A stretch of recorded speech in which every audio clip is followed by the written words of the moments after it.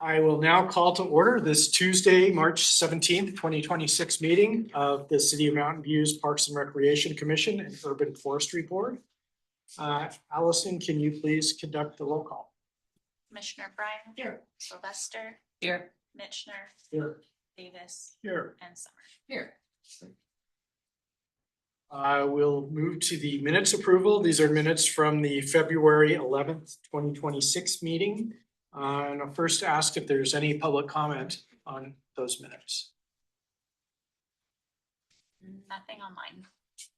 Seeing none, do we have a motion from the commission? So moved. Approved. Second. Moved and seconded. Commissioner Bryant. Yes. Sylvester. Yes. Mitchner. Yes. Davis. Yes. Summer. I'll abstain since I was not present at the meeting.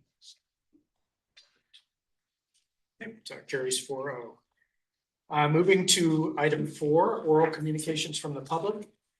This portion of the meeting is reserved for persons wishing to address the commission on any matter not on the agenda. Speakers are limited to 3 minutes, and state law prohibits the commission from acting on non-agenda items. If anyone here would like to provide public comment, please fill out a blue card. And for those online, please use the raise hand feature and Allison Flynn will recognize you. So let's start with people in the room. Is there anybody who has public comment on non-agenda items? Go ahead. If you could give us a blue card at your convenience and. Okay, if you could just state your name and copy it. Sure. My name is Bob Rich, R-I-C-H. I live in Los Altos with my wife, 2 children, and my 100-pound, 16-month-old black Labrador puppy. I'm one of 200 people probably that walk our dogs off leash in the annex. And we're very concerned about the foxtails. I'm not sure everyone appreciates here how dangerous they are to the animals, but they're almost like biological daggers. They pierce the dogs. I see some nodding. They pierce the dog's eyes, ears, nose, and they don't just stop because they're barbed. They continue to work their way into the dog's flesh because if the dog moves and its muscles, it requires surgery. It can kill the dogs. It's so bad that all the people I know are going to stop walking our dogs now that they began cutting. And now the foxtails are on the ground and the dogs will run through them. It's too dangerous. And so when I spoke at the city council meeting a couple of weeks ago, and I said, let's try to cut the field earlier when the foxtails are still soft and not hardened. But more importantly, to pick up the debris which lays on the ground, because once it's on the ground and the dogs run through it, it's going to get in them on their paws and it's be very dangerous. It's an off-leash place until 10 o'clock in the morning, and 200 of us go there, but we won't for 6 months. Mr. Youngberg, I don't know if he's here today. Hi, Tim. Wrote me a very nice letter, and I very appreciate that. But there are things that I disagree with, Tim. You said that you moved the mowing schedule sooner, and that's really good. But it needs to happen, I think, first part of March, when the seeds are still soft and they haven't hardened. You said in the email to me that it's a seasonal condition in open spaces during spring. As I wrote back to you, it's not just the spring that this is dangerous. It's dangerous through the summer and through the fall. We won't bring our dogs there till the fall. That's how bad it is. That's how dangerous it is for the dogs. You mentioned that you want the foxtails and the rest of the stuff to decompose naturally to support the local ecosystem. But you don't have an ecosystem there. It's infiltrated with an invasive dominated species. And by letting the debris lay on the ground, it's just going to cause those seeds to grow and infest even more next year. So it sounds good to bring the nutrients back to the soil, but it's going to make it worse. You said pet owners are encouraged to avoid walking pets in areas where the foxtails aren't located, but they're all throughout the park. So in the last 10 seconds I have, I would ask, because I have a stopwatch here, I would ask that we investigate how much it would cost to remove them. I'd ask to investigate, would it even help to remove them? Would there be so many on the ground that it wouldn't even matter? And maybe we hire an agricultural specialist to tell us that if we did remove the biomass, how would that affect foxtails next year? would it actually clean them up and reduce them and allow wildflowers to grow and other non-invasive species to be there?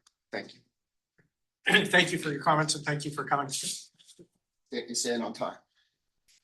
Go ahead. Just Can you tell me the location, the off-leash location you're? Yes, it's the Mountain View Annex. Okay, The okay, Questa. the Questa, okay. Thank you. I should, if I didn't say it, I apologize. You might have said it, I just, thanks. Thank you, Tim. Good afternoon, evening. I'm Shani Kleinhaus, representing the Santa Clara Valley Bird Alliance. I always want to say Audubon, and I remember that we changed the name. It kind of messes me up. But anyway, I'm here to talk to you again about borrowing owls. I know the city, as far as I know, it may have changed, and I would love it to change. The city still doesn't have a biologist and employs consultants to take care of the borrowing owls at Shoreline. There is a borrowing owl preservation plan that Commissioner Bryant was part of creating, which actually says there'll be a staff person to take care of the owls and the biodiversity at Shoreline. But there are consultants, and consultants mostly would not really create the conditions to increase the population. They probably just make sure that, that everything is done within the permit requirements, etc. But what we saw this year in the last breeding season was pretty amazing. Areas that were managed for the borrowing owls, which have been sponsored by the Habitat Agency near Morgan Hill and Gilroy, had great success this year. They had more than 200 fledglings, whereas in Mountain View, there was maybe one pair, and maybe there are some offsprings. There's no remonitoring anymore, there's no banding anymore, and there is no real population anymore. The year before the biologists left, there were 11 pairs, which is what was the aspiration of the borrowing owl preservation plan. So I would implore you, get the biologists and start taking care of recovering that population. This is a species that is now on the threatened, on a candidate to be listed as endangered. They're beautiful, people love them, and they're disappearing. And Mountain View made a commitment, and right now I'm not sure how well this commitment is implemented. So I wanted to bring it up again and ask you if there is a way to get the biologist again to take care of the owls. And I want to say +1 on Questa. I go there with my dog too, and this is a personal thing. It doesn't have to do with Audubon, or Bird Alliance, but the crop of weeds there this year is outstanding. And all of these are seeding, and each one little plant, which they're so dense, will have a lot more next year. So I'm not sure how to solve it, but mowing early is probably a good idea.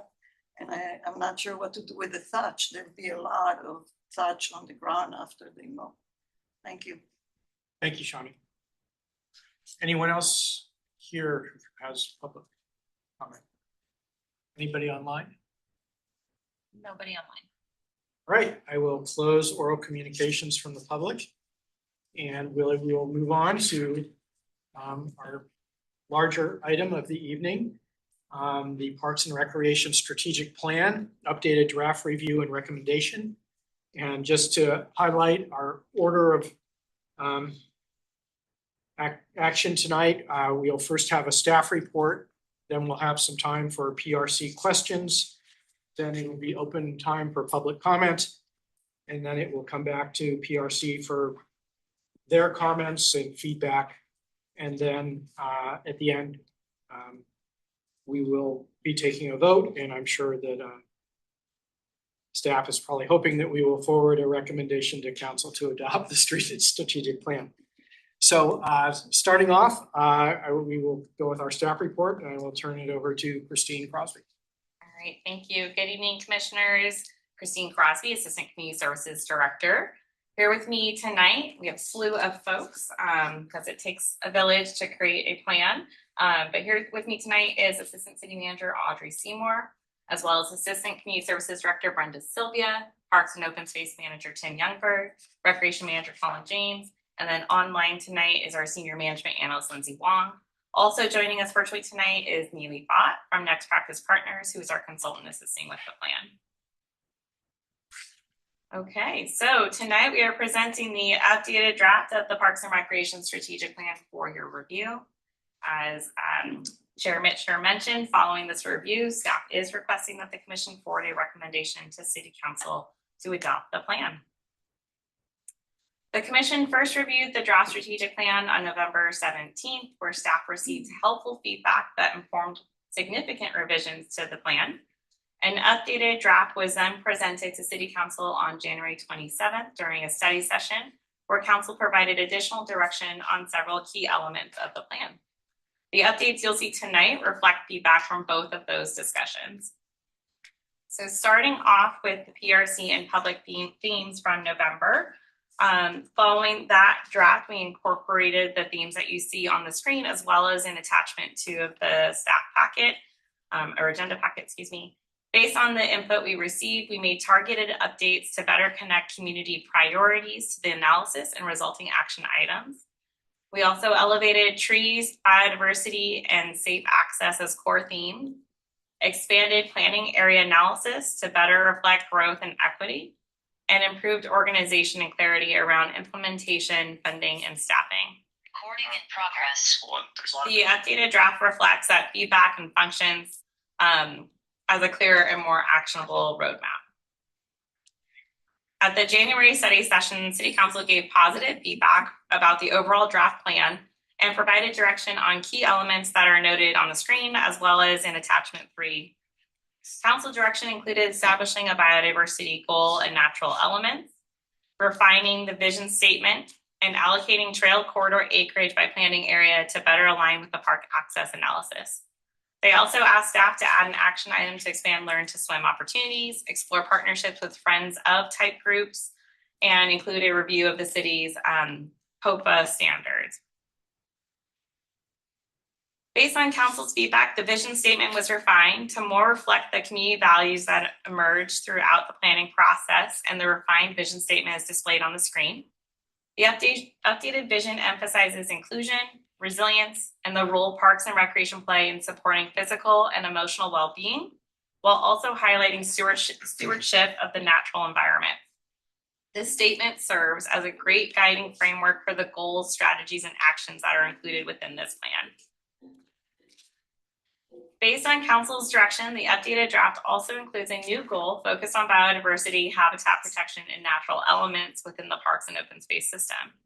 To support this goal, staff developed 2 strategies that focus on strengthening ecological function in parks and trail corridors and integrating biodiversity stewardship into park planning, design, and long-term asset management. Existing action items related to biodiversity, tree canopy, native planting, and habitat enhancements were reorganized under these strategies. In addition to the new goal, council also provided direction to staff to allocate trail corridor acres to the planning areas. Historically, all 52.17 acres of trail corridor land were assigned to the North Bay Shore planning area, even though those corridors extend across multiple parts of the city.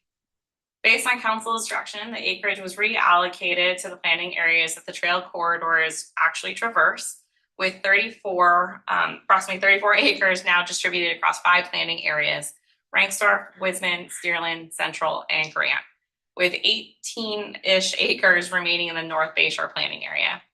This change provided a more accurate picture of park access and trail access and shifts the focus of the plan from planning areas below 1.5 acres per 1,000 to those below 2 acres per 1,000. The table on the screen is table 18 that is within the plan. It shows the updated park and trail level of service by planning area, reflecting the reallocation of trail corridor acreage. I won't go through the entire table, but the key takeaway is highlighted in the red box, which identifies the 6 planning areas that currently fall below 2 acres per 1,000. For additional context, the table also shows the citywide level of service with and without the North Bay Shore planning area, which illustrates how that planning area influences the overall acreage per 1,000 residents. With the trail corridor acreage now allocated across planning areas, the parkland shortage calculation was updated in the latest draft. To reach 3 acres per 1,000 residents at today's population and based on the updated planning area level of service, the plan now estimates a current shortage of 53.5 acres when you exclude the North Bay Shore planning area. Using the planning level cost assumptions that are within the plan, this translates to an estimated shortfall of roughly $722 million for park acquisition, design, and construction at today's cost estimates. The updated plan also includes 2 new action items, bringing the total actions to 52. The first focuses on continuing to expand learn to swim opportunities, building on the city's existing aquatic programs and identifying ways to increase access. The second adds an action item focused on incorporating inclusive improvements in existing parks. This would be guided by the city's Americans with Disabilities Act self-evaluation and transition plan, and ensuring that upgrades and renovations to our existing parks provides access and usability for people of all abilities. Council also provided direction on refinements to existing action items rather than creating entirely new ones. Milestones were added to 2 action items to explore opportunities to work with Friends of Parks type volunteer groups, helping clarify how that concept could be evaluated and implemented. In addition, the action item related to updating Chapter 41 of the City Code was expanded to include a review of the city's COPA standards as part of the broader policy update. Following the Commission's recommendation tonight, the plan will move into the ever so exciting stage of graphic design, where the document will be formatted and finalized for publication. And the strategic plan is then scheduled to return to City Council on May 26th for adoption. With that, staff is recommending that the Parks and Recreation Commission forward a recommendation to City Council to adopt the Parks and Recreation Strategic Plan. This concludes my presentation, and we're happy to answer any questions from the Commission. Thank you, Christine. Do we have any commissioner questions? Whatever order you guys want to go in. Quickie. So, Christine, there's 11.24 acres of acquired land that's undeveloped. Is that included in the current 398 total acres of parkland? Thank you for the question. So the land that the city has acquired to develop into parks is not currently counted in that 300 something number. When those parks do come online, the acreage associated with those sites will move into the different category of whether it's a mini park, neighborhood park, or community park, and would increase the total acres. So ostensibly reducing the 53 acre deficit. Yes. And that occurred recently because the plan wasn't completed when we opened Evelyn. The plan was updated where we put Evelyn in the good side and took it out of the future side.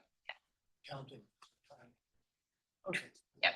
Thank you. Go. So to piggyback that question, so the land that the city owns that is not developed in parks, some of those, like those little shoreline boulevard things, that's under open space. Correct. Right, but those parks that the city owns, that parkland that the city owns aren't even in the table at all. Correct. They're in a special little waiting area for us. So when those do come online, we'll be moving them into the live park. So there's some of them that are counted in the open space area, not counted in the Quimby number. And those are the shoreline properties in which you mentioned. Okay. But not included in the level of service table that shows all the planning areas. Right, the 11.42 acres that we've acquired that hasn't been developed yet is not within the table. Okay. Another question. So where does the document discuss the Quimby Act? So it is in reference to Chapter 41. It is mentioned in the operational assessment as an area that the city would like to look at updating. It is sorry. Page 126 is where it's oh, sorry, that's where it's referenced. So the operational assessment, which is 5.2, does reference the Chapter 41 parkland dedication fees in lieu thereof. And that is part of the Quimby study, the Quimby Act. In addition, the city is in the process of doing an impact fee study, which is the Nexus study, which is also looking at the Quimby Act as well as other fee mitigation act to develop potential new fees related to parkland. Not to put you on the spot too much, but could you discuss what the Quimby Act requires of the city? Thank you for the question. I am not the expert on that topic. Is 3 acres. no, is Lindsay Wong able to jump online by chance? All right, Lindsay, to put you on the Okay. spot. I'm sure it's fairly complex and, but is it fair to say that it relates to, the city's ability to raise park mitigation? Yes. And is it fair to say that it does not establish a required park stand? Correct. Okay, thank you. Yeah. I'm done, thanks. Well, to piggyback on her question, so would the Quimby Act be neutral on the issue of counting school space or not counting school space in a city's parkland calculation?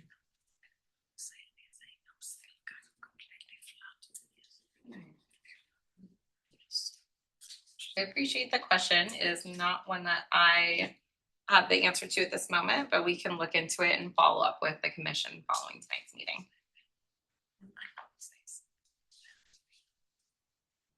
Thank you. Anything else? Not at the moment. You'll have other. Anything over here? Yes, a few questions about the Nexus study specifically. What is the current date for its release? That is a great question. Do you by chance have that, ladies? Approximately. Before June. Okay, Or great. well, actually before the end of June. Okay, great, Yeah. thank you. And will that come to the PRC for a review? No, it's going to the council finance committee and then to the council. And lastly, will the strategic plan be revised in any way to reflect outcomes of that study? Like, will there be calculations of how much money can be raised with different fee mechanisms and then applied backward to the study to say, hey, we think we can now have $100 million and this is how we can apply it? That's a really good question. So we anticipate that this plan will be adopted prior to the Nexus study being received and approved. There is an action item within this plan that is to incorporate the recommendations from the Nexus study. It's the same action item that also incorporates the review of the POPA standards. And we envision doing that in a phased approach where first we'll go with the Nexus study and the fee recommendations, and then we'll go a second time to look at Chapter 41 with the looking at the POPA standards and any other potential edits that need to be made. Great, thank you. I'm just wondering what that output will look like. How specific will dollars be attached to specific actions because of that? Fair question. Through the annual reporting is where we'll be able to share what the status update is on those action items. And the plan does call for an update at the 5-year mark, as well as a more comprehensive update at the 10-year mark, where we may be able to incorporate those things. But the one thing I do appreciate about this document is that it is a living action-oriented plan that we can, through our public dashboard and annual reporting, be able to incorporate changes that come through that process. Okay, thank you. So the Costa Annex is that counts as open space at this point. Yes, it does. And in fact, within the general plan, it is marked as parkland. Does it go into the calculations? Yes. It does. Yeah. So into the calculations for the Quimby Act, it goes into those. Mhm. All right. Now this is, maybe you have the information I'm going to be asking about, and maybe just for another time you look at numbers, it would be interesting to not just look at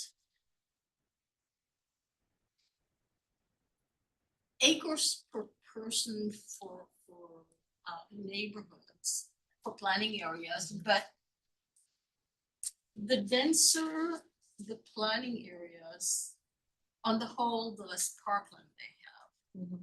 And it would be interesting to have a number saying like 60% of the population of Mountain View actually lives in areas that are deficient in parkland. I assume you have all those numbers, but I think it would be a metric that would be interesting because the planning areas that have the most parkland are actually the least dense areas.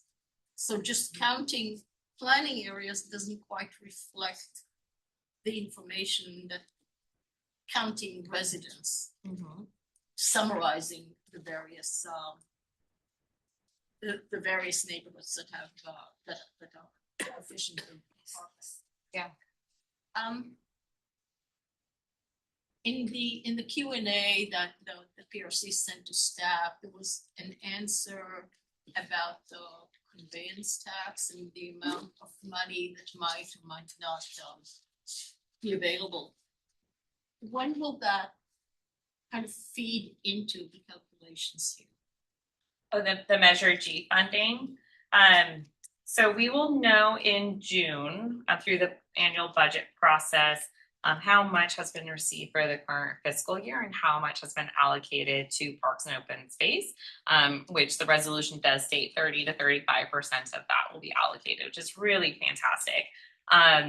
We are still learning more behind the scenes of how Measure G will be available to us to be able to put into play for acquisition as well as design and construction. And so that hasn't come to fruition just yet. But we're looking forward to seeing the full dollar amount which we receive at the budget process. So is there? Well, Audrey. Oh, okay. No, I'm just wondering, when can we use the money? When will we know how to use it and when can we use it? In response to some themes that I'm hearing from you regarding the Measure G funding and from Commissioner Summer about the funding from the Nexus study that may or may not be immediately revised within the plan document itself, but that definitely would be well addressed in a separate, more easily adaptable funding strategy document that can keep track of these funding sources and how they're allocated, and that can be communicated in a more frequent basis as we learn those things. Another thing that's being considered by the council is placing a bond measure on the ballot in November, and we won't know the results of that until that time either. So it's going to be rather fluid. And I know there's been a lot of community comment on the lack of specificity of exact dollar amounts and sources allocated to exact action items, which I don't believe is possible at this point in time, and maybe not even necessary as we use the plan as a living document and we have the ability to have, action items that get updated in real time. Careful wording, and now I'll try to. So at what point does council have a budget for parks to say these projects that are in the strategic plan that have priorities, let's do that? And here is extra money that has come in, and let's do it. So as Assistant Director Crosby mentioned, that it was the June budget adoption. There will be information about the amount received through Measure G and the allocations to the different uses that were identified for those funds. And what Assistant Director Crosby was also saying, the precise mechanism for how those funds go from Measure G general fund money into, say, a CIP project for a specific park have not been developed, but we have those processes in place through our capital improvement program which is adopted obviously at a specific time of the year, but is amended throughout the year as necessary to move money into capital projects. And so there's not going to be a specific one point in time. It's going to be more fluid than that. But this will be an ongoing priority for the department to be tracking those sources of funds and matching them against the actions in the plan, and the opportunities for land acquisition as those come up. Thank you. Those are my questions. So going to myself, so I have just a couple little questions and a couple are actually follow-ups. So I was the one who asked the question about ahead of time about chapter 41 in POPA, and so I mean, it sounds to me like the chapter 41 and the Nexus stuff is going to go directly to council without maybe coming here, but I'm sure on the POPA part, and maybe it's too early to know, but I'm sure that this commission would love to be engaged on that if we have that opportunity on the POPA rules and guidelines, because that did cycle through us last time a number of years ago. I can't Correct. In 2021 is when the ordinance was last updated to incorporate the POPA standards and the credit related to that. And you are correct. We haven't had a moment to sit down and flesh out what that process will be. But we appreciate hearing the commission's intent of wanting to be involved in that process. And then also following up, I was also the other one who asked about the conveyance Measure G funds, and I appreciate, because the expectation was that it was going to be 9 million a year and roughly 3 million would, and I guess the response that came back is, we're not hitting the 9 million so far this year, and maybe it's just the first year, and it's probably something that you don't know the timing when things are going to sell. But I guess my big thing, which we've touched on a little bit, it was just PRC doesn't want to lose sight of the funds that should be earmarked for parks. And I guess I had envisioned perhaps, there's a spreadsheet that we get from time to time that has all the funding that's available by planning area. And there's a column on the far left that's unallocated because could be used. And I guess I just sort of envisioned that money could appear there somehow, right? And that, so we can track it and see that it's coming in, and there could be a row for Measure G from 2026 and Measure G from 2027. And I don't know what the stipulations are on that, if it has to be spent in a certain amount of time, but that was just one idea I had based on the documents that we received, but I'm sure that there's interest in tracking that somehow, so. No, I appreciate the question comment, and the fact that you've kind of visualized what the spreadsheet could look like is very helpful. And we will take that into consideration as we start building out these processes, as well as tracking of the funding. Yeah.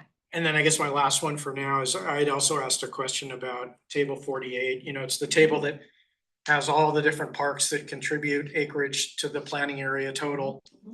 And I guess for me, I would love to be able to see the Cuesta line includes the park and the annex bundled together. And I would love to see those broken apart, just one after another, because I think those are very different types of space. And I mean, if that's not possible, then if there could maybe be an asterisk down at the bottom that says, of the Cuesta total of 37 acres, 12 point, whatever it is the annex or something like that, just because that's a big number in that planning area. And I think it's very different types of space. Yeah, no, I appreciate the question. And we can certainly look into something like that, or doing like a footnote, as you mentioned. And just for clarity, both properties, which is all one, but Cuesta Annex is 12.67 acres, which still fits within the community park classification, as well as Cuesta Park proper, which is 25.14 acres, which is obviously a larger one. So, Great. Yeah. Thank you. Are there any other commissioner questions before we move on to public comment? No? Anyone is thinking about it, maybe. All right, we will now move on to public comment, and I'm gonna, since this is a strategic, the chair has discretion of limiting the time if there's a lot of speakers, but I think that this is a big one, and I see 19 people online, and some of them are probably staff people. So I'm gonna allow the full 3 minutes. Said only 4 raised hands, so. What's that? It said only 4 raised hands, so. Oh, at this point, yeah. So anyway, I'm gonna go with the full amount of time, and we will start with the people in the room who would like to speak. And if you could fill out a blue card if you haven't already, and I'll go with the blue cards that I have first. So Bill Lambert. And Allison will be running the clock, and I think she'll give you some kind of a warning when you have a Just minute. gonna do a wave. I'm A not wave gonna with- actually. That's a 1 minute. Yeah. Allison, I provided that. Could you just, I'm gonna talk over my slides, people can read them. But could you just cycle through them maybe every 20 seconds? I think there's only 5 slides and then 1 file. Okay, my name is Bill Lambert. Sorry, I'm- let me just pull it up real quick. I don't wanna start your, sorry.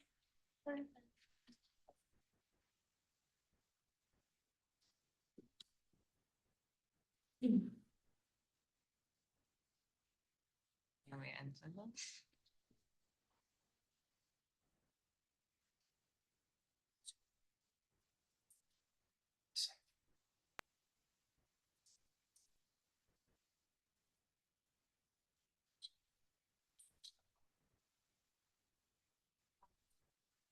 Ready? Thank you. Okay, thank you. My name is Bill Lambert. I'm a 24-year-old, of 24 years I've lived in the Loma neighborhood. I am speaking on my behalf of myself as homeowner and resident of Mountain View. I participated in you can start cycling through the slides.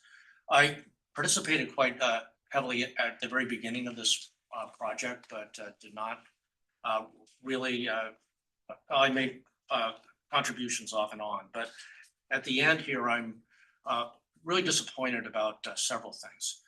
The plan identifies a huge current park deficit, and as Mountain View grows under the laws established and laws that are grows sort of to address the things like the housing element in SB 79, there's going to clearly be increasing need for park space. The city actually has little control over quite a bit of Mountain View because of these legislative statutes. To provide the park for the park space, we're going to need a bond. And the bond right now, as it's in this plan, it's really not stated how much we expect to get from a bond, for how long, how money will be spent on park space, how space will be identified, timeline for the process, and where parks would be, and a staffing commitment. There's also no really clear sort of time plans for contingencies and alternatives, and what I'm thinking about there as park access to school properties gets restricted, how will we respond to that? And there will be other contingencies. 3 acres for 1,000 residents sounds wonderful, but really that's a promise I don't think the city can really keep. And I would rather see park and open space plan, be more realistic and focus on what it can be accomplished and have real clear actionable plans to do that. Otherwise, I think, and this came up really early on in the process, that the 2014 strategic plan was very aspirational and sounded wonderful, but very little actually got accomplished. And I'm really afraid without a lot of specificity in this plan, the same thing will happen 10 years. If you could move to the last slide. I just want to include the mnemonic, right, so everybody remembers things. So, Red Queen and Alice were running as fast as they could for a long, long time. Alice got tired and asked for a rest. Red Queen put her up against a tree, and Alice looked around, and to her great surprise, she said, well, I do believe we've been under this tree the whole time. Everything is just as it was. Of course it is, said the Queen. What would you have it? Well, in our country, said Alice, still panting a little, you generally get to somewhere else if you ran very fast for a long time, as we've been doing. A slow sort of country, said the Queen. Now here, you see, it takes all the running you can do just to keep in the same place. If you really want to get somewhere else, you must run twice as fast as that. And I think in this case, we need to run even much faster to accomplish our goals. So thank you very much. Thank you, Bill. Let's see, my other card that I have is Sheila Liederman.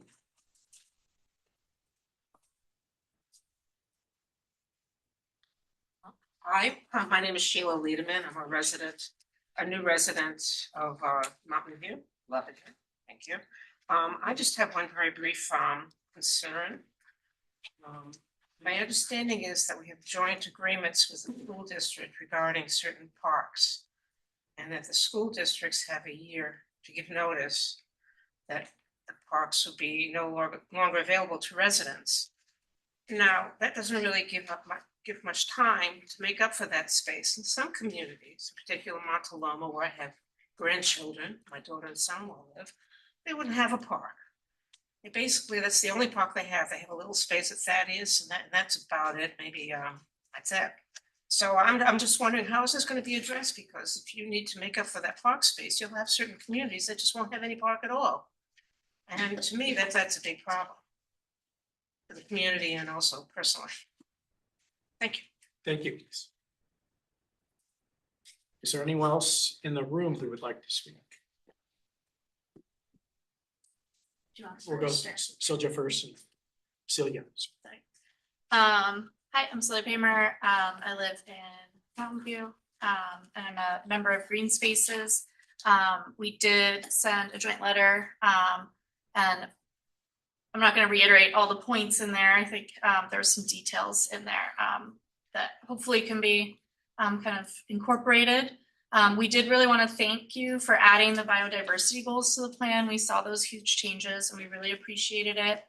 We also appreciate the reassigning the trail spaces to actually better highlight the neighborhoods in most need of the green spaces, including areas like Montaloma that don't have access to those spaces, or at least easy access, I should say.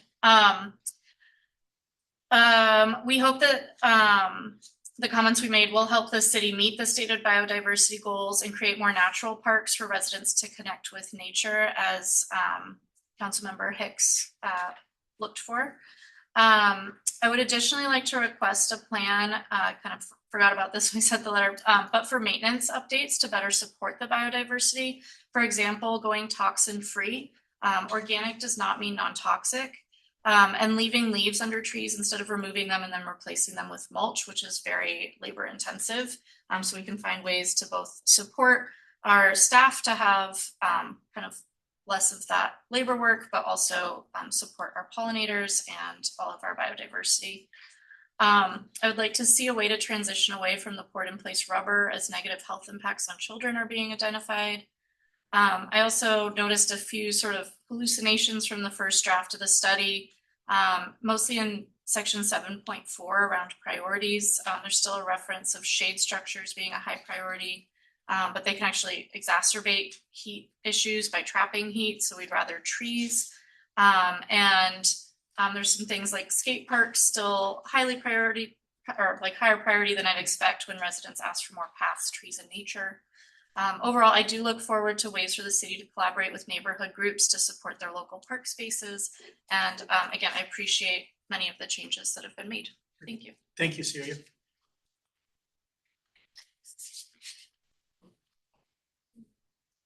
Klein has this on a Cloud Valley Bird Alliance again. Thank you. really pleased to see how biodiversity is now recognized as a goal and permeates with the plan. What we see globally and even in our area is that species are disappearing, that bird populations are in great decline and their decline is accelerating. We see huge losses, and the only way to start compensating for that is to plant natives everywhere we can. And we always say, oh, but if we plant all oaks, well, something can happen to all of them at once. Maybe, but most trees, as you well know by how many trees the city approves removing every year. City trees are not there to last 100 years. We always change the cities and the trees don't last that long. So while they're there, they need to provide all the benefits we can get from trees. That's ecological benefits, that the health benefits, it's a clean air, it's everything that we can get out of native vegetation and native trees. And because so few people actually plant native trees, it's the city's responsibility. And I think there's no other way to recover some of the biodiversity of this area. Bugs are associated with specific plants from this area. If we bring a drought tolerant plant from Australia, it will not serve the biodiversity of this region. So we have to look at that. And I think that you made huge steps forward here. Really appreciate it. But I think we need to look at each park and say, what can we do? Can we put 3 oaks here? Can we add a little bit of vegetation here? And kind of incrementally make the neighborhoods more ecologically viable. And I actually recommend that you go to North Bayshore and see where Google planted all the native plants for the monarchs. And the monarchs are everywhere. And why do people have to go only there to see them? Why are they not all over the city? Probably because we don't have milkweeds right here in front of this building. So start thinking that every one of the parks needs to have some, and maybe we'll see butterflies again and children will see them and enjoy them and they'll see life around them, which is so precious. So thank you. Thank you. James. That slide deck.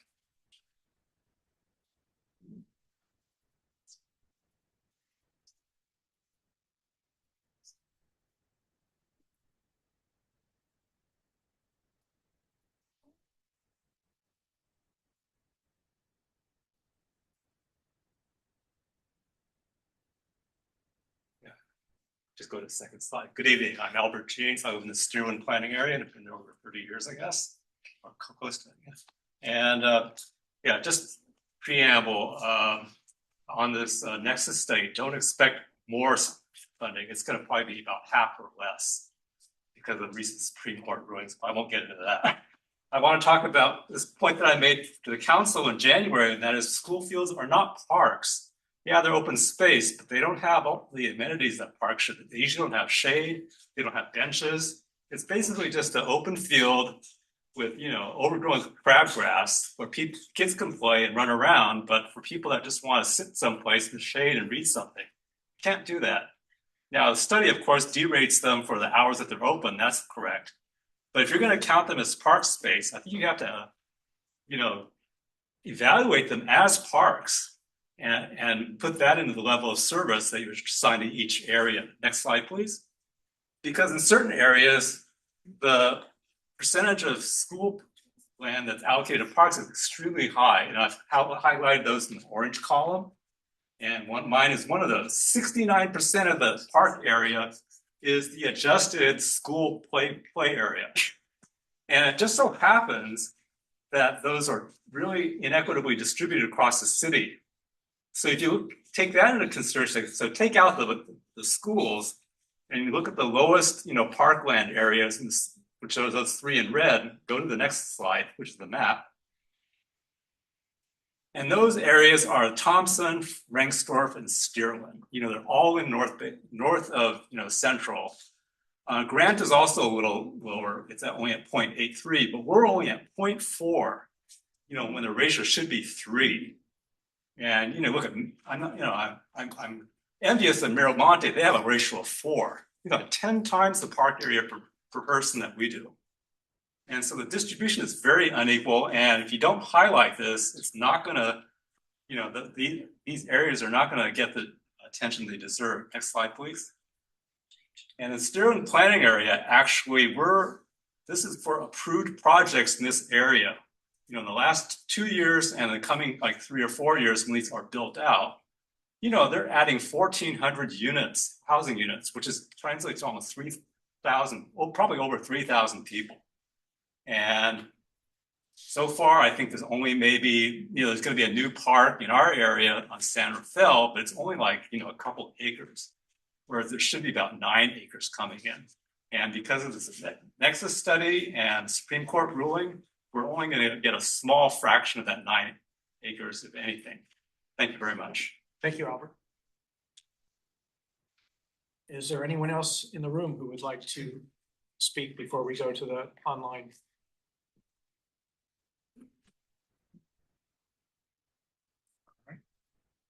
Seeing none, Allison, let us know who the first online speaker is? Okay, we have Bruce England. Hello, Bruce. Hi, everyone. How are you doing?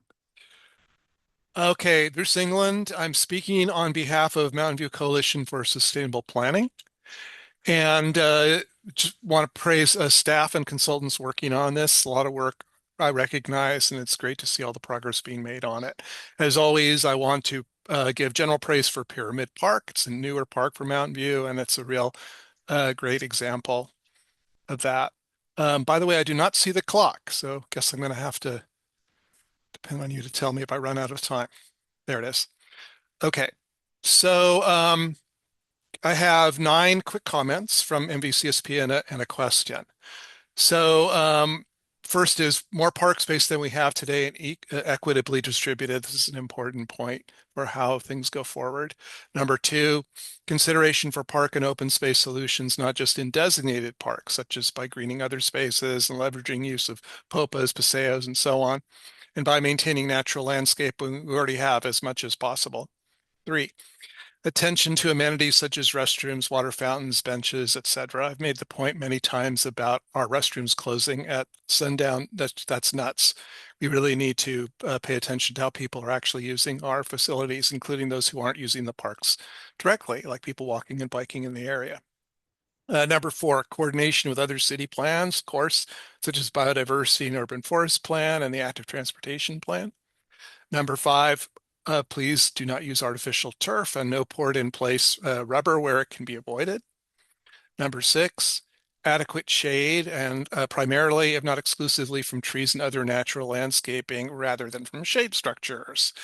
Number 7, preference for large evergreen trees strategically planted along the walkways and trails to provide shade where it's most useful, not only in parks. And number 9 is, well, 8 was about the restrooms again. Number 9 is please honor anticipated rules established in Mountain View by the dark sky ordinances that are coming up, and be sure corrections are made in all park spaces, not just the new. The question is, how will the city ensure that we have adequate park and open space given funding means are challenging and only becoming more so over time, as you know? And then just quickly, I can forward these comments because we didn't do a letter, unfortunately, but I'll forward the comments to you all and to Christine, just so you don't have to try to remember or write them all down. Okay, I think that's it. Thank you. Thank you, Bruce. Next, we have Lada. Hello, Lada. Oh, hi.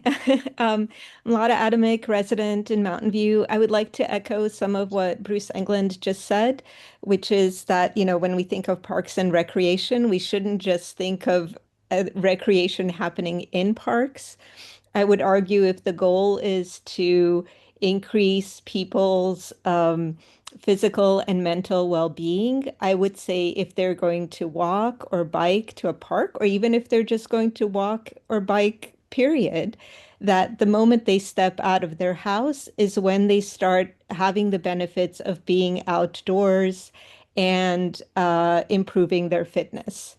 Therefore, it was a bit disappointing to me that the plan still has what I think is very inaccurate characterization of the bicycle network, saying that most parks, including Cuesta and Renksdorf, have great or, good access by bike, which anyone who has seen I saw them, the hundreds of comments that people gave about the Rengstorff Street, and those who have done the city staff-led bike ride, just crossing those train tracks, that is very hazardous. On the other hand, the plan says that Cooper Park needs more bike lanes, but that's a residential area. I talked to a parent in the area. She said that her kids don't have any issues biking there. They do have issues crossing Grant Road to get to Cuesta. So I do think, I mean, this isn't the active transportation plan, but I think it should be accurate nevertheless. My second point is about paying attention to pollen when trees are planted. The number one recommendation for pollen allergy sufferers, which is 1 in 4 people, is to stay indoors. So, who is going to be enjoying the parks and recreation that is outdoors if they're stuck inside? And the trees that we plant actually really affect it. So currently the pollen levels are really high and it's primarily from trees. I went to Safeway today and tried to get allergy medication for me, and the shelves were just empty. Um, Due to climate change, allergy season starts earlier, lasts longer, and is more intense. The trees are releasing more pollen as temperatures get higher. Not all trees produce pollen. There are many species that most species don't. And there's no mention in the plan about tree selection to minimize pollen to allow people to enjoy the outdoors. Thank you very much. Thank you, Lotta. Next, we have Robert. Robert Cox. Thank you. Can you hear me? Yes, we did. Welcome. Okay, Chair Mitchner, Vice Chair Summer, and members of the PRC. I'm Robert Cox, an active member of my old Mountain View Neighborhood Association. I've been having some small group meetings with leaders of other neighborhoods in our city, and I know they're very interested in our parks and the potential of what this strategic plan can provide. During the discussion, 3 points have consistently come up. First one is they want to know how the new parks are going to be financed. They've heard that some money will come from Measure G, but that the city may float a bond measure to support the creation of new parks. But they want to know the details before committing to support for a new bond measure. They think that funding specifics and the resulting commitments should be reflected in the strategic plan. And here I'll echo what Bill Lambert said earlier. If you know where the money's coming from and you know how to use it when you get it, then you have accountability and results. So whether it's actually in the plan or comes in a separate document, that's something that we really believe needs to be worked out and put before the public. Secondly, they're disappointed to learn that to get our housing element approved, our city had to commit to an average reduction of 20% of park in lieu fees for new development, and they're wondering whether the Nexus study that the city conducts will help recover some of that. Third thing is that those in particular who live in the park deficient neighborhoods want a commitment that park in lieu fees collected for new developments in their neighborhoods will be spent on new parks in their neighborhoods. I remember when I was on the EPC, we used to just take this on a development by development case, and sometimes the staff would actually come in with a proposal that they wanted us to accept that didn't, line up with that expectation. So having that expectation set up front as the default would be a great thing. Furthermore, I just want to echo personally what Bruce England said. I want to support restrooms in our parks, not using artificial turf, and having adequate real shade trees as shade in our parks. So thanks for letting me share this feedback with you tonight. I acknowledge that the PRC commissioners and staff are the experts in this area, and I'm continuing to listen to what you have to say tonight. And thanks for the discussion up front on the financial aspects. That's it. You can have the rest of my time. Thank you, Robert. Good to have you join us tonight. Next, we have Cliff. Hi, this is Cliff Chambers, resident of Mountain View. And first, I want to thank staff. I think they did an excellent job on addressing the city council comments. And I particularly like as Others have mentioned the biodiversity elements. I think people really want to experience nature throughout the community, and I think it was addressed really quite well. I want to spend the bulk of my time, although Robert Cox and Bill Lampert have already addressed this. I think the strategic plan is really has a missed opportunity in really letting the public know how the funding gap is going to be addressed, particularly in the short term, with Measure G funding and the promise of a potential bond measure coming up. The public wants to know what is going to be included in that. Are you going to only include the near-term measures that are included? Are you going to build additional park or two with funds that come available? A strategic plan should really have specific milestones of how funding that is at least known, like Measure G, and potential, like the bond measure, what it would go for. If you're going to expect in a bond measure to get 2/3 vote, you need to have a robust public process to let people know what the funding is going to go towards. And the strategic plan is a perfect place, at least from the parks perspective, to let people know how the funding will be used.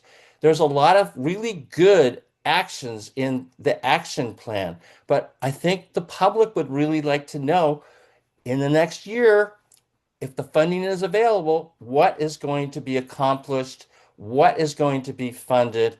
And so I have a specific ask for you.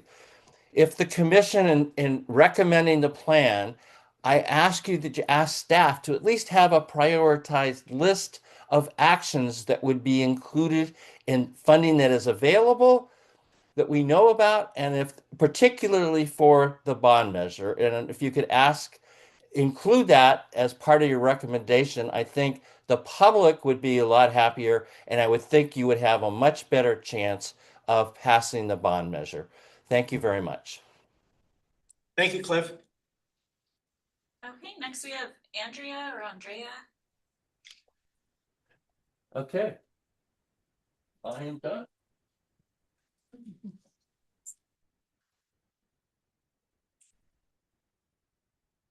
Andrea?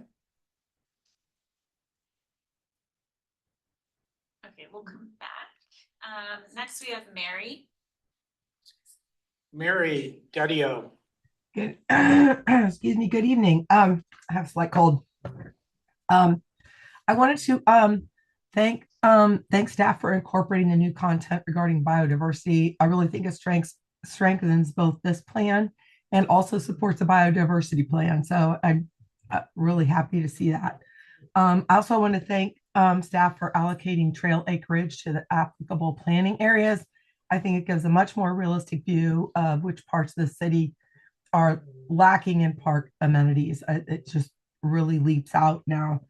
I think it's appropriate to count school fields as park space adjusted for available hours, as staff has done with using a fraction of the area. Fields fill a very real need for use in our parks for all types of sports. And I also then wanted to ask, I'm not sure if it's going to make it in this plan, but I would want to propose this idea to make native trees be the default choice for planting in our city parks. So whenever there's a need for a new tree, give thought to native tree first. And the reason I say this, there's a concern by arborists, and they want to make sure they have lots of different species in the city to protect against any single species being decimated by something like Dutch elm disease. And I understand that, but as previous speakers have said, most of the trees in the city are not in the park, and most of the trees in the city are not native trees.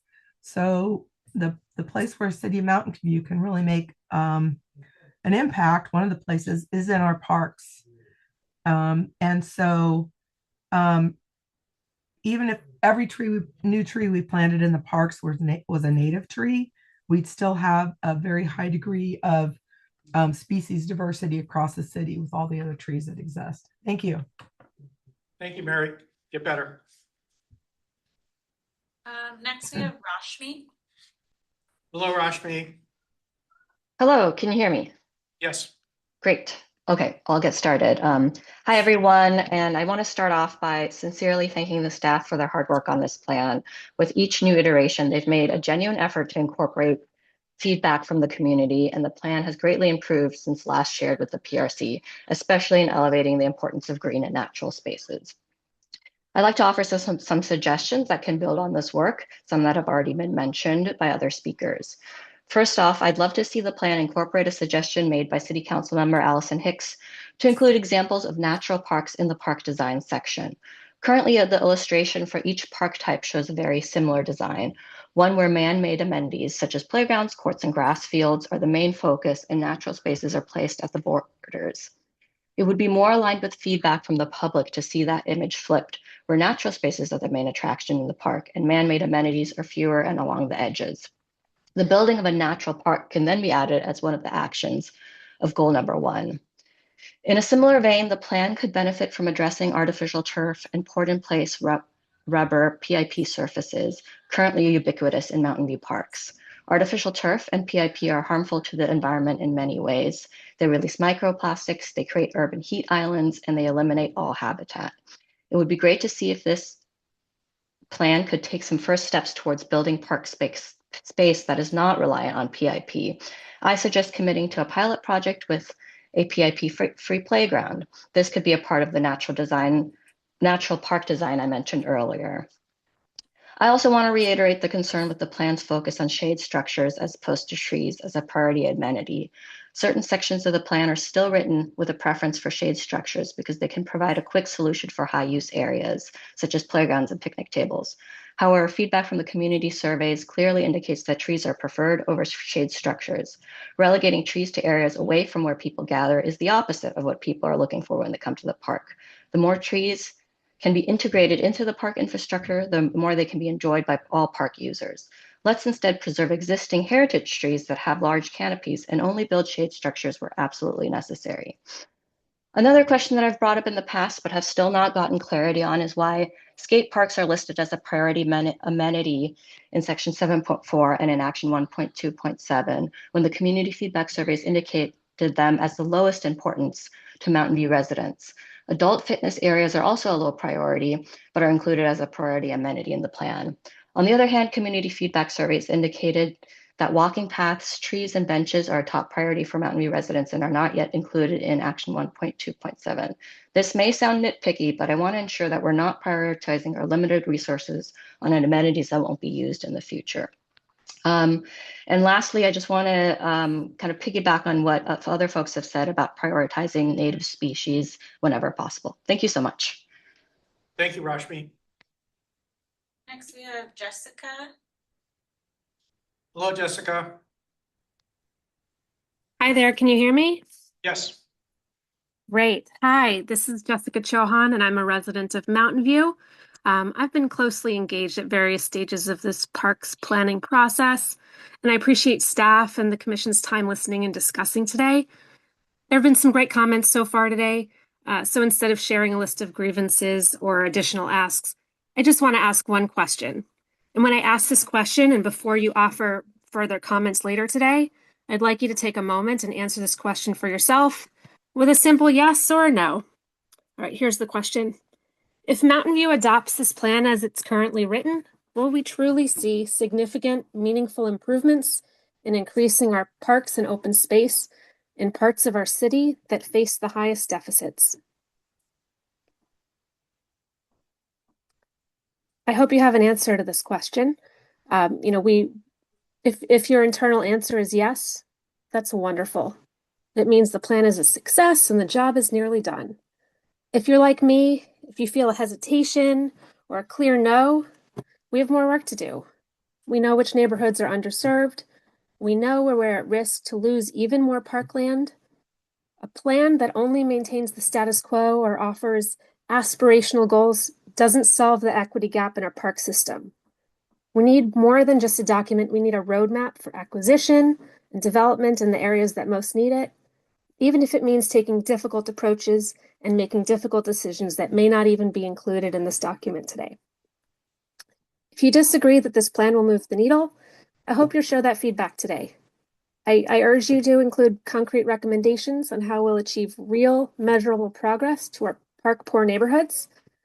And, let's not pass the plan on until we're finished with a good one. Let's pass a plan that actually builds a greener, healthier city for everyone. So, thank you. Thank you, Jessica. Next we have Hala.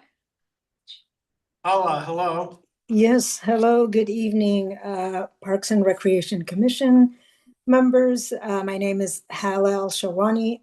Excuse me. I'm a longtime resident of Mountain View. I wanted to thank the staff for a great report, but I really do urge them to listen to the community very carefully. There are a lot of great inputs tonight from the community, and I hope there's going to be a lot of room for them to update the plan and reflect what we're voicing tonight and what we have voiced in the past as well. The 3 acre per 1,000 resident is, it sounds like a great goal, and I know the city staff reports that it's probably not realistic. And for that reason, I think with the resources of the limited resources and the budget that they anticipate, I think they really should focus on the areas that need more parks. I think Mr. Albert Jeans in his presentation showed clearly that without the schools and open fields and all the other parks in the city, the Sterling neighborhood was definitely lacking. And I think there should be a much stronger focus on bringing the open space and parks to that area rather than doing an overgeneral thing for the entire city. The second thing is the Parks and Recreation Strategy Plan should recognize that with all the huge developments that we have had throughout the city in the last 10 years or so, we have lost hundreds of heritage mature trees. And unfortunately, probably a good number of them were natives, oaks and redwoods and the likes. And that will definitely has impacted the biodiversity in our city significantly. I think we heard from the Bird Alliance representative saying how there are studies showing that the decline in the owl species and others have definitely been shown in Mountain View, and that should come up strongly in the strategy. So focusing on planting native trees in Mountain View should be very, very high priority.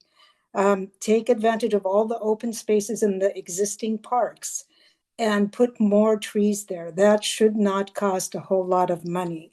I would love to see the city designate the Cuesta Annex, 12 plus acres, as a community urban forest. That can bring a lot of benefit to the entire community and can really boost the biodiversity in our city. And lastly, please take away the plastics from our parks. It's a great hazard to us and to our children and the community. Thank you. Thank you, Hala. Okay, next we have Henry. Hello, Henry.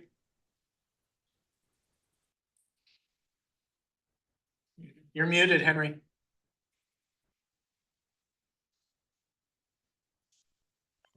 Hi. Sorry, just testing my microphone.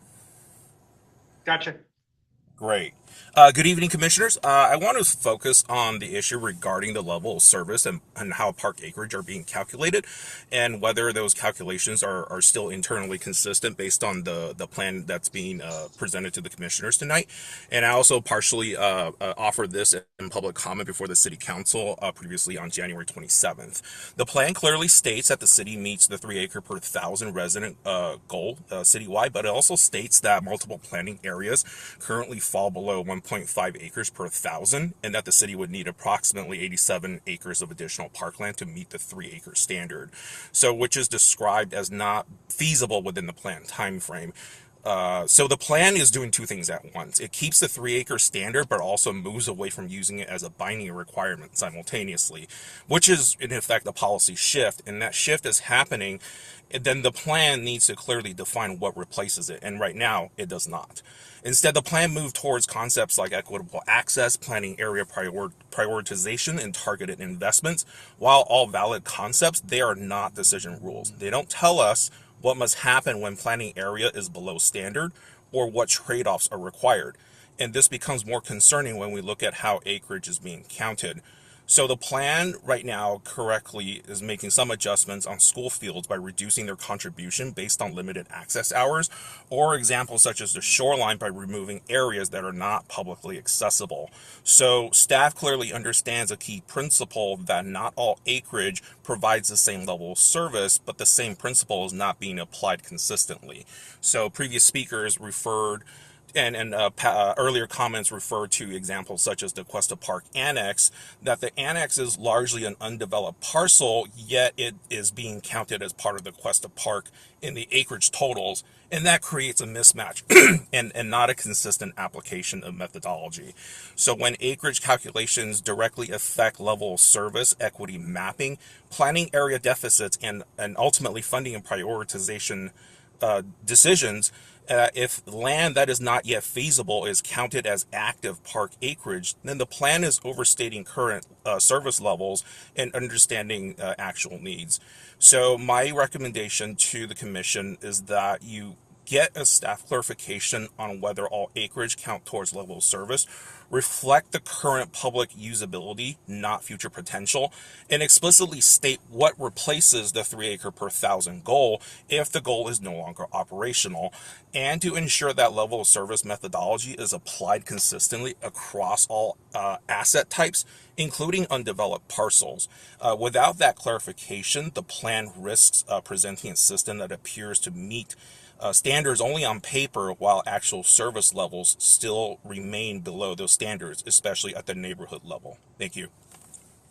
Thank you, Henry. Okay, next we have April. Hello, April Webster. Hello, can you hear me? Yes.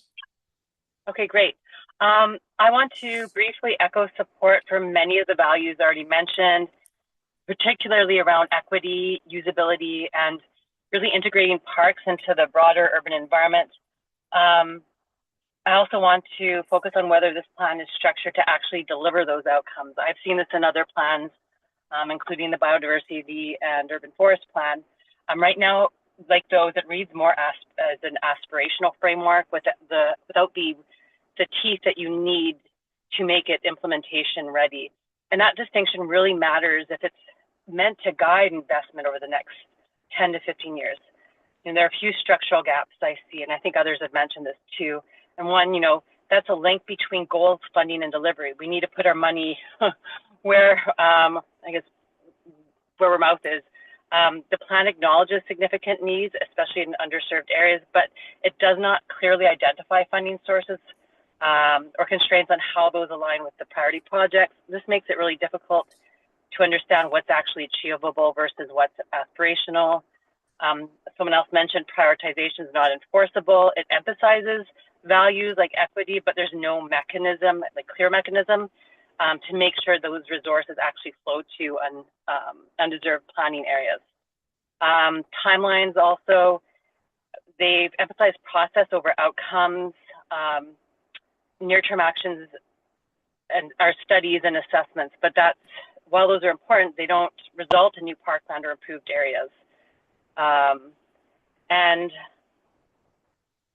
I also want to emphasize the importance of expanding how we think about park space.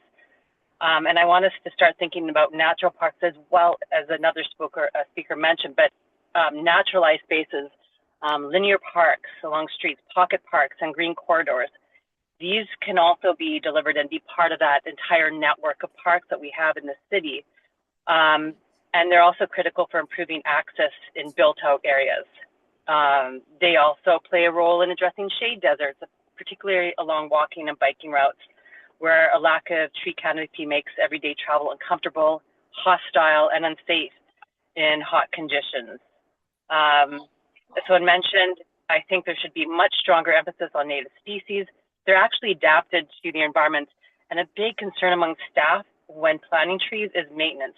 If we plant native, it helps address this issue. And finally, parks, they don't function in isolation. Access depends on how people actually get to them. If this plan isn't tightly integrated with active transportation, the active transportation plan, land use, etc., we risk creating spaces that exist but are like islands and aren't accessible to the people nearby. Thank you so much. Thank you, April. So we will try Andrea again. Andrea, we're going to take another shot. Yeah, I'm here. Thank you. My microphone was not on. My bad. While I applaud the efforts and attention the city is putting towards producing a thorough and effective parks and recreation strategic plan and also urban forest and biodiversity plan, I'm quite disappointed that comments and input I've provided have not shown up nor been incorporated in any way whatsoever in any of the updates for either plan. My comments revolve around my desire to bring awareness to the harms of artificial turf and PIP, poured in place rubberized surfaces, having brought up how these surfaces do not meet any of the goals of your plans. I was hoping the city might take some action whereby wording in the plan addresses my concerns and mentions that these unnatural surfaces should be excluded from any future projects, parks, athletic fields, playgrounds. It would also be great if there was something noted in both of the plans that say that any renovations of properties that contain these products will replace them with healthier, sustainable, non-toxic natural products and not more plastic. Thank you. Thank you, Andrea. Okay, and next we have Jim, who I believe is going to be representing. Right, Jim Zaorski, you're on, and it's my understanding that you can show us 5 people that you're representing, and you'll be given 10 minutes. So if you could somehow show us the 5 people. So Jim sent me some names prior. So we have Zoe, Kellen, Marie,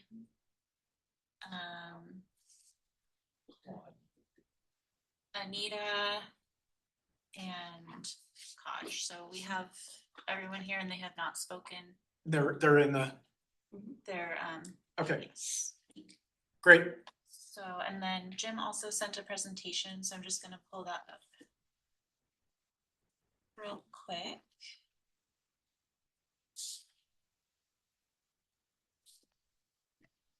Beautiful. Okay. Thank you very much. Can you hear me? Yep, we can. Thanks, Jim. Very good. Allison, you're going to bring up my slide deck? Yes, I am. Okay, thank you. And thank you all for giving us this opportunity to speak. We really appreciate it. Next slide, please. Next slide, please. Sorry, Oh, it's lagging back a one, little yeah. bit. So basically, the strategic plan, go backwards a little bit, was approved in May of 2022 at a time when population growth between the 2014 plan and the 2022 data was approved had grown by 7,000 people, during which time we'd only added 5 acres of land. We had $60 million in the bank in reserved park acquisition fees, and we'd just been limited in the access to our park spaces by the Mountain View Wisman School District, which is fencing all parks, all school field spaces, except Montaloma, and that was only after public outcry. We felt like we were losing a battle, we were falling uphill, and a lot of this angst has mostly been borne by the 5 or 6 planning areas that lack park space, and we probably live in a different world than the people that have plenty of park space. And we do feel the pain of lack of biodiversity, but we also feel the pain that we do not have parks. Next slide, please. So when the current draft was proposed, there was to review existing conditions, assess parks, and conduct community engagement and develop goals. Next slide, please. Next partner was retained. They gathered community input and they correlated this input to the national norms, and they developed an action plan which was somewhat based upon bringing us up to state with national norms. As many speakers have already said, we don't really care about national norms. We in Mountain View, there's not the same national norm need for skate parks. There's not the same national norm need for water structures. There's not the same national norm need for fake turf or for things like we like trees, we like to walk, we like biodiversity, and that in the initial draft was not reflected. Next slide, please. Next slide, please. So Mountain View is not like the Nation. Our land costs 10 million an acre. So when they say, oh, well, this is what a 5-acre park looks like, try finding a 5-acre park in many of our planning areas. The climate here is one where we can play outside 12 months out of the year, and our planning zones are not the same. We can't say, well, they can just go to Shoreline. If you lived over by Truman Street and you had to take your kid to Shoreline to play, it's going to take you 40 minutes sometimes when Google is letting in. Next slide, please. So staff spent a lot of time, and I got to give them a lot of credit, adapting the national norms and the template provided by the consultant to our situation. Next slide, please. And they did a lot of good things. However, the city's landscape since 2022 has shifted dramatically. Housing element 6 and 7 has added 11,000 home requirement for element 6, and city council people I've talked to have said that there's going to be at least that many, maybe more, required of us in housing element 7. You multiply that number by 2.3, and if you had 22,000 people that are new homes to be built at 2.3 person per home, you're talking about almost 50,000 people. SB 79 is asking us to build at densities of 100 people per 100 units per acre, where there was previously 7. No, not next slide. Keep me there. Keep me there. Backwards, please. There's population uncertainty in the plan that says we might have 102,000 or we might have 148,000. That's a difference of 40,000 people. 40,000 people at 3 acres per person. That's 120 acres at 13 million per acre. We're talking about $1.5 billion difference within the framework of the plan. We need to clarify that. The Rengstorff plan, the North of Dayshore plan, has fallen apart. So most of the land that we're going to develop now is going to be in areas that don't have enough parks. And the property acquisition reserve is almost gone. Next slides, please. So as the rosy stages, the challenges we faced when the plan was initiated are not the ones we face today. Next slide. And the template derived in 2022 is not and cannot address the challenges despite staff's hard work addressing the challenges that 2026 presents. Next slide. So we've had an evolving drafts using the template of the consultant and modified heavily through the hard work of staff. We had a first draft in November, a second draft in January, and a third draft now. We did a lot of good work on biodiversity. We've eliminated natural turf. We've made biodiversity a priority. We've taken more emphasis on trees and shrubs, and that's all good. Next slide, please. And staff's work has produced good work. We've analyzed the challenges in the planning areas, and we separated requirements by planning area. We quantified the cost of developing new park space so we can look at the money we need, and we've identified resources that may be needed to do this. We have not bought anywhere near the amount of land we should, even from 2022 to now. The plan is using a number of 82,000 people. If you go to the city's website, we have 88,000 people. Along those lines, we should have bought 20 acres between now and when the plan was initiated. We've bought 1.5. Next slide, please. So what the plan hasn't addressed is, what's our population estimated at?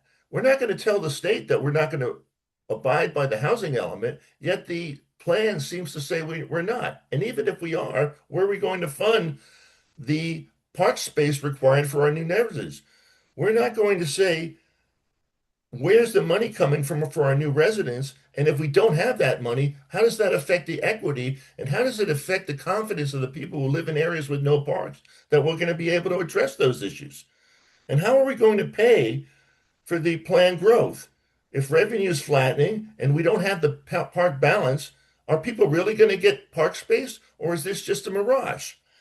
And then when or where do we expect SB 79 units to come online? We know where the SB 79 areas are, and we know those are in areas that are for the most part park deficient. Are we going to build a lot of space there? And how are we going to pay for those units? Next slide, please. So, can we acquire land at the right space? Right now, we're having trouble acquiring land at a rate of 1 acre per year. We're going to have to acquire 10 times that, and we have not been able to do this. We don't address that. Are we going to deal with the growth that is mandated by the state, or are we going to address the equity issues that are in the park plan? We can't right now do both until we have a clearer picture of the economics of our situation. What are the R6 land costs going to be? If we're going to zone land for 100 units per acre, the cost of that land is going to go up and the parts of parkland is going to go up. We haven't accounted for that. And what's going to be the cost of this city if we don't do any of this? If we just pretend to do something and we don't do it? We all want to live in an area that we're proud to live in, that we like to live in, and we want to keep Mountain View the same way that it is now, even better. We want lateral bike trails. We want to have trees. We want to have green spaces. And if we don't have that, what is the cost to the residents of the city and the value of businesses coming here and our ability to enjoy this, not for just our kids and our grandkids? Next slide, please. So the level of service may not be possible at 3 acres per 1,000 people. But what is possible, and we need to define that. The methodology that reduced from 87 acres to 53 acres is of little consequence when we look at that the new buildings that were being proposed over the next 15 years may be 2 billion, and we don't have any way to pay for it. Next slide, please. I would advise the council, the commission, to hold off on approving this until some of these questions are answered. We're not going to know the answer to the Nexus study and how much we can expect to be paid from developers and how much we can expect that we're going to have to pay out of a general fund until June. We're not going to know about the bond measure until June. We're not going to know about Measure G until June. And yet the commission is not going to hear from this again. So if the commission is really going to consult on this, I would ask the city to come back in June, tell us the answer, and give us a plan that will give confidence to the citizens of this city that this is a city that we can be proud and feel good about living in for the next 15 years. Thank you very much. Thank you, Jim. And thanks for coordinating ahead of time. Is there anybody else? No more hands. Nobody else online? Is there anybody else in the room? All right, we will close public comment and we'll bring it back to the commission. I just, before we start, there were several comments about and questions about a bond measure, and I just want to sort of clarify that with people. I've had a little bit of experience with it as a school board member, and it's not surprising to me that the details of it haven't been developed yet. My presumption, and I'm going to kick this over to the other table, but that's something, if council decides that they want to do one, they will define to some degree what's going to go into it before it goes out to the voters. And there will be probably multiple city council meetings where residents can weigh in, and if they see that there's a bond measure potential and they want a parks component in it, they'll have an opportunity to speak to city council about that. Anyway, you guys may have a better feel. Commissioner, your experience with placing measures on the ballot matches what the city's experience is, that it's a process through polling in the community and assessment of different needs and the identification of specific projects within those areas of need.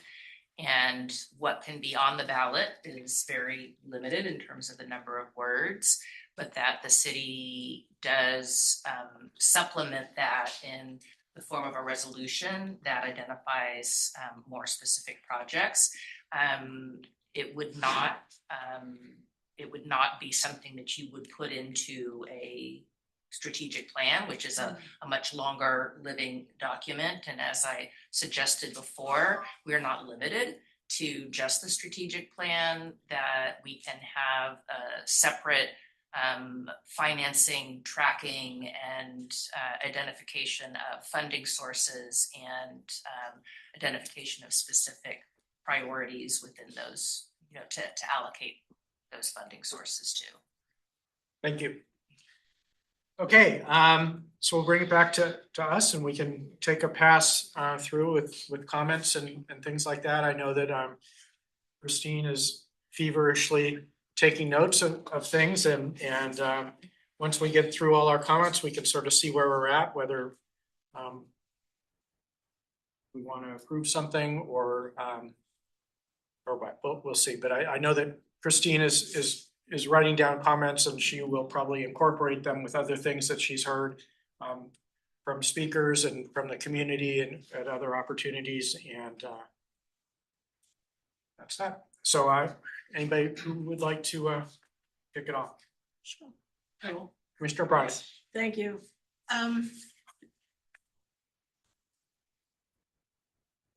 There were many comments from the public that I agreed with, and some interesting questions about what the strategic plan will do for us. And I have an answer, and I'm going to address that in my comments. So I'll start by saying that, as I'm sure staff also feels, this has been a very long process. And it was characterized, to start with, by a period of work by a consultant from out of town, and that was a long process. And then I think several months of what must have been an amazing amount of work by our staff. And staff's work has really brought the plan into much better alignment with the city's goals and with the city's character. And I congratulate staff on the hugely improved current draft. And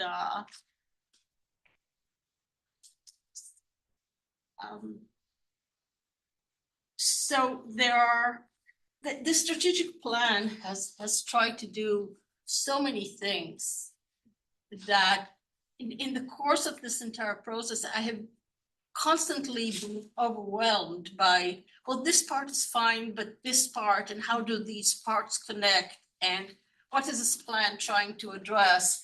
And I will start by saying that when we started the process, I had expected for us, the PRC, the community, to go through this process slowly, bit by bit, checking every part, making sure that what we were seeing aligned and was consistent with what had come before. And at this point, though I have read the plan from the first page to the last page 3 times now, possibly 4, I'm still overwhelmed. There was so much stuff that is great. There was so much stuff that still needs to be worked on. And even to say that makes me, and possibly even Christine, want to run screaming into the darkness. So let me try to break this down. So I think that the strategic plan, like I said, has now come into much closer alignment with the biodiversity and urban forest plan, and presents a much more recognizable picture of the parks, open spaces, and recreational facilities we currently have. There can be quibbles about the exact measurements, but I think on the whole, this is much closer than it used to be. And I think that the part of the strategic plan that deals with the recreational programs, I think that's great. It's clear, it has a great analysis, it shows what needs to happen, it has metrics. The part about the parks and open space is, in my opinion, in a different position. And the reason is that on the whole, I believe residents are quite happy with the recreational offerings. They want more, they want a little more diversity, they want a little more here, a little more there. I haven't heard people asking for a paradigm change. And so what we have is great. And the action plan, I'm wholeheartedly for. There's all kinds of things there that I really wanted to happen and are happening. The parks and open space plan, we were asked for a paradigm change. And a lot of, we don't have that yet, because a paradigm change is a really big thing. And so I feel that this part of the document is really a work in progress. And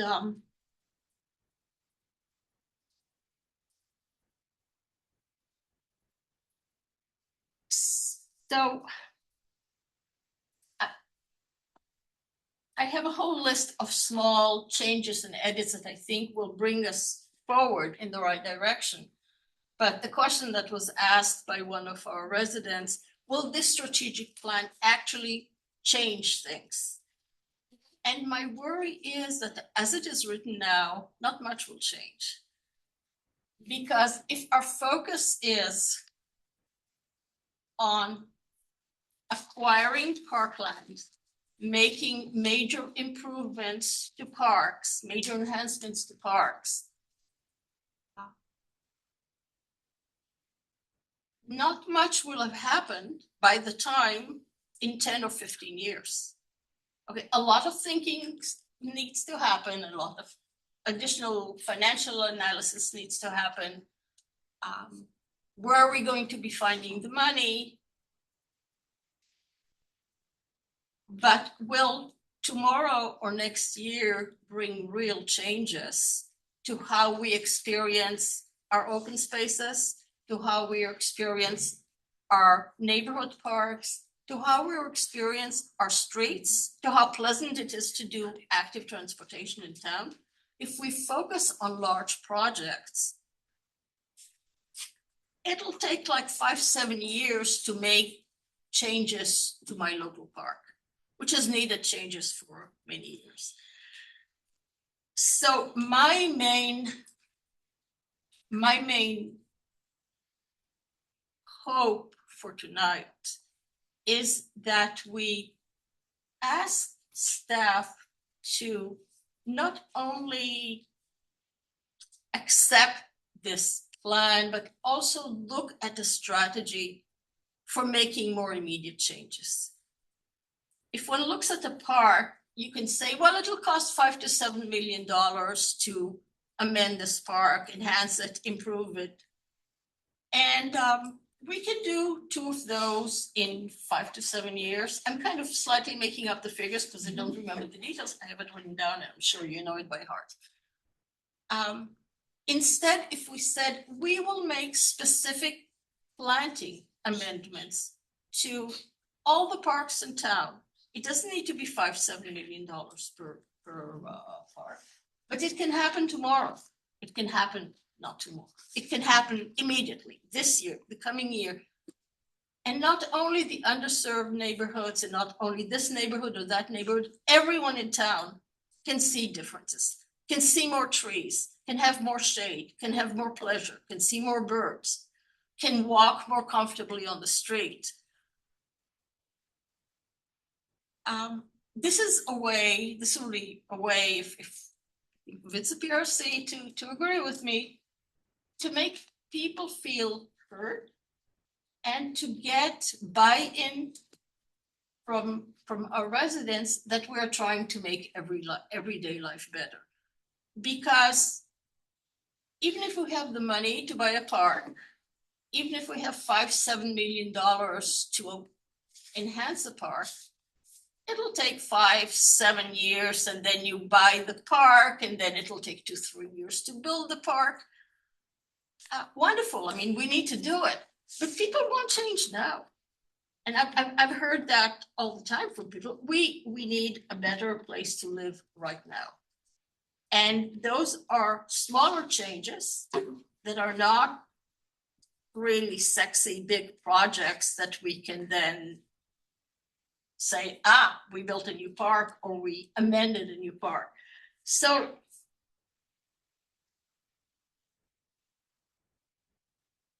I would like to specifically ask council to look at opportunities for making immediate changes that are smaller than a complete redo of a park. And that does not mean that we don't continue working on new parks, because we need to do that, but it means that we make immediate changes. So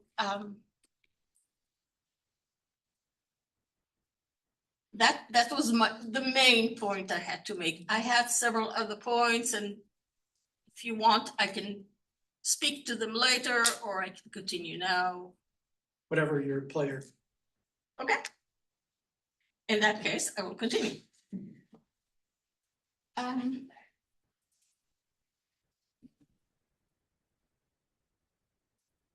So along the lines of having been asked for like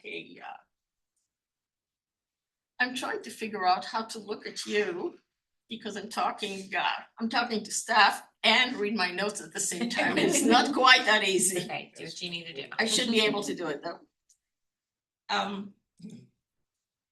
So for example, in talking about the park design guidelines, it says that it offers specific guidelines to maintain Mountain View's parks, character, usability, and longevity. But actually, we've been asked for paradigm shift, not necessarily to maintain the character perhaps in the sense of our place, our neighborhood's place, our community's place.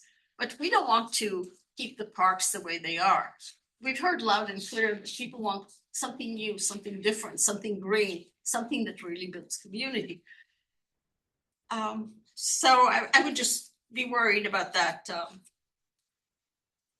the use of those words. And Councilmember Hicks talked about the examples of parks.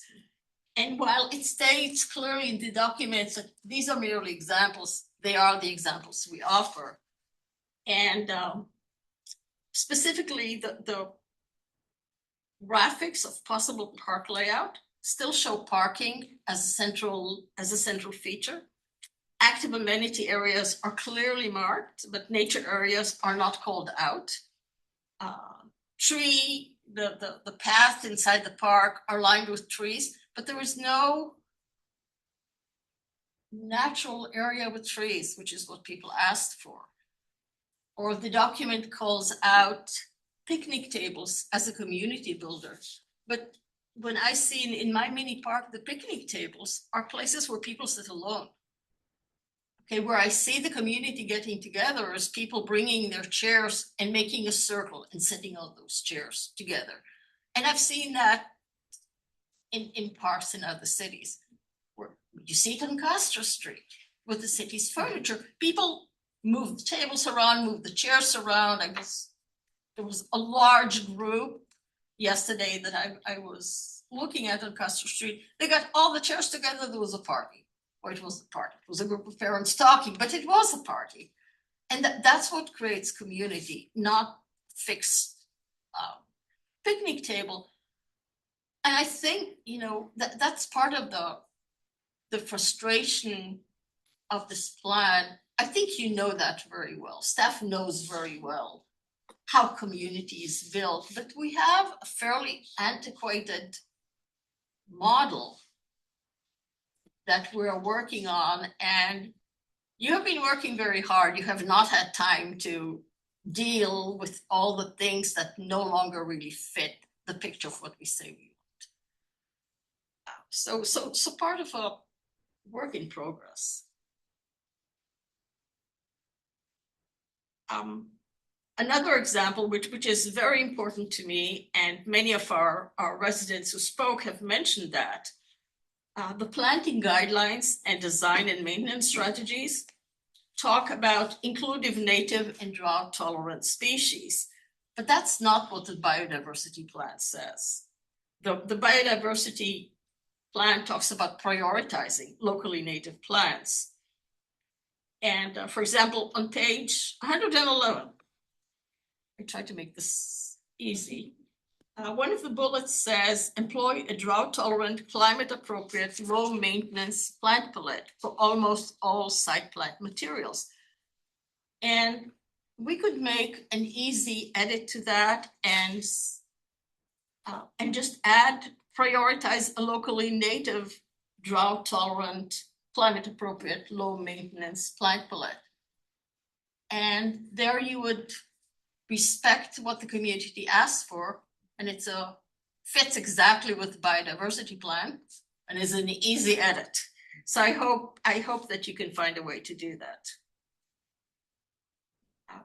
In addition, I would very much like to see the number of canopy trees and locally native trees planted added as an annual metric. We have like the percentage of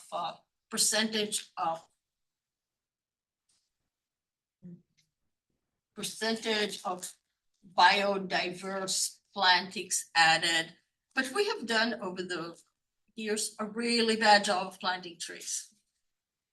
And I think planting locally native canopy trees as a metric for us to see whether we're moving in the right direction, not only in the biodiversity plan, but in the strategic plan would be an important to add.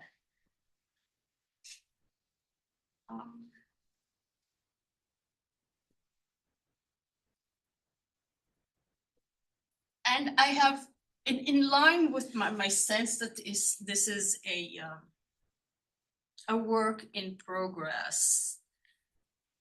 And I think several commissioners agree with me on this. I think this plan needs to come back to the PRC formally on a yearly schedule, planned ahead of time, to discuss what steps have been taken and to have room both for staff, who's obviously going to be working on this, as there's staff is clearly saying that this will be a year of work to see how this is working. That kind of information needs to be shared with the PRC and through the PRC with the community, so that we can talk about it together the way I had hoped the process would work. And only towards the tail end of the process are we doing it the way I'd hoped we would do.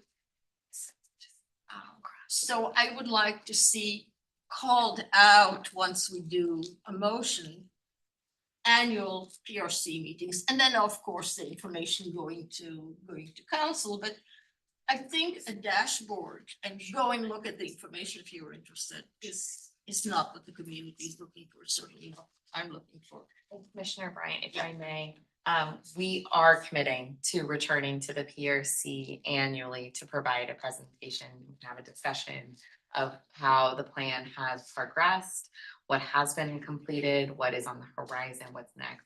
So that is part of the strategic plan already, as well as submitting a report or presentation to the City Council following the PRC's annual reporting. And I saw the wording and I wasn't completely clear. Was it just a report, or was it known to be expected to be a full meeting, a deep discussion and exchange of ideas? Yes, we envisioned a meeting with the PRC, just as you described. Good. Yeah. Good. All right, those are my comments at this point. Thank you, Renee. Can I jump in about the trees real quick? Mhm. Currently, we had already done 40 trees just in the last few weeks. there's 30 in the next 2 weeks, 120 in the next 6 weeks, and between March and June, the goal is to have 240 in the ground.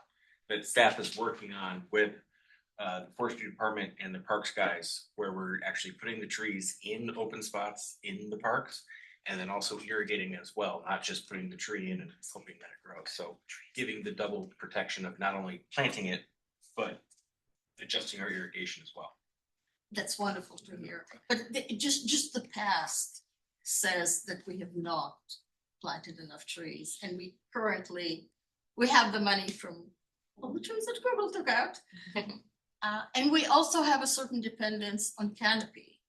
And when a few, I don't know, month ago, I told JP that there was money coming from the city to plant 300 trees, he hadn't heard yet, and he was thrilled. But 300 trees is not going to get us to the deficit we have. So that's why, and if we're now moving in a different direction, I just couldn't be happier to hear that. But that's partly why I want that metric in there, because the past is the past, and you will have better technology to track the trees. But since this is our stated goal, I think we should have it there so we don't say, well, this year didn't work out, maybe next year. We are committed to doing this.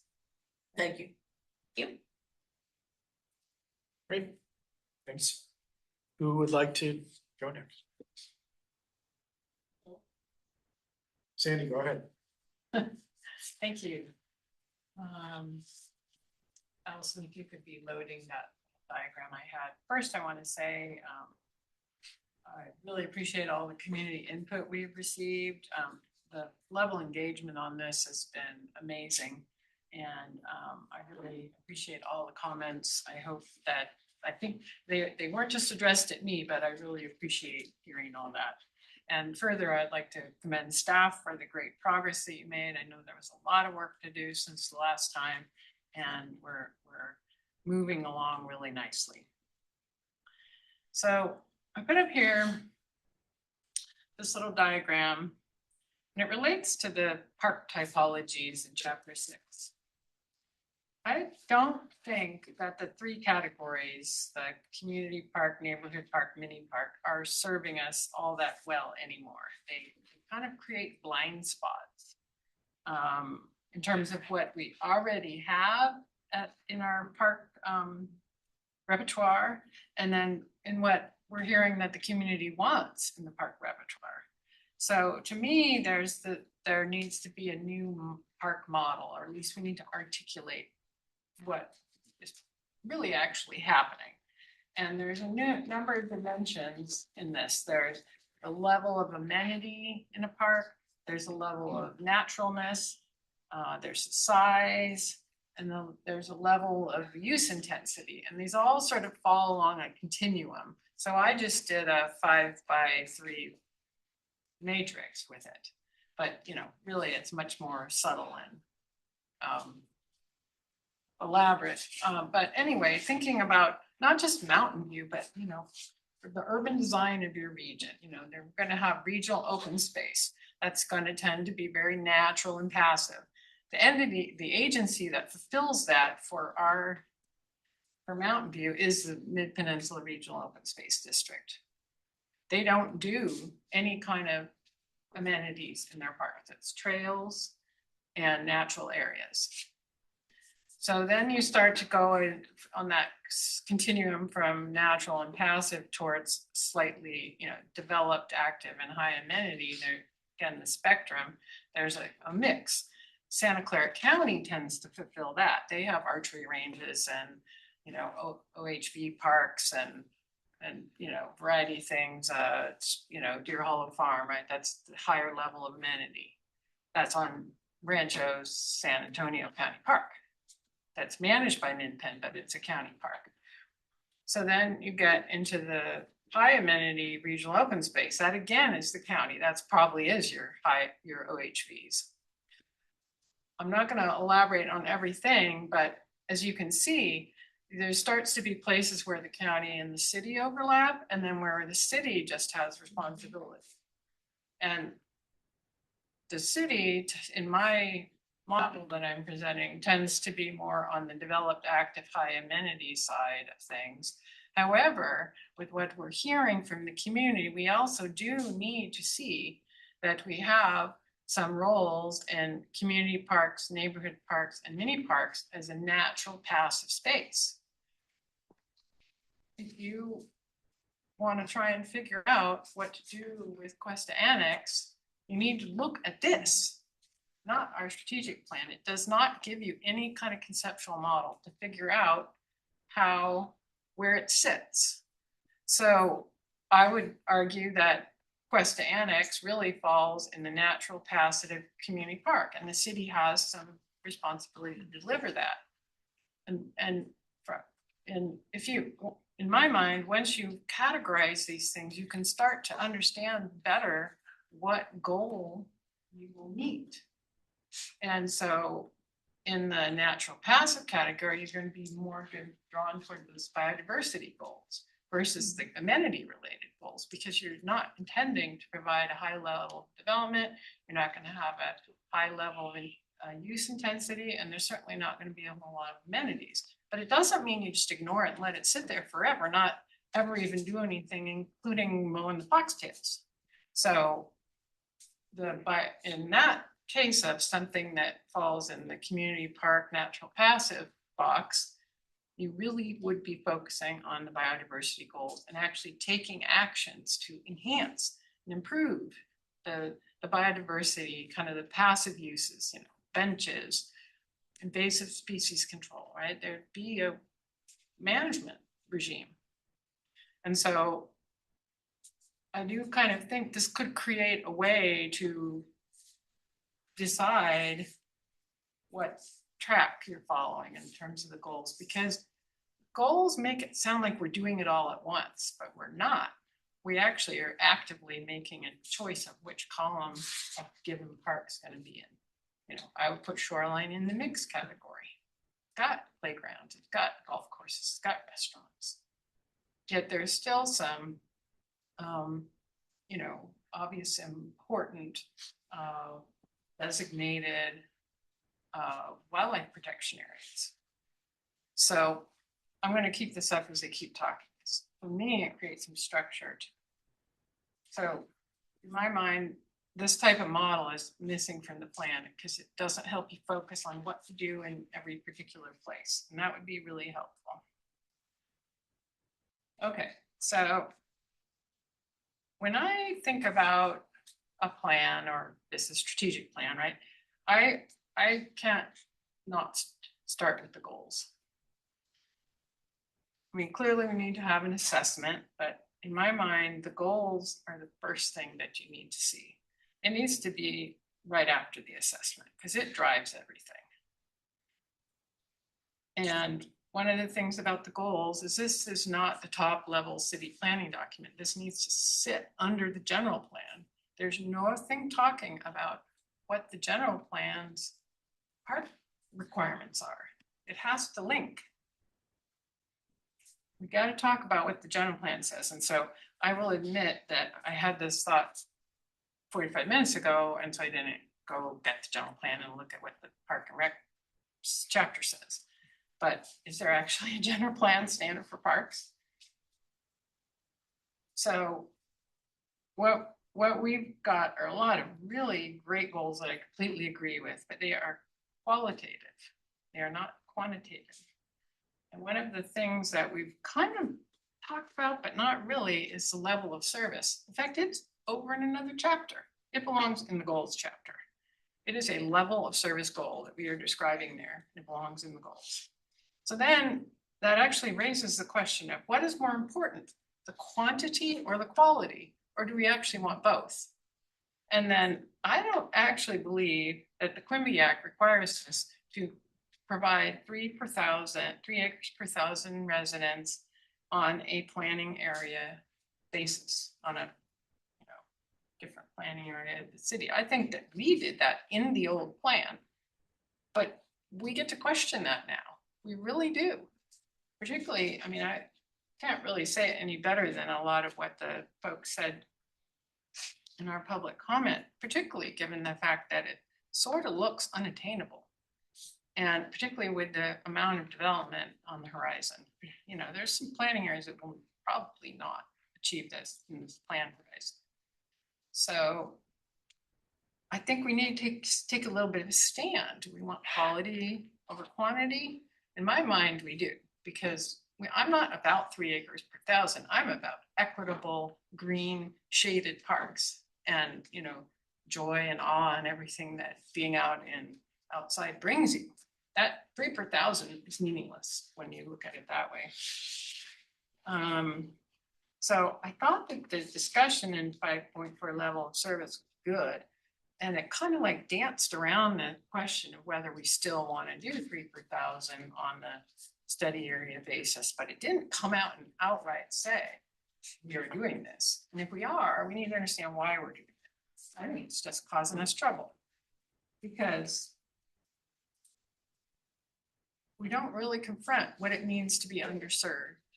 It's a term that's thrown out, but we do need a definition. Do we mean it doesn't meet 3 per thousand? Or does it mean something else? Like there's a great figure 14, that shows the 10-minute walk when taking into account the circulation patterns. And I can like totally feel that because I remember when my son was little and I was trying to go to a park. And, you know, I live in Shoreline West. And at that time, there was no Mariposa Park. And so I had to hoof it all the way over to Eagle with a little kid in a stroller. And it was a really long way to go. I had to cross Shoreline with a little toddler. You know, that's just, you know, people understand that 10-minute walk in considering circulation patterns. It really affects the usability and overall experience of parks for many people, most importantly, children. So what do we want to do about that? There's large parts of the city, although from that figure, you can't tell whether they're residential or industrial or what, that don't have that 10-minute walk. Is that a priority to address? Plan's kind of silent about that. So to me, that would be a way better standard for a planning area than 3 per 100 per thousand residents. That walkability frame. And this actually kind of relates. So, you know, I brought up something that you could build a strategy. You could also build a strategy for addressing a funding gap or integrating biodiversity in existing parks, things like that. But when I read the goal, so there's the goals and then there's the bullets under them. And the plan calls us strategies, but they aren't really strategies, they're objectives. They just help you achieve the goals, but they aren't telling you how, because strategy is how. How are we going to do this? What actions are we going to take? So now that doesn't mean that the overall package is not strategic, because it actually kind of is. When you start to look at the priorities in chapter 7, there are kind of unspoken there's unspoken strategy in there, and in the performance metrics in 8.6.7 and 8.7.2, they're kind of scattered. And some of those, if you kind of if you extracted out the essence, you would have a strategy. And particularly the ones, the performance metrics in, I think it's in, 8.6.7. They're the performance metrics, and they're framed in terms of question. But if you extracted the strategy, I think you would have something really useful to help you focus on the things that are going to make the biggest difference, which is what I think Commissioner Bryant was talking about. We had a speaker that was talking about that too, because doing it all the time, forever, with the same number of staff, I mean, it's not going to happen. And so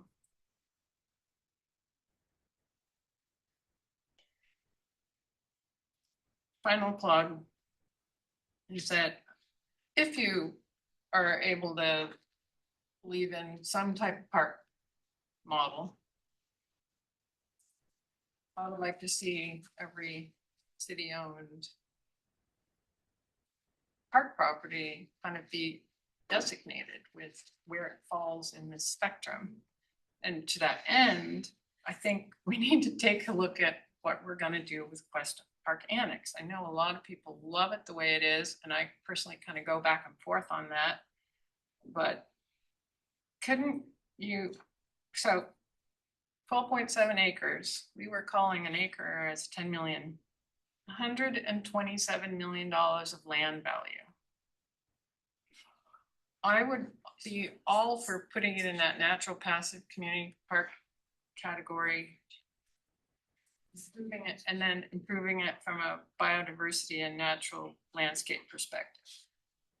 So invasive species reduction, native grass restoration, bird boxes, consideration of the habitat value that the fallen oak branches, giant oak branches provide, benches, water for dogs, actually improving it as a natural passive park, not just sort of kicking the can down the road. So thank you for considering all my kind of scattered comments, and I'm going to listen to everyone else now. Thanks, Sandy. So I think you're very compelling comments, some of which I disagree with. Kidding. What it really makes me think of is this exactly why I wish the PRC involvement, not just in 2 meeting reviews, but as we requested very early on, kind of sustained, constant involvement would have been really helpful. I think the task for us tonight is, do we send a resolution to council to advance the plan? Are we going to put the PRC stamp of okay on this? And I hear a tension between a couple things. First of all, I want to go back and also amend the community involvement and input, which has really been helpful and educational for me, as well as the thoughts of my fellow commissioners.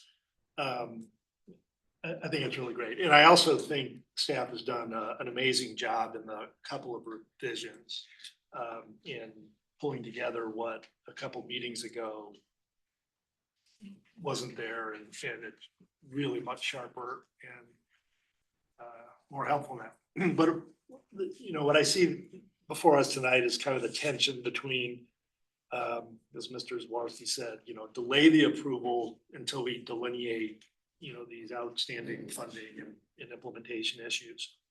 Or perhaps, as Commissioner Bryant said, hey, let's accept some of the limitations and at least make incremental important improvements. So, stop, we go forward.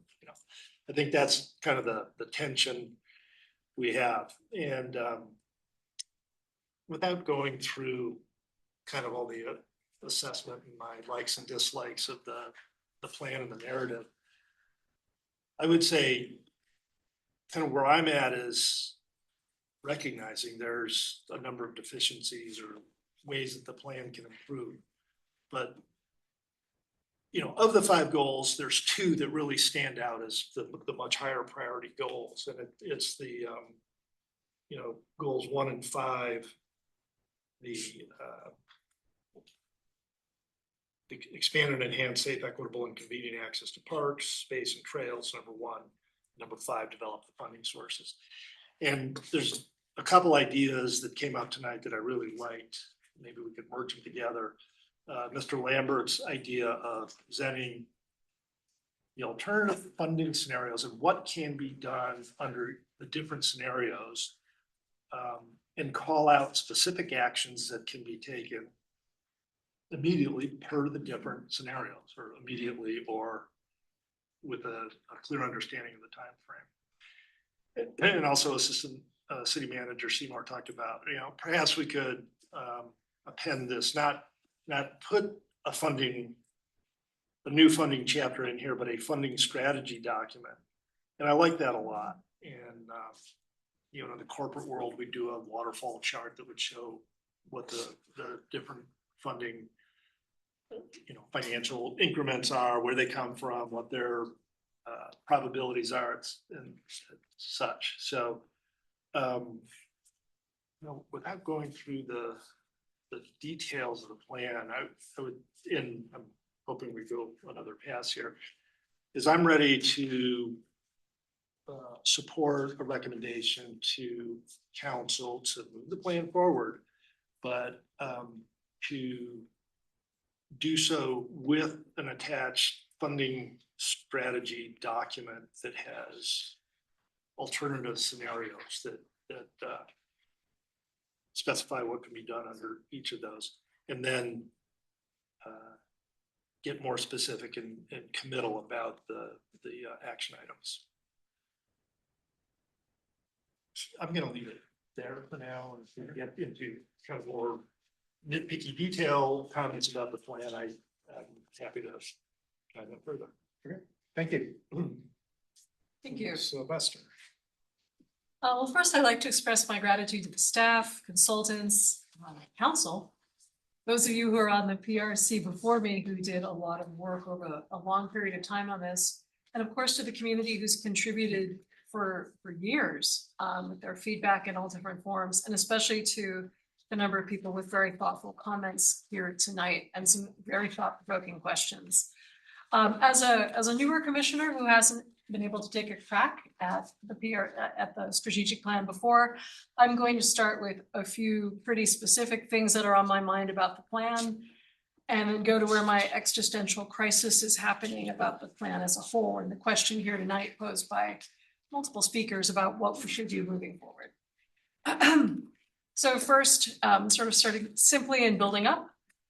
For our park enhancements and our updates, I think we really need to prioritize parks in the underserved areas first, regardless of their park score, unless significant safety issues exist. Equity really matters, and where we're underserving populations, we need to do everything we can to bring those parks up to standard.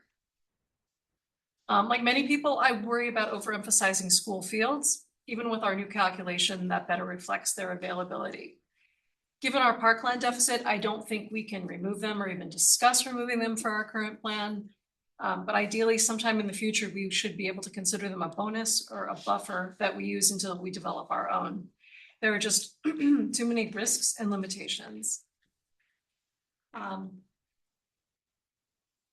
Specific to what many of our colleagues and I said during the biodiversity plan and what we're hearing tonight, and many speakers have said, this plan simply would work better if it was served with very specific actions, timeframes, owners identified, accountability measures in place, and really, frankly, dollars attached, including what is presently funded, partially funded, and needs funding, and possible or probable funding sources. And that's why I brought up the Nexus study. I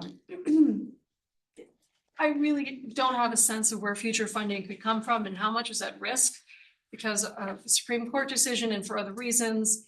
It's just really hard for me to agree to specific actions when I can't see timelines and owners and dollars. So that's where my existential crisis may start. But to some more specific things in the plan itself, I have concerns about the trail allocation. It probably doesn't matter because we wind up in a deficit no matter what. But even a couple of positives about the trail allocation, it makes it extremely clear that Thompson, Sterling, Sylvandale, and Bringstorf are dramatically underserved, even when they get portions of the trail allocated. So I really think it highlights the need to prioritize parks and better improvements in these four areas. However, for the reality for our neighborhoods that have been, sorry, sip of water time. Like many of the speakers who mentioned, allergies are severely bad this week. So to the reality for the neighborhoods that did see their park acreage increase because of the trail allocation, in reality, nothing has changed for those people in their daily lives. Their user experience with Parks and Rec has not changed at all. I also question if an acre of trail land is really equivalent to an acre of park space, or that a trail that's outside of a bigger park is really the same. Our trails like Permanente Creek and Stevens Creek are equally as much transportation systems as they are recreation systems. We have so many people that use them, especially during morning and afternoon hours for school and work commutes, which actually detract from their ability to be used by more casual recreation. I am very happy that we're calling out biodiversity as an action, and I want to thank council for doing that and really focusing in on nature in our parks and how that parks and open space are both recreational and ecological, regardless of what their primary purpose is. So I really support that we spend more time focusing on parks that are natural and ecologically healthy. So I have some specific things, some of which actually mirrored what I talked about when we brought up the biodiversity plan. We need more proactive use of reclaimed water for irrigation. We absolutely need less toxic chemical use in all of our parks. We do need to restrict artificial turf and artificial surfaces, so again, toxics and plastics when we don't need them. We should focus on native and sustainable landscaping. Hopefully focused on species that people agree to and are less prone to causing allergies as climate changes and allergies get worse. We need to implement the dark sky ordinance because it's directly related to how people use parks, how we use lighting in our parks. We really need to focus on more natural materials, especially including for shade. So trees and other plantings that improve our habitat and improve shade and decrease our heat island effect are really, really important. And I want to make sure that we don't just say, hey, our goal is biodiversity, but not spell out a little bit more specifically what that means. And now this is where I get existential. And I want to thank Jessica and Jim who talked about what happens if we approve this plan or don't. The plan that we have now in front of us focuses on catching us up to our acreage deficit, which is already over 50 acres for our 2020 population. At the rate that we've been able to buy and develop parkland over the last decade, this really worries me. The acres we need to catch up are more than double what we've been able to do in 10 years. And if we do as the plan discusses with a new population of up to 150K people in Mountain View by 2040, which is quite possible given the rate we are actually building units right now, what are we going to do? We need to build at least 5 times more acres of parks, almost or more than double our current acreage if you subtract out North Bay Shore. To me, this is where my existential crisis comes in. Getting to this level is going to be a Herculean effort, requiring incredible creativity, especially with funding and acquisition strategy, and incredible willpower of our entire community, including staff and council. So how will we get to even starting on this goal if this is the goal we believe we need to have? And in this time, how do we specifically prioritize our underserved areas and committing to build at least one park within our service areas or within a 10-minute walk of where people live, or whatever metric matters, because we know people are underserved. People are telling us that, and it's only about to get worse. R3 zoning, SB 79, and precise plans like East Wisman will only cause substantially more dense development in areas that are already severely underparked, particularly in Sterling and Rexdorf, but also Thompson, Wisman, and San Antonio. Some are going to be impacted by all 3 of these things. So what are we going to do when constrained by park fees? How are we going to get the money to ensure basic equity? We have no current plan and no path forward to actually build the parks that people are going to need that live there today and will live there in the future, and not that distant future, by 2040, when the population of Mountain View may increase by 50 or 60,000 people. So that's where I'm left with a question that Jessica asked: how will approving this project move us forward in our goal?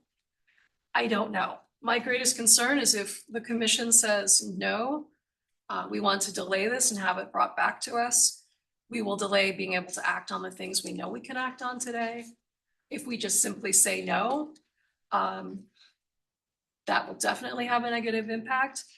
But equally, if we say yes, will we say, well, thank goodness our work is done, and human nature says, well, we don't have to worry about that for a while, and simply forget and feel we've done our job here tonight. So that's where I'm stuck.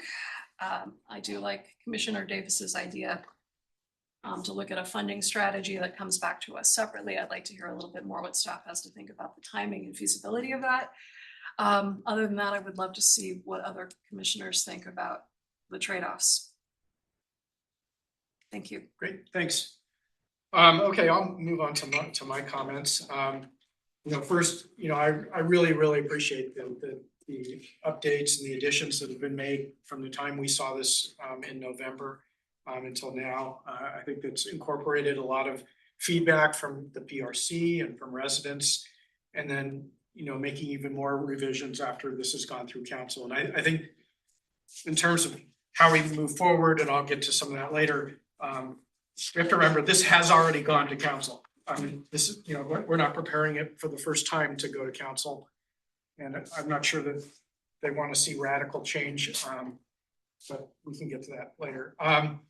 Anyway, I think that the resulting document from all the changes, I know it's taken a lot of effort because chapters have been rewritten, they're completely new. I think the city staff has taken on more than I think they envisioned doing on this. And I think that, I think that we've made great progress. I think we're close. Again, we're not going to solve, well, we'll get to it later again, but we're not going to solve every problem sitting at this table tonight in terms of how we're going to come up with funding and stuff. There are chapters in this with funding ideas that minds have put thought to over the last 6 to 9 months. And that, so I don't know that we're going to solve it or suddenly tell people to solve it. But anyway, we'll get to that. I think we've made great progress. I think we're close. I think that this is a plan that the city can be proud of and rely upon as a guideline for future directions. I'm just going to now walk through some of my general comments. Some of them might be a little bit more specific. A little bit more analytical and engineering-ish on my things. So I'm going to sort of take them in order of the chapter of the plan. So in chapter 5, analysis, I was glad to see that the 10-minute walk maps have been updated to show scenarios without school properties and also taking into account major thoroughfares and barriers. I think that's a more realistic depiction of how residents access our parks. In chapter 6, guidelines for new park design and park improvements. This is just sort of an observation that I had in reading this section. I totally understand the reasoning, but the necessity for all parks to be visible, or to all areas of a park to be visible with unobstructed sight lines, unfortunately, for me, kind of limits the ability to create areas where someone can go have a true peaceful solitude experience. And I completely realize that visibility is probably a hard requirement for safety, but it would be really nice to be able to have some private areas where park visitors could just go sit quietly and enjoy the natural surroundings without seeing a playground or a soccer game or having dog walkers and bikers passing by. And I was just thinking, that maybe even a semi-secluded area could add, a small, I'll say this, eco-friendly water feature in that space that might mitigate some park noise. And actually AI eco-friendly water feature, and they do exist. So it wouldn't necessarily be wasting water. But anyway, I'm just wondering if there's a way to design areas that at least feel secluded while still honoring safety needs. Chapter 7, the framework for prioritizing new park planning and park improvements. I thought that the revised framework for categorizing new park planning and park improvements is more intuitive and better developed than the old tier A, tier B, tier C concept that we saw in the original draft. I think it's clearer to then set priority levels within development or new development, enhancement and update. And I think we have set priority levels in those categories. And some of them are immediate-ish and or short-term. And so I think that some of these things that people want, I think are sort of in the plan. This is a little nitpicky, but anyway, on page 119, 7.4.1, neighborhood park investment. It shows the cost of 6 new neighborhood parks is listed as between $390 and $480 million. I see that, and then, that price tag is sort of a sticker shock price tag. But that only comes if all 6 of those are 5-acre parks. And I was just thinking that, if each of those was actually 1 to 2 acres, which also might be the more realistic thing that could happen in those neighborhoods, the cost would be 65 to 160 instead of 390 to 480. And so I was just thinking perhaps that bulleted section could show the lowest as well as the highest range of cost based on park sizes of 1 acre versus 5 acres, rather than just showing the largest park size. Getting to chapter 8, goals, strategies, and action. To me, this is sort of the guts of the plan. Overall, I think it's comprehensive. It's a well thought out set of actions with realistic timelines and high level cost estimates, which is what we have today. I appreciate that this version went from 38 actions to 52 actions. I'm going from the time we saw it. I think the ones that were added make sense, and I'm glad that they were added. I appreciate that in a handful of actions, the time horizon has been pushed up to be more current. I do all these cross-checking without Claude. I didn't even have Claude help me. I really appreciate the addition of the milestones column. I mean, that's huge. It wasn't there when we saw this in November. That adds accountability, and there are bullet points that address accountability for each of those actions. One small nit on that is that while almost all the milestones are measurable or could be clearly marked as completed or not completed, a very limited number are still a bit nebulous. So like if I look at action 1.1.4, the milestone says continue land acquisition strategy. Okay, to me, that feels unmeasurable. And, I was just throwing out a couple ideas, maybe something like identify and evaluate X number of potential land acquisition opportunities in each calendar year. That's something that would be measurable. Or since indoor sports complex is listed as part of that action, whether we agree that's needed or not, perhaps a milestone could be evaluate the need and cost for an indoor sports complex. So either we continue down that path or we put it on the back burner. But it would add some measurables to that action. And there were a few others, and it may just be the nature of some of the actions that they don't lend themselves to specific milestones. But if staff could maybe take one more pass through the milestones column and just see if any bullets with additional specificity could be added. I appreciate the commitment to tracking progress through a dashboard on the city webpage, as well as through annual reports or presentations to PRC and council. And I did get that interpretation from reading the plan. It's also notable that this version of the plan, I think, beefed up action 5.2.2, which is a commitment to outreach to increase community awareness of progress on the plan. I like the language on that. I appreciate that metric 1 was changed from tracking the percentage of residents within a 10-minute walk to parks to the more familiar tracking of acres per thousand in planning areas. And I think that that's important. If we just look at the city overall, yeah, it's meeting the 3 per thousand, but that's not sufficient. So I think the granularity of looking at tracking that through planning areas is still very important. When we talk about where we're going to prioritize first and equity and things like that, that comes across in looking at that data by planning area. And I wouldn't want to lose that. So anyway, thank you for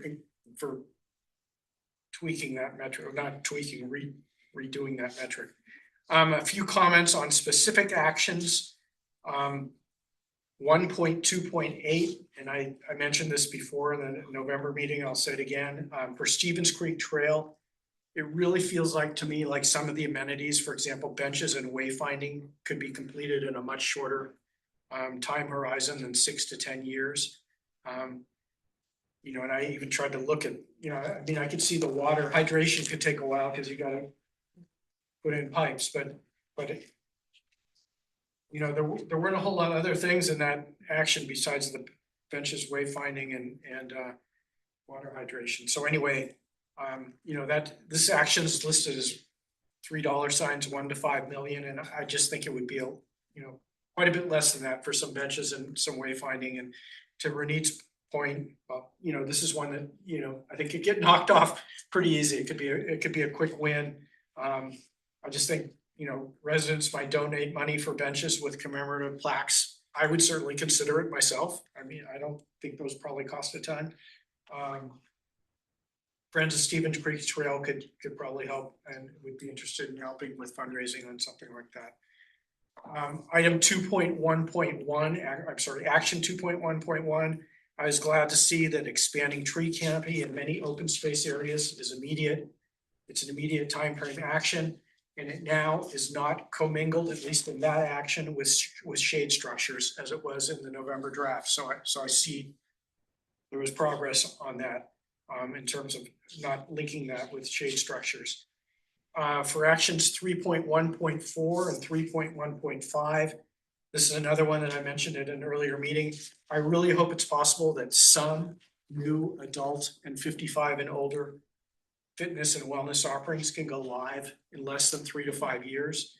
I mean, it would be great if even just a few could be added.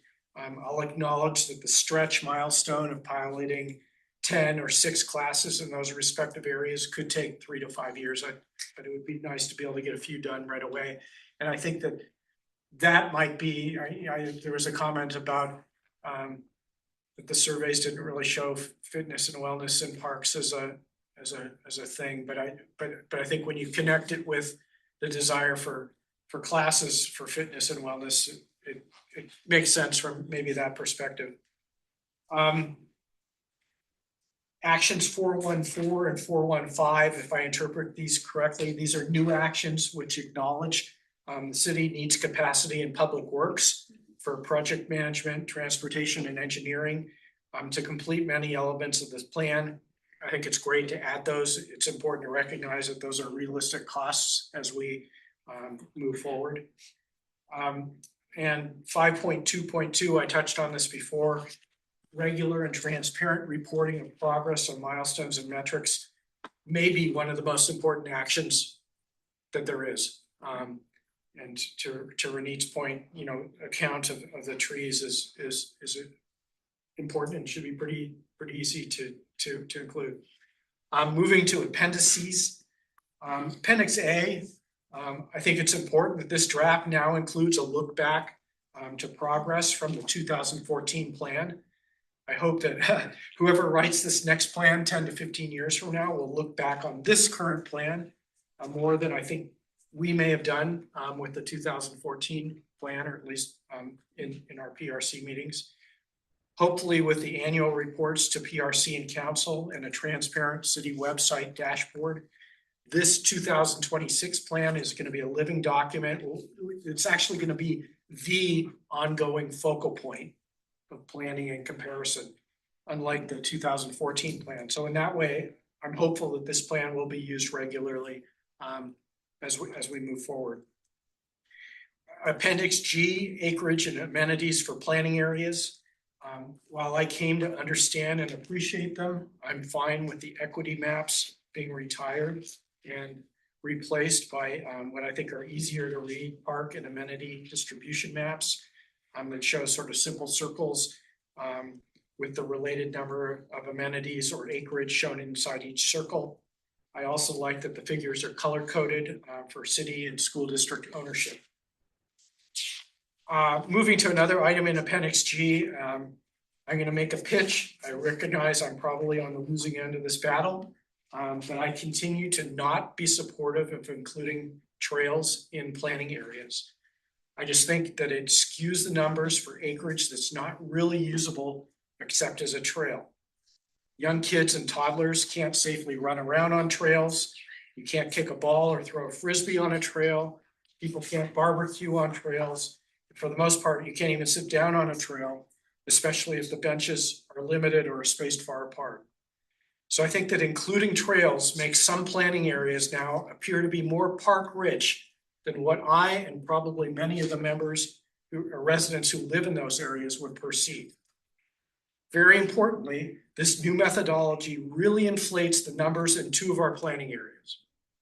By including Stevens Creek Trail, the grant planning area now doubles in acreage, or almost doubles in acreage, going from 2.38 to 4.32. And in a case that I think is even more misleading, the Wisman planning area also increased by over 80% by including Stevens Creek Trail, bumping up from 1.73 to 3.14. So now Wisman appears fine by the 3 acres per 1,000 metrics, when residents living there probably don't feel it's they probably still feel it's deficient, and not everybody lives right next to that trail. So so nothing's changed in their lives, but suddenly they're now deemed to be okay. Anyway, those are two fairly dramatic changes, which may impact the perceived need for more parkland in those planning areas. I think, don't get me wrong, I think trails are a wonderful citywide amenity, but I don't think that they should be misleadingly elevate the parkland acreage data in individual planning areas. And going a step further, and I sort of did this before, Claude, but removing shoreline and allocating, or removing the trails from shoreline and allocating them to the planning areas also has the impact of reducing the amount of additional non-shoreline acreage needed to reach citywide 3 acres per 1,000 from 87 acres down to 53 acres. Not sure how I feel about that, but it reduces the cost of acquiring that land shortfall from 1.1 billion to 700 million. That's a major reduction in financial need simply by virtue of a seemingly innocuous accounting decision. It's a little facetious, but I wish it was always that easy to save $400 million. Anyway, I know it's late in the game, and I'll get to that later, but I hope that this is something that can be reconsidered, or at a minimum, make a footnote somewhere that the Wisman planning area is more in need of parkland than what the tables in the plan present. Lastly, on Appendix G, while the level of service benchmarks were interesting in the past, I still have them sort of jotted down on my paper. I was definitely a critic of the somewhat non-transparent methodology in arriving at those benchmark levels. So I'm fine with them being removed from the plan. I think it does, it leaves open questions like, are there enough basketball courts citywide? Or does Mountain View have enough tennis courts?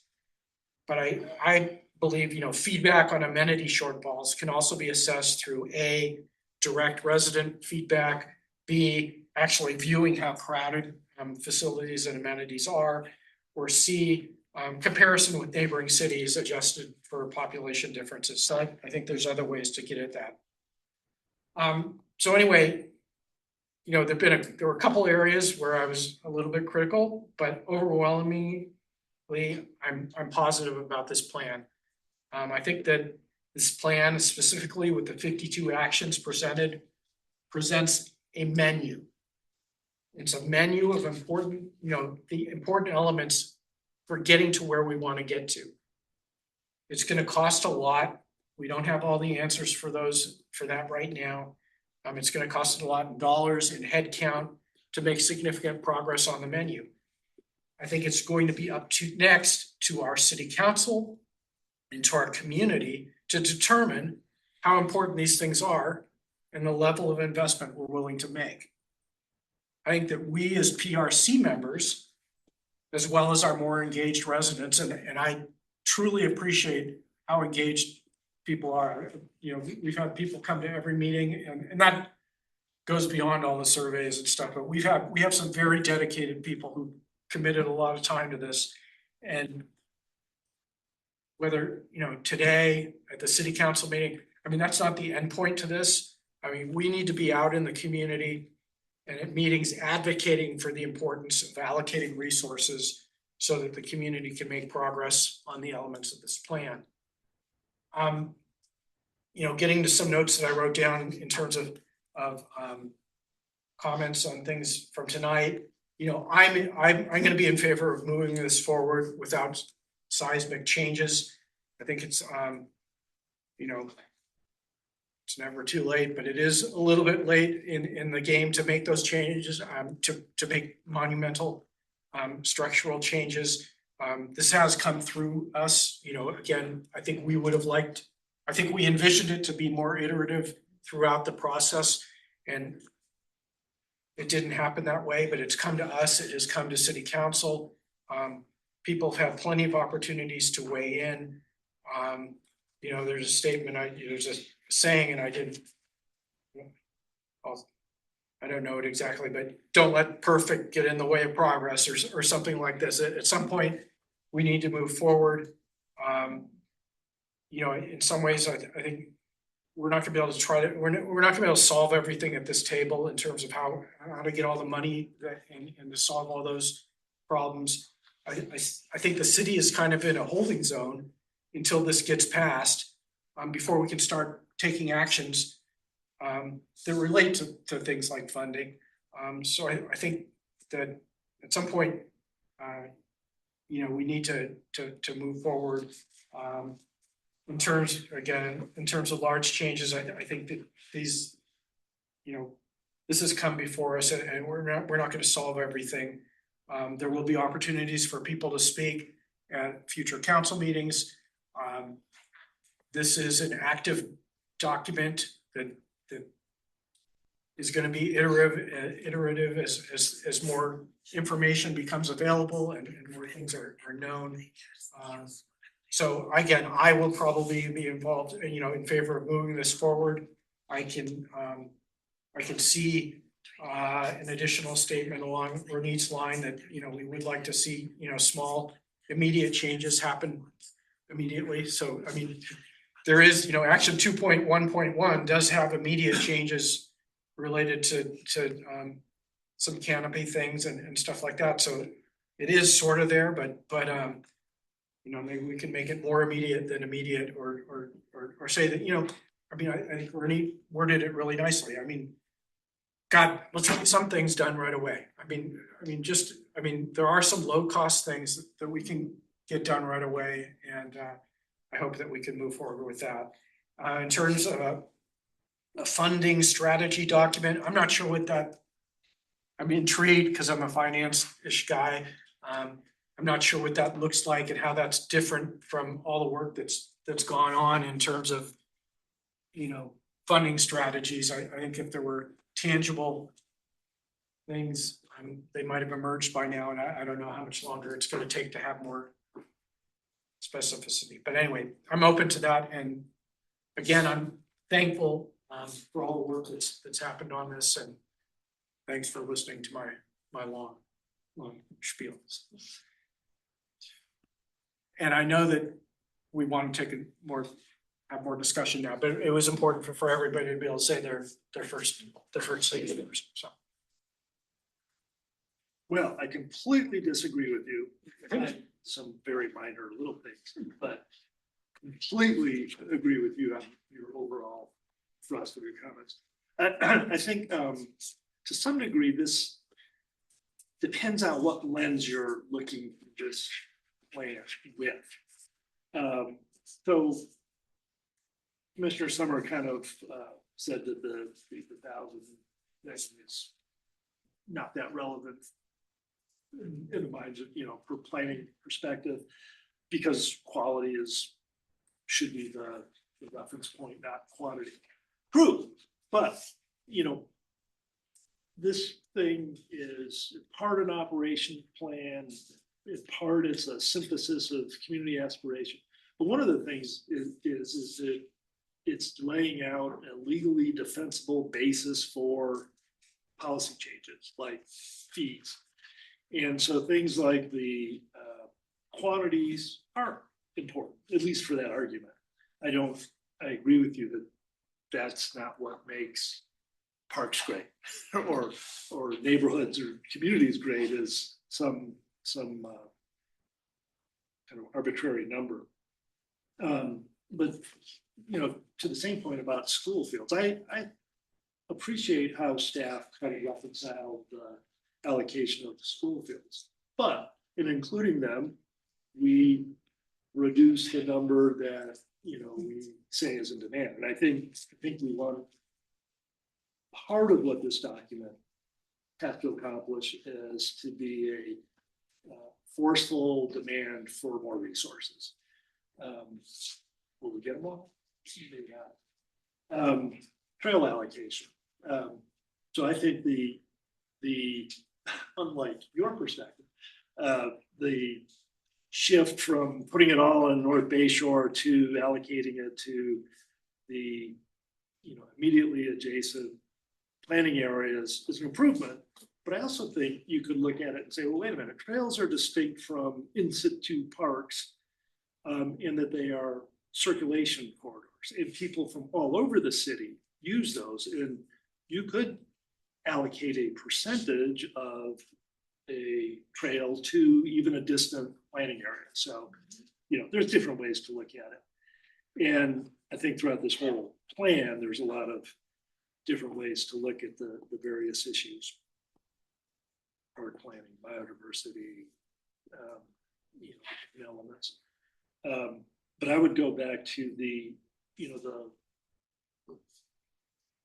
kind of the thing before us now is, are we going to take time and try and improve it more, or do we send it forward with some qualifications? And I would agree with you to send it forward if we can attach to it. And maybe we're not in agreement on what those qualifications could be. I think it's something more than just specifying some immediate implementations. I do like this notion of saying, well, what are the different what are the scenarios we could look at? And these are the immediate ones. With what we know we have right now, we can do this, so let's do it. This is, if these things happen with these bond measures or this nexus study or these things, these are the things. And then if those are the possibilities, this is the order we should attack those. So I would continue to advocate for whatever you want to call it, a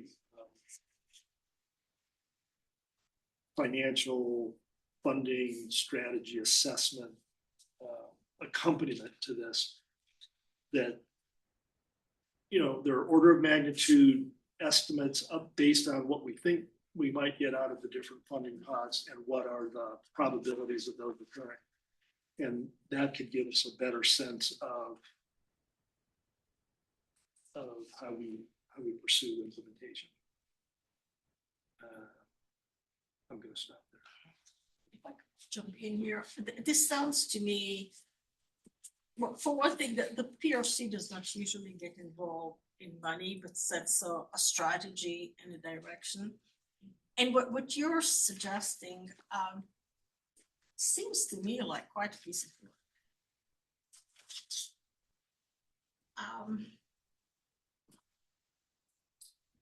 It seems like the city's going through the Nexus study and they're discussing, I guess, the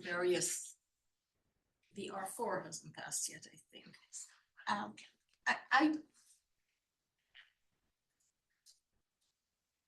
I don't see that asking the city to do a financial analysis now,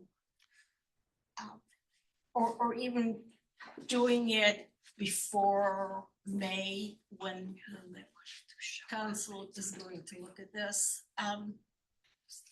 I don't know that there's any way we have any kind of surety either about what our finances are going to look like, what the growth of the city will look like, how can we commit ourselves to buying land in certain neighborhoods. I mean, those wishes have been in place for a long time. I'm not talking about assurances. Which is why I'm so concerned about this not leading us anywhere new. There's a lot of, even the immediate actions tend to be actions of, and this is something I asked staff about, like, they will try to figure out how to increase biodiversity expertise. That's like a 1 to 2 year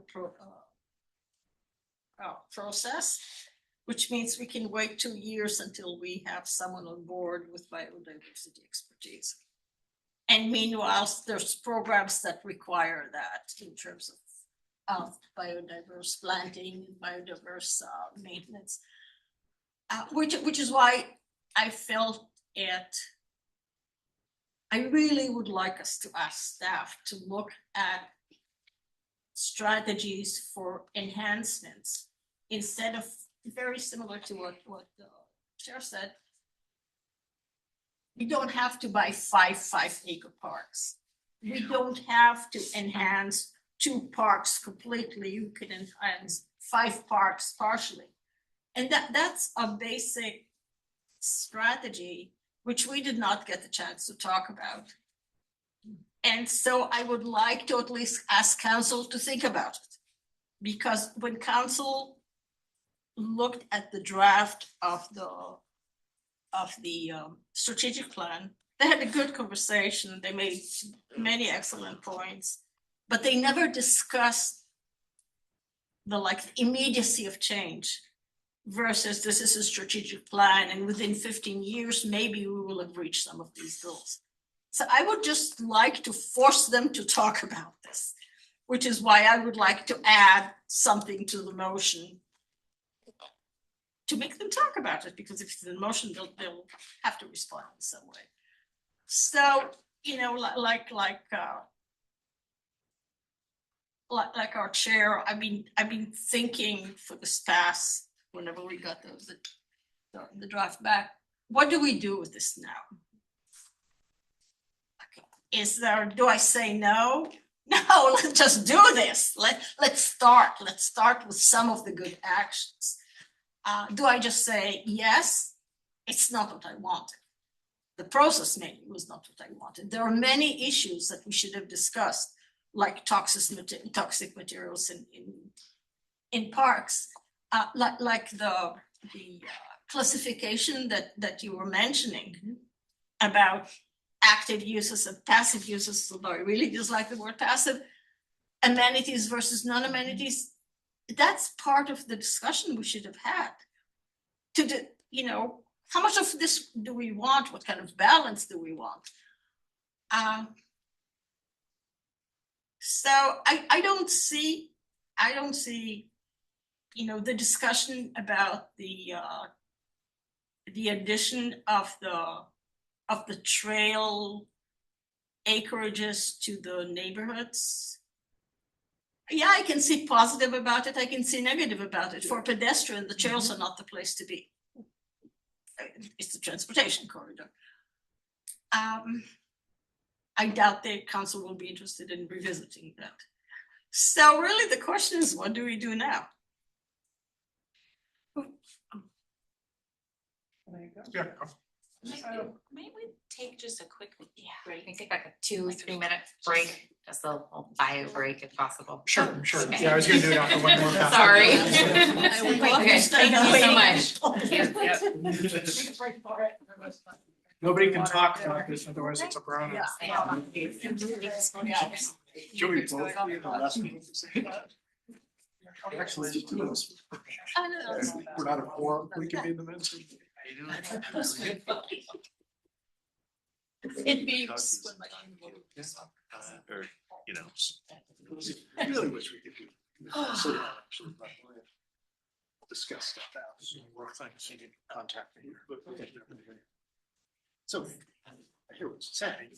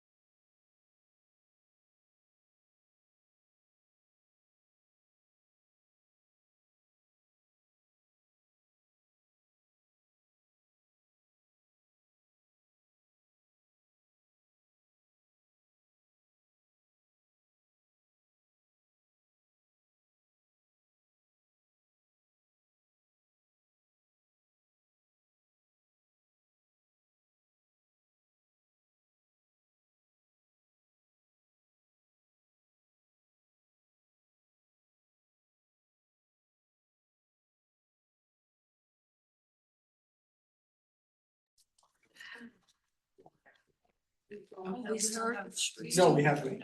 We haven't. Yes, I'll be here. We're gonna do two characters. Please do. She's gonna get through my key. Uh-oh, I gotta go to the vending machine. One more. This is for. Yes. Stickies on them, that's how we need them. Or is it 906? You said 906. It's 908 or 906. something. Okay, Yeah, we're good. so we're good.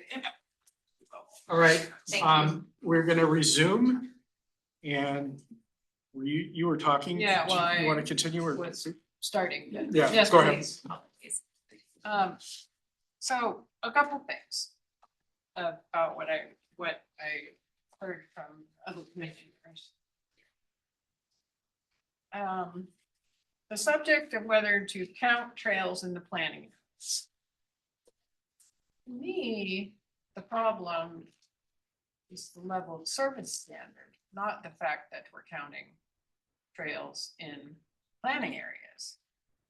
For example, really there are certain constituencies that do use parts of that land that's not the trail for things like your average 11-year-old with a BMX bike. I can tell you they're out there because you look and there's all these little BMX trails everywhere. So the perception of it really has to do with how you define what underserved means.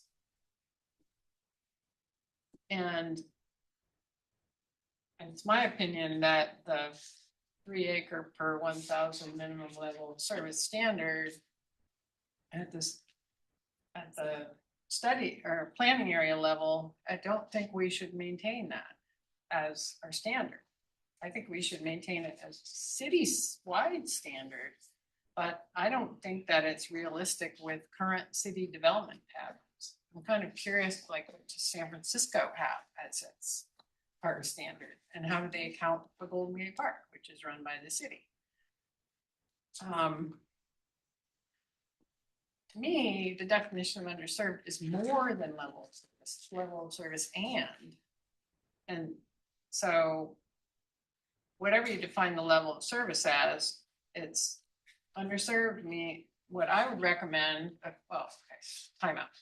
I could get behind letting this continue on with the planned process if we make some recommendations.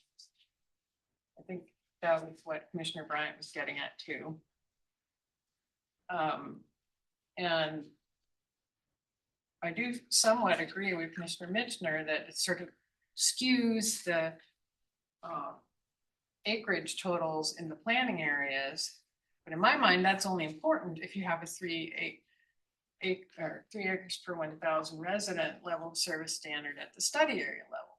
And that kind of takes me back to, I don't think we should have that. I think we should have the definition of underserved, which would include the level of service and the 10-minute walking radius, accounting for roadway patterns, and the areas highly dependent upon school facility parks.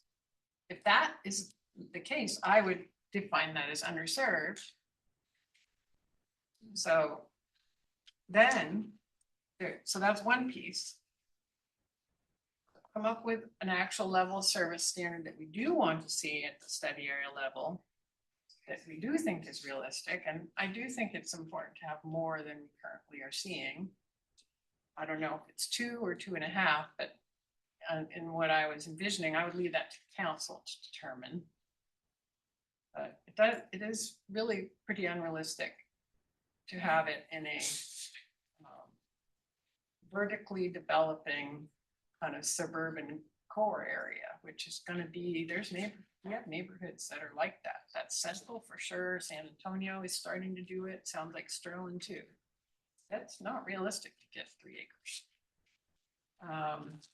So now we're back to the underserved areas. I heard all of us and a lot of the public input as well that really highly focused on equity.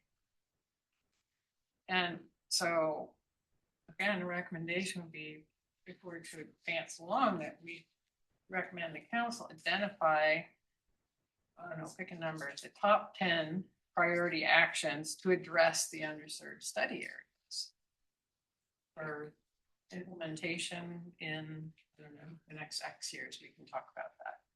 Yeah, I think Commissioner Bryant was pushing for 3 to 5 years. And the reason I say it that way is when we, you know, I was working at MidPenn when they did their $300 million bond measure. And the project that was my baby was the vision plan, which is the equivalent of the strategic plan. And it was really important to tee up capital projects for the bond measure, because the bond cannot fund, hiring staff. It has to have capital projects. This plan needs to list capital projects very clearly so that it can be transitioned into the bond measure. So there are capital projects in there, but you can't tell really which are the highest priority ones that really need immediate action. So, okay, if we aren't going to do that here, the council needs to do that before it approves the plan, I think. And pick any random number. I pick 10. And then, so what this is sort of few things to do to the strategic plan before they give it its final blessing that will set up for the next steps. I think that the community members really made a pretty good case that that risk analysis section needs to include some contingency plans. What if this happens, then what? And so I think that you should recommend that that be added to it. There's just 4 things in my mind that we would recommend. So just couple of clarifications. I did hear 4. Right now I heard 2. So what were the 4 things? So develop a definition of underserved. We could either make a recommendation or we could just leave it at that. I had a recommendation, but whatever. Clearly identify the level of service standard for the study areas. I was suggesting that we recommend less than 3, but we can talk about that. The third was identify the top 10 priority actions to address underserved study areas. So in terms of really essentially some capital projects. And then the 4th was incorporate contingency plan options into the risk analysis. What to do if. So the number of risks, and that's a good section, but we don't do anything with them. What would be some options that you respond, like what could we do? So basically you're starting from the assumption that, for which I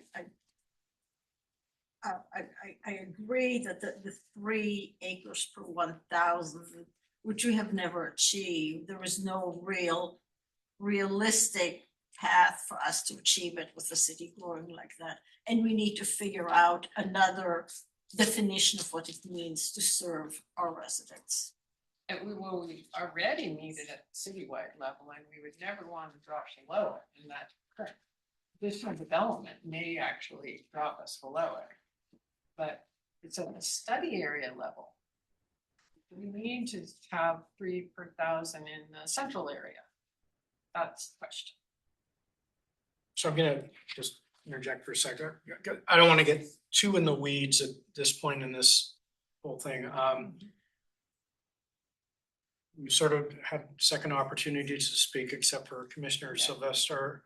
And once she does, and I sort of want to bring it back to our Assistant City Manager and Christine to sort of weigh in on where they think we're at and what they think council is expecting in terms of what's going to come from PRC. So I don't know if you had additional comments at this point. I do, thank you, Chair. I really do want to hear about the funding strategy that Assistant City Manager Seymour talked about, what she meant, what it could include, how it should fit into a potential motion we make or not fit into it. But I'm also concerned we're getting into a lot of weeds and I don't know what weeds we should be in. There's clearly differences of opinion about how we're counting trails, but I really think that argument does not impact the ultimate plan very, very much. We still have a deficit no matter what. I'm just gonna make one, since I was the guy who Mhm. did I mean, I do too. I made my point. Right. And I'm perfectly fine if that is not, if that, I mean, even that I think is in the weeds at sort of at this point. I hope people listen to it and maybe they go somewhere with it. But I would not be proposing that we Right. that we make a statement to alter this. No, I'm just saying the 70%. kinds of things we're starting to talk about are things that I think none of us are expecting necessarily to get into a motion and no, can't be put into a motion. They may or may not be interesting. In the case of the trails, it makes a material impact on money and acreage, but it doesn't make a big material impact in the overall deficit in any way. So before we get stuck on weeds like that, where we could talk all night on a particular topic, I definitely want to ask staff if we are going, like, if we look at what Commissioner Summer is asking about, like creating a different definition of underserved. Do we even have the capabilities of doing something like that tonight? Or a level of service, making a decision if that should be done on an area by area basis or citywide. I feel like the cities and staff have already invested a lot of time writing an entire report based on the level of service and saying. Clarify what I was proposing was that I was recommending that the council do that work, not us tonight. Even if recommended, I would ask staff, that would probably have them kick back the entire plan for a rewrite. So anyways, I mean, do you have other points in that? Because then I'll let them talk as long as they want. I think it's time to turn it to staff for some feedback.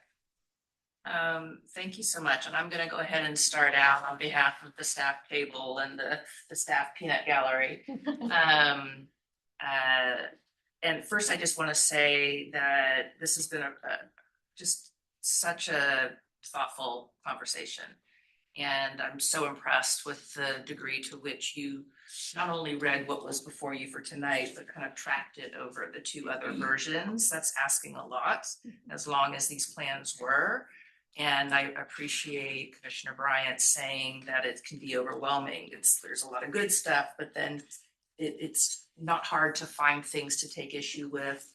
And especially as I listen to the different ways that each of you kind of do things and process information and what we're hearing from the public as they've made their comments, that I think we could conceivably write this plan forever and still wind up having this kind of robust discussion. And I appreciate where I can sense the commission is going around not letting the perfect be the enemy of the good, which I think is the statement that you were searching for before, and focusing on moving forward, focusing on identifying those things that are most important to know are not quite where we want them to be, and figuring out how to get them there. And also just trusting that staff will continue to engage with the performance metrics, with the action plans, with the funding, and with both the Park and Rec Commission and the council with updates around that. And while we wouldn't have a new plan every year, we certainly can have some of these ancillary documents be updated much more frequently than on an annual basis, which is what we're going to need to do anyway, because a lot of what we're, kind of whether it's an existential crisis or just a discomfort, what we're uncomfortable about is the degree to which there are unknowns that even if we went back and worked more would still wind up being unknown. So I'm gonna try to summarize what I think reflects what you've been saying that would allow you to move the item forward tonight. But first, I wanted to respond to Commissioner Sylvester's question about what I might have meant when I talked about, a funding strategy or a financing document. And I want to be clear that as much as I understand that there would be value in something that said, this action plan will cost this much precisely, and this is what we have. This is what is the gap, and here's precisely how we're going to fill that gap with what source and how that's going to be prioritized against everything else in the plan. I think that that's a level of planning that is for a 10-15 year plan is just not possible. And I also think that the council really, they are the ones that have the role to set budgets and to set capital improvement project plans. And they will retain that authority to do that based on what are the information that does become available about what comes in through Measure G and what if we do place a measure on the ballot and it's successful, they will identify the projects specifically to be funded from that bond measure. And then the precisely kind of the where and the serving the underserved, I think it's entirely desirable and realistic to say, we know what our underserved areas are, whether it's allocating trails or not allocating trails. It doesn't really change what that is. And that we are going to prioritize. I'm hearing two things that I don't think are incompatible. They're a both and. Let's prioritize the most underserved areas, and let's find some things that we can do to give quicker wins, quicker benefits to the community as a whole. And I heard tree planting as one very concrete example around that. And so I think that that's entirely reasonable to do. I also think that we may have danced around it a little bit in the plan because it felt like maybe a bit much for us as staff to say we need to let go of 3 acres per thousand at the planning area level. I'm appreciating that Commissioner has said that, but we always at the staff level has said it's citywide that we're going to meet the 3, and we do meet the 3. Depending on development, we might not always meet the 3, even with the regional parks. So that continues to give us that standard that we want to achieve. And at the planning area, we do want to see what it means to be underserved. And I actually rather liked your examples. I think the reliance on school fields, I think that's an elegant way. I don't think it makes sense to take them out of the park calculations. I really appreciate the analysis done to reduce them by 43% based on their hours of availability. And yes, it's true, they may become unavailable in the future. And I think we can do a better job in the plan noting that does create a greater degree of vulnerability for the already underserved areas. We do talk about it in the risk section. That's one of the identified risks. But we may or may not have included it in that Appendix G, which kind of became like the holy grail of what's happening at the planning area level. It's like, where do we have R3 and where do we have, what's SB 79 going to do? And also how do the different, transportation or traffic barriers impact? There was a whole section that we added around access that's at the part of chapter 5 with the assessment of parks, like a whole, lengthy section on access that really goes planning area by planning area. So I think we've got a lot of that already there around where is the accessibility to walk or bike lower. And also where are the reliance on the school fields. I just don't think we've pulled it all together in one way and said this further, creates vulnerability for this, or maybe for an area it raises it from not being considered underserved. I don't think it actually will. I think we're going to wind up with roughly the same planning areas. And in terms of what's the goal or what's the cutoff, and this is where I don't think that the allocation of trails makes a difference, because you notice we just kind of increased what the line was for where we wanted to look to 2 acres per thousand. And some of these underserved areas are quite a bit below that. So it would make sense really to be focusing on those. However, we can't control whether there will be land available in those.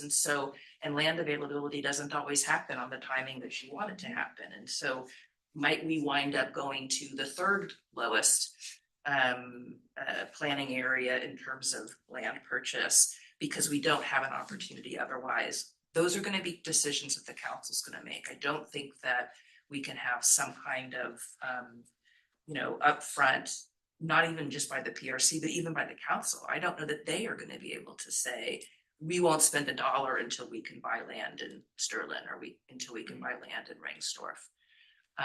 And so that's why I think that document is going to be very much evolving based on what we learn about revenues that are available to us from these different funding measures. And as different kinds of land is available, we're going to be allocating to the action plans in that way. And I think we can do that in a separate document. I don't think that gets adopted with the plan. I think that comes after the plan. So I think that speaks to the funding priorities and sources. I think speaking to the school space is really by better describing in the planning area descriptions the vulnerability towards the loss of the school space and including that in the concept of what makes an area underserved. I think the inclusion, I already spoke to the inclusion of some immediate actions and that tree planting being one. And it sounds like we're already starting on that. So immediate already has a good leg up. I don't know that I would think that we can do all the parks a little bit as opposed to 2 parks fully renovated and enhanced, because I just don't think that's the way that project management works. I think we could only do that with things that were a little bit more not surgical, but a little bit more possible to define and come in and say, kind of regardless of what we're going to want to do in enhancements down the road, we know we're going to want trees and we're going to want them in these places, and just really counting on staff's expertise to be able to do that, because this is what they do.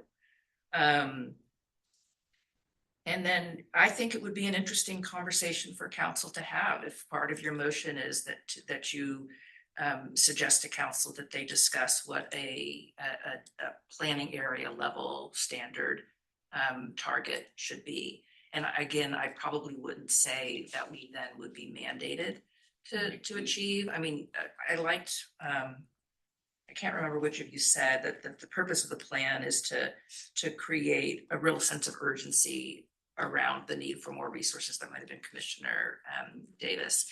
I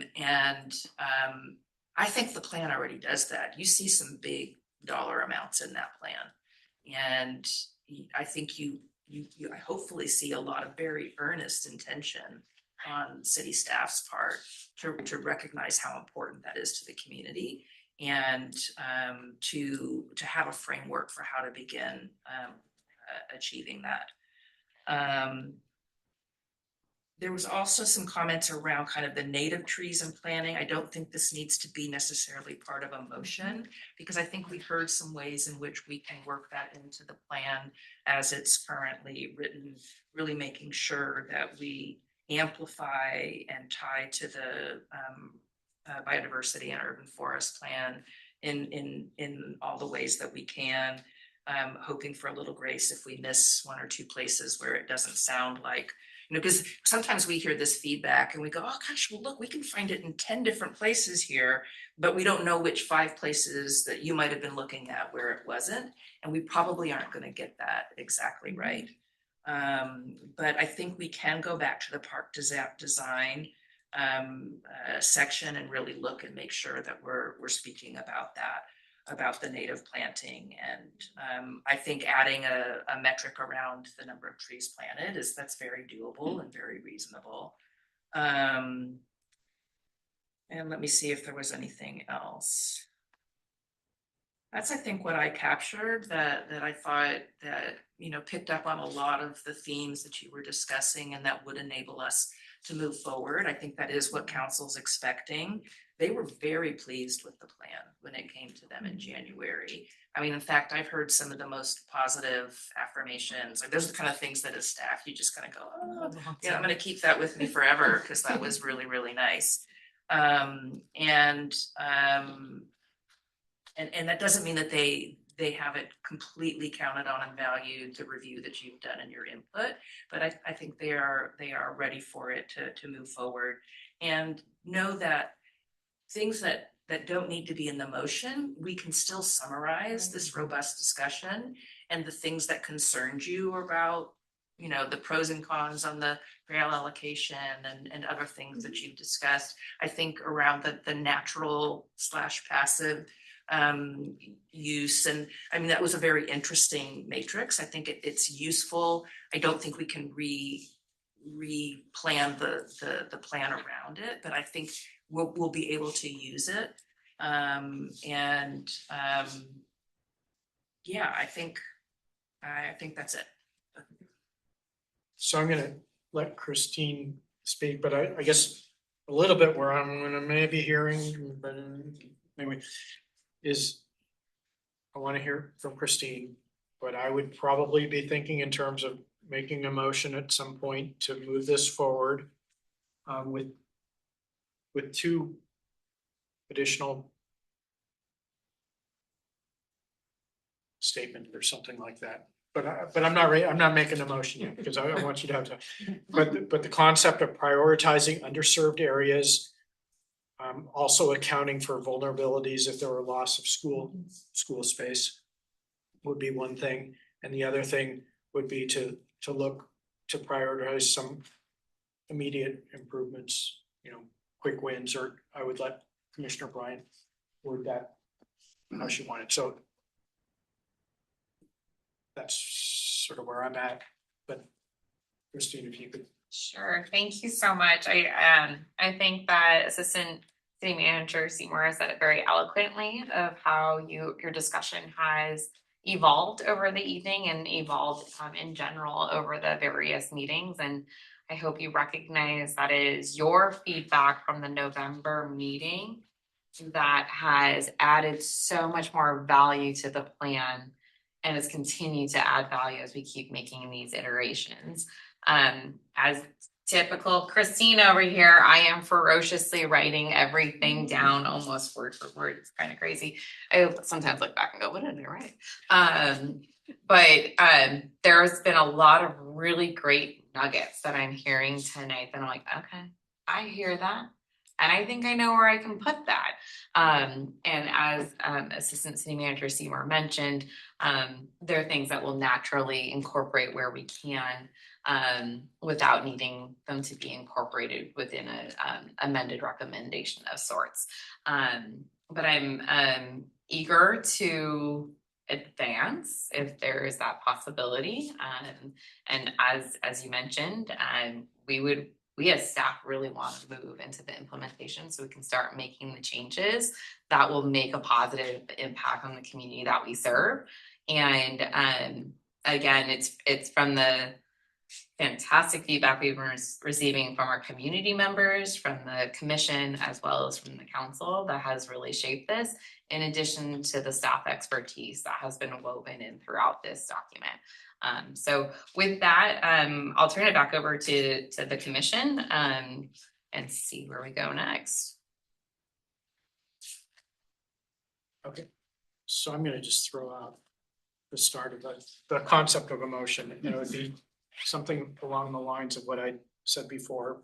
It would be to forward a recommendation to the city council to adopt the Parks and Rec strategic plan, and not under these conditions, but to also at the same time look at ways to prioritize acquisitions and improvements to underserved areas of the city, taking into account vulnerabilities if there were to be a loss of school space. And second, to look for, I'm gonna let Commissioner Bryan do this, look for opportunities to make immediate improvements. I'll let you do it. Yeah, I mean, and this again, this is just my stab at something, so. So really, the language that I was thinking of adding, let me just say, let's see more, your summary and your suggestions for moving forward were just wonderful. I know Christine is writing notes and making changes, but your summary was just great, really, and then gave me confidence that we are on the same page on this. So what I was going to propose is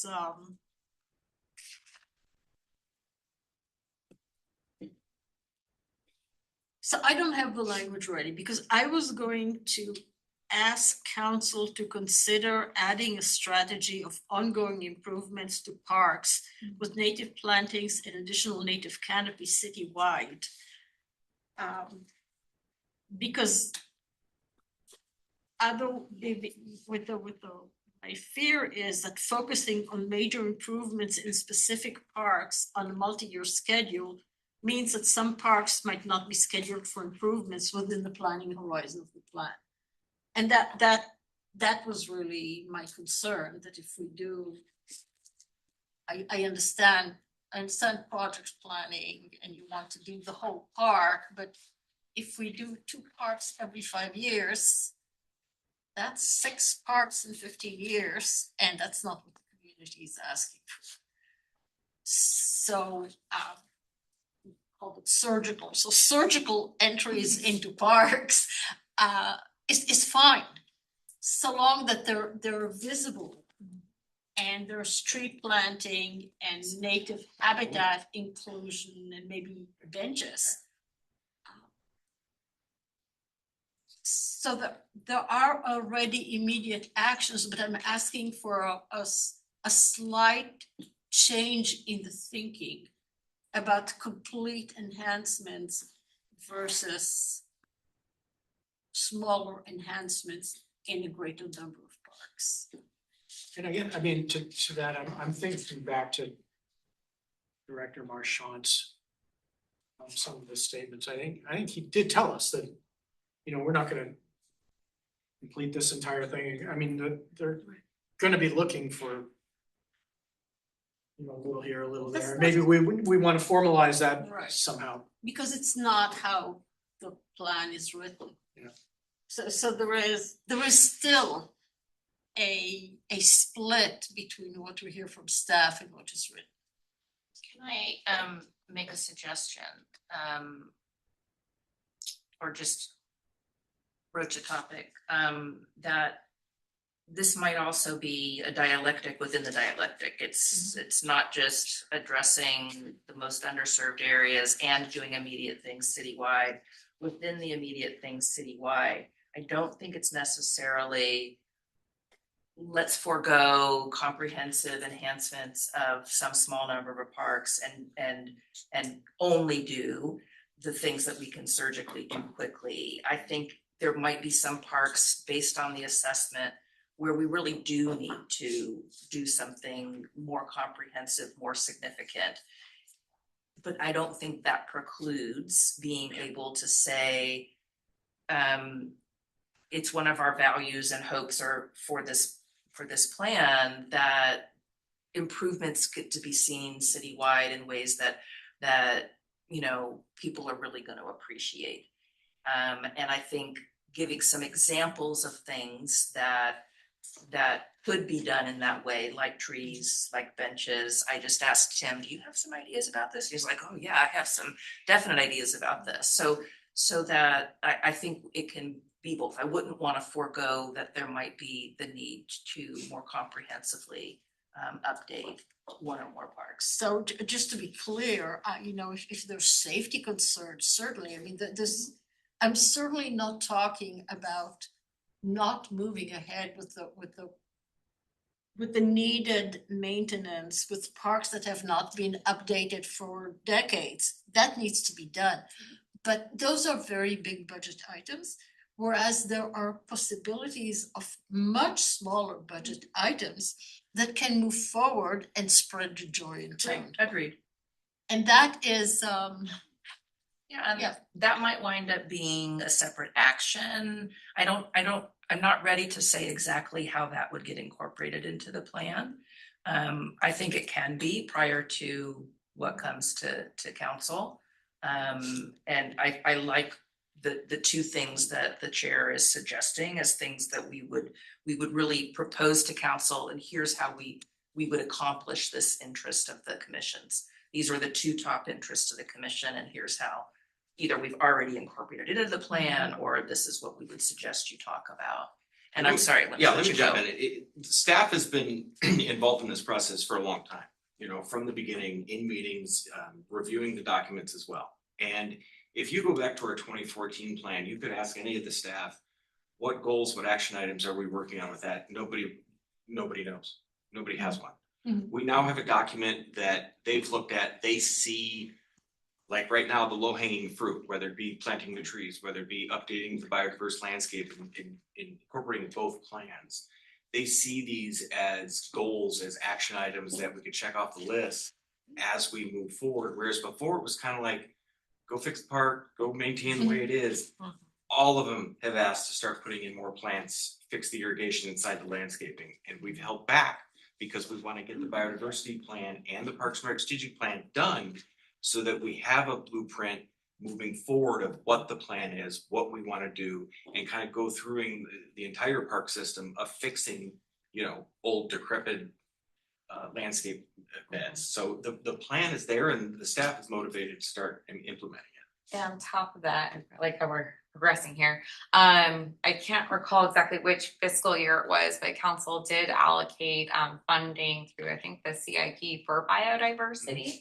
Enable the Parks and Forestry team to be at the ready to enhance our parks with biodiversity. And it's the biodiversity and urban forest plan that we are looking for that guidance to be able to incorporate those updates to the park. So and we've gone over some of the action items. You know, I go over with my supervisors and going through, and they're already blinking off some of them, going, "Wow, this is something that we could do really quick. This is something that it's low hanging fruit, easy to attain."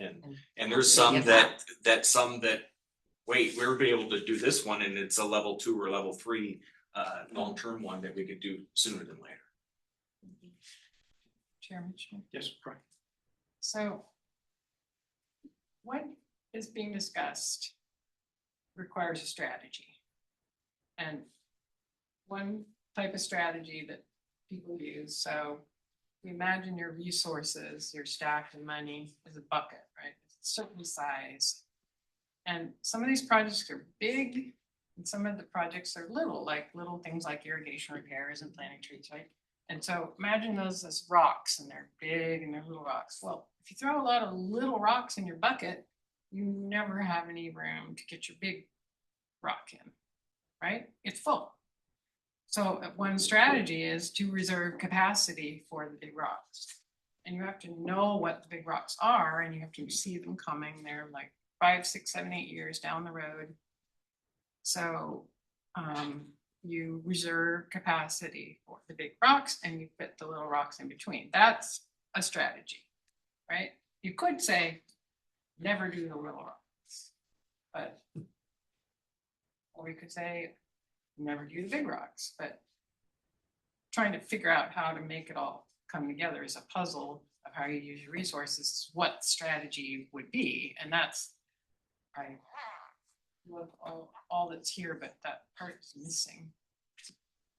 And I guess my thought is, yeah, it is, but the components are there, and it's gonna be staff and city council that. Yeah, city we'll council make those- for we'll sure, make those and maybe decisions. this is done on an annual basis or it's a CIP 3 thing, but saying how you're gonna do it as part of the CIP process, right? Like, Yeah, that's how. and that's what's happening now is we've got our new parks project coordinator. And we're taking Little Rocks and we're able to start doing things, start implementing things. So whether it's park by park, upgrading benches, irrigation stuff in the field, our big rocks are sitting over here.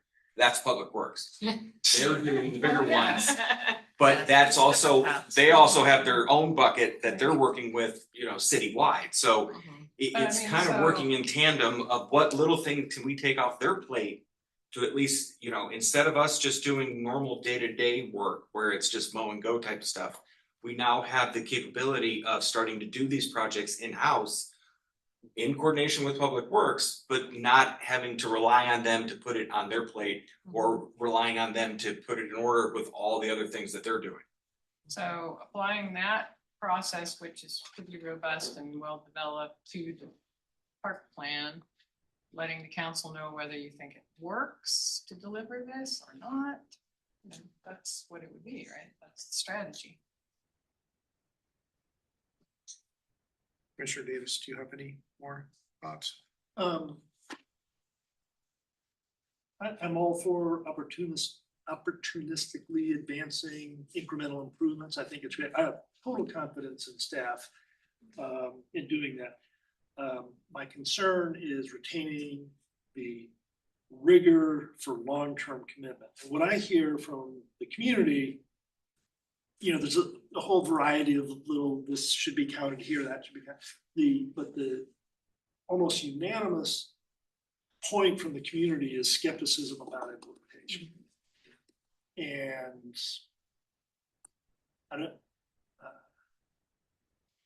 I kind of wish we planned differently. I think Mr. Summer has such great ideas, but I do think we want to move the plan forward. I think the council has to hear skepticism about implementation and not losing sight of the big rocks.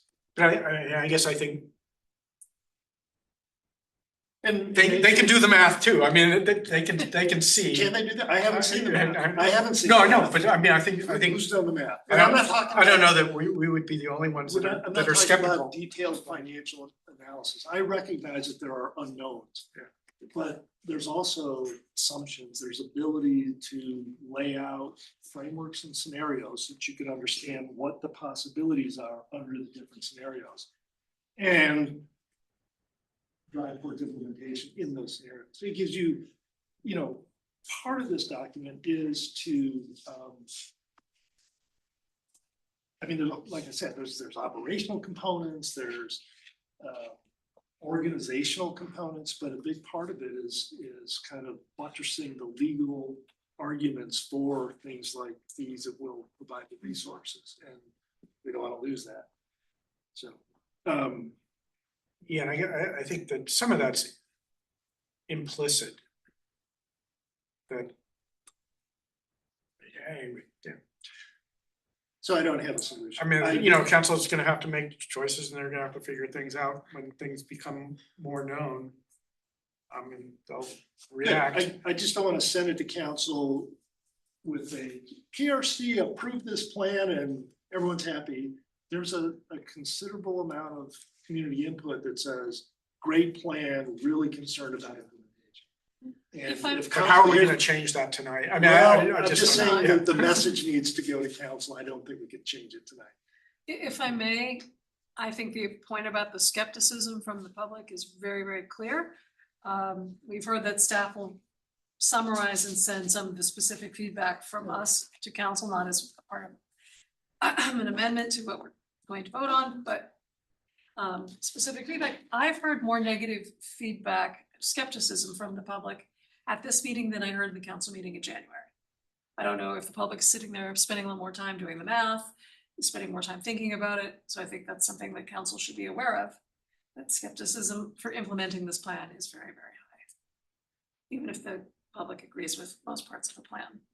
So this is a strategy that lays out what the needs as we currently calculate them are, what the residents would like to have, and what financial analysis needs to happen to see whether we can achieve those criteria. It is really not the PRC's job to figure out how to finance this. This is council's job.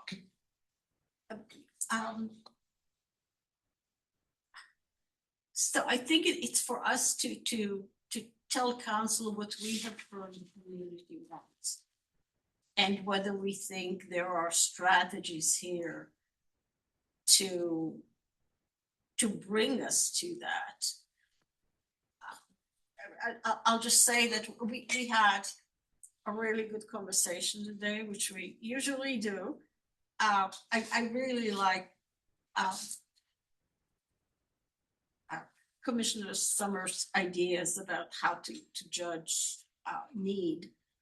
And that should have been the beginning of the conversation, not the end of the conversation. In terms of the 2, 3, 4-year process that we've been on. So to me, it just reinforces the importance of the meeting next year when we talk about what has gone on and what, you know, like I said, this is a work in progress. Maybe the 3 acres per 1,000 residents per planning area, maybe we should just give up on that because it arouses anger in areas where obviously we'll never achieve that, and we'll achieve that almost nowhere. So I interrupted you. No, you didn't. I was about to interrupt you. I agree that this is going to be a evergreen document, and we'll have opportunities to adjust it, and maybe the 3 acres, you know, thing gets modified in the future. I think it does have usefulness, again, for driving urgency. Again, I want to reiterate, I'm not talking about a financial analysis. I'm talking about framing realities, because we have a whole set of ambitions that are outlined, and we've got a community that says, I don't really see it. I don't see it coming together. And I'm talking about putting some kind of, no, this really can happen. This can happen now. This can happen if these assumptions occur, you know, something that gives the community confidence that the path forward isn't a whole basket of aspirational possibilities with, you know, questionable implementation. In order to take it out of kind of the dollar and cents realm, could you deal with that as like a contingency plan? Like if we can't, what to do if? And I'm not suggesting we try to solve it or that we even know how they have to solve it. But there needs to be a strong message that confidence in implementation has to be buttressed through some additional future kinds of planning mechanisms. I think we've really heard that, and we can communicate that to council. Okay, good. You get to make the motion. I don't see it as part of the kidding, motion, but I think we're still with what Chair Mitchner was suggesting around the 2 statements. One being to look at ways to prioritize park development in underserved areas, taking into consideration reliance on school fields.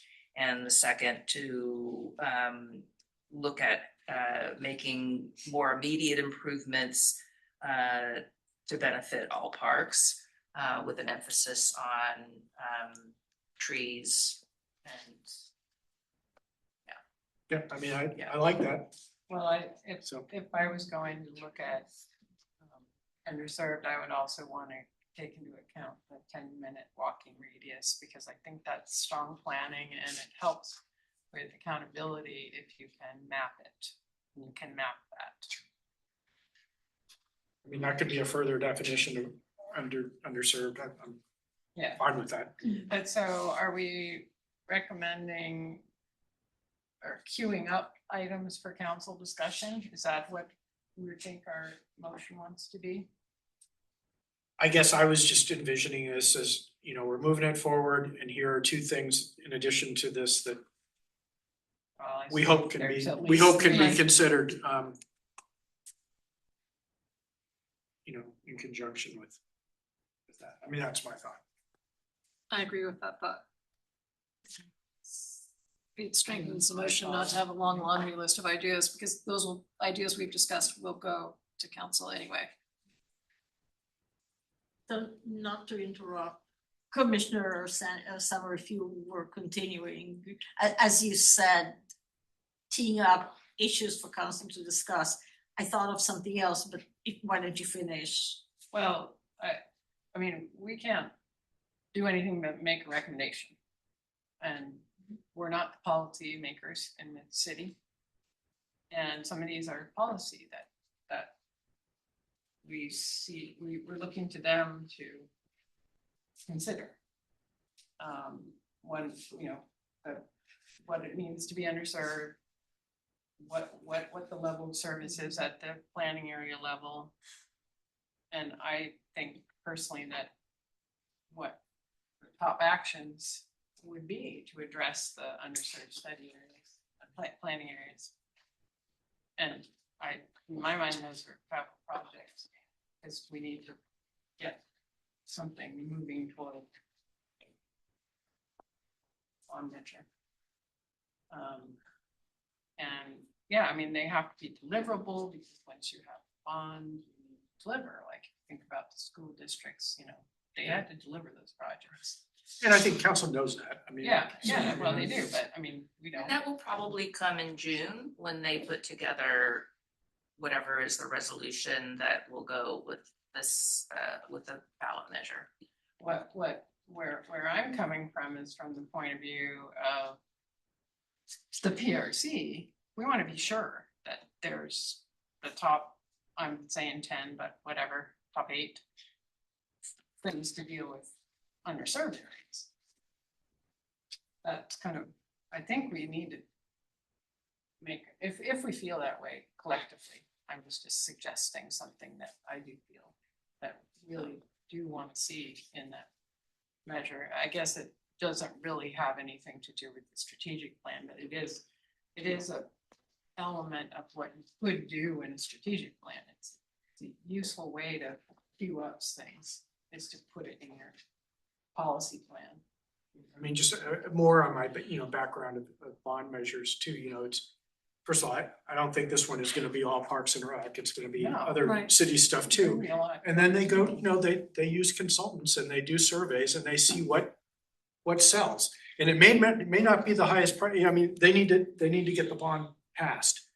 And so they're gonna figure out the things that are most desirable that are gonna get votes. I mean, I think that's just a natural part of putting a bond measure together, so. I mean, so and it we're might, who knows what, voters, and they appointed us to do this, so what I was imagining was that we were allowed to say what we think. well, I think we are, I mean, that's, there's 52 actions and Yeah, but there's time horizons on them, and I mean, what would you be doing differently? Top ones. Could I make a suggestion? I don't know, I hear you're not suggesting that right now we come up with the top ones. You're wanting to ask the council to come up with the top ones as part of them adopting this plan. And I'm not sure whether how far down that path they will feel that they are able to go.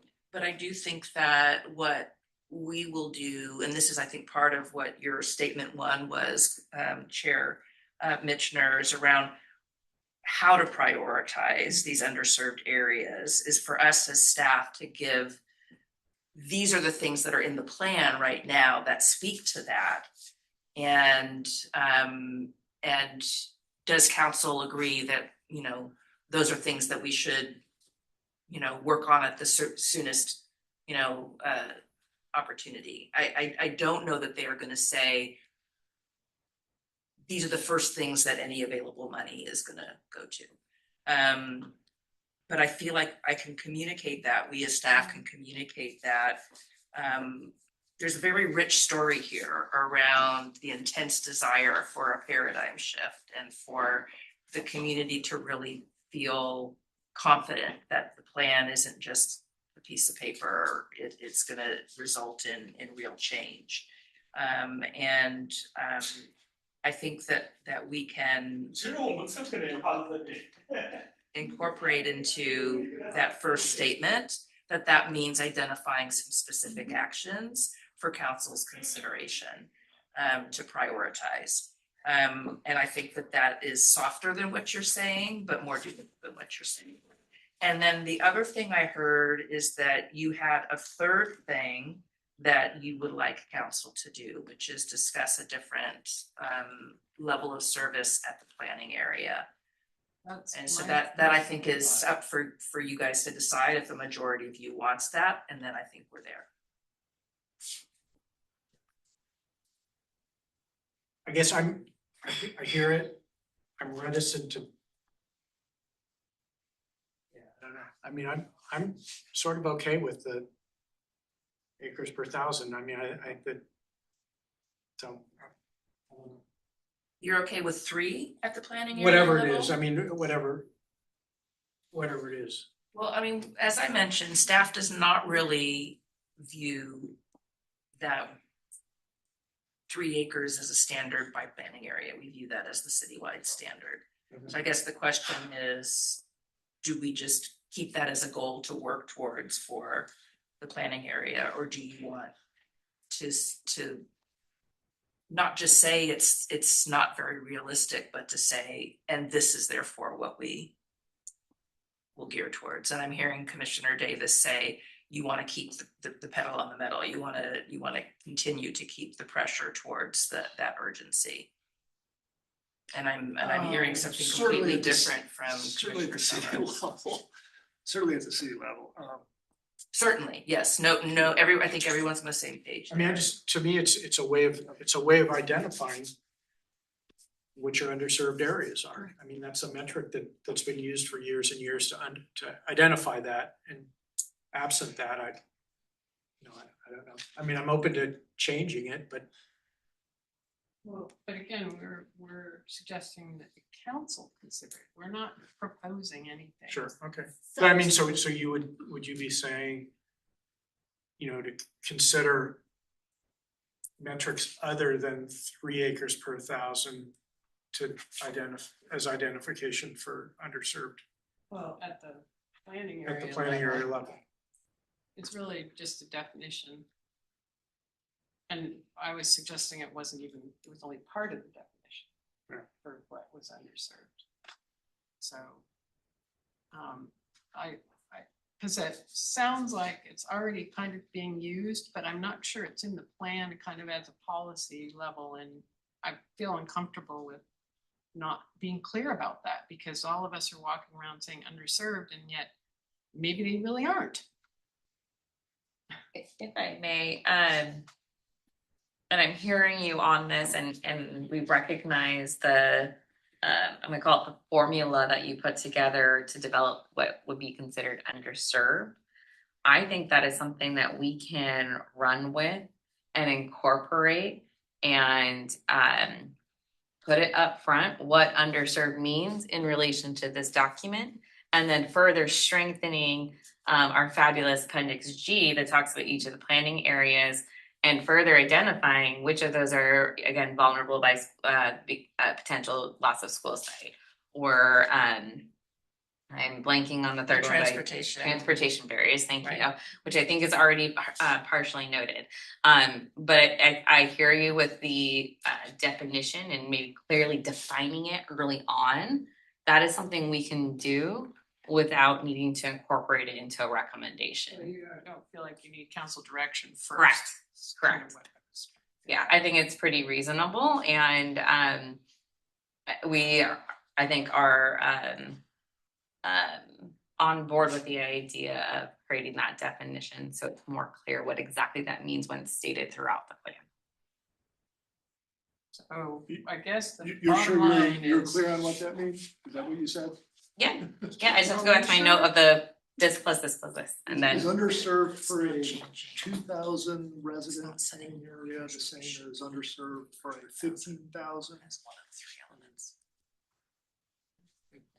I think even the planning is questionable. So for our point of view, what do we need council direction on before they, I mean, it's like, is there anything that the council need to give staff direction before? The hope and goal is that when this comes to the council in May, that they'll be adopting the plan. They may make some feedback that we might need to tweak in a very, very final document that gets posted. But we're looking for us to get to that adoption phase and not looking necessarily for additional direction from city council, as mentioned. Well, I think what happens in between is you're saying this is what's important to us. And we want council to consider it, and then we as staff figure out how to bring that forward to council. I mean, I've been pretty straightforward with you of what I think we can incorporate and what I don't think we can. And I think we can incorporate, and you can have it as part of your motion for sure, and is around looking at ways to prioritize park expansion in the underserved areas with a definition of underserved that includes not only acres per thousand, but also the dependence on school fields and the access by walking, and also to look at ways to make immediate improvements that benefit all parks, with an emphasis on tree planting. So I feel like if you make that motion, we will bring, not just take council talk about this, but we will bring in the plan the accomplishment of those two interests of the commission.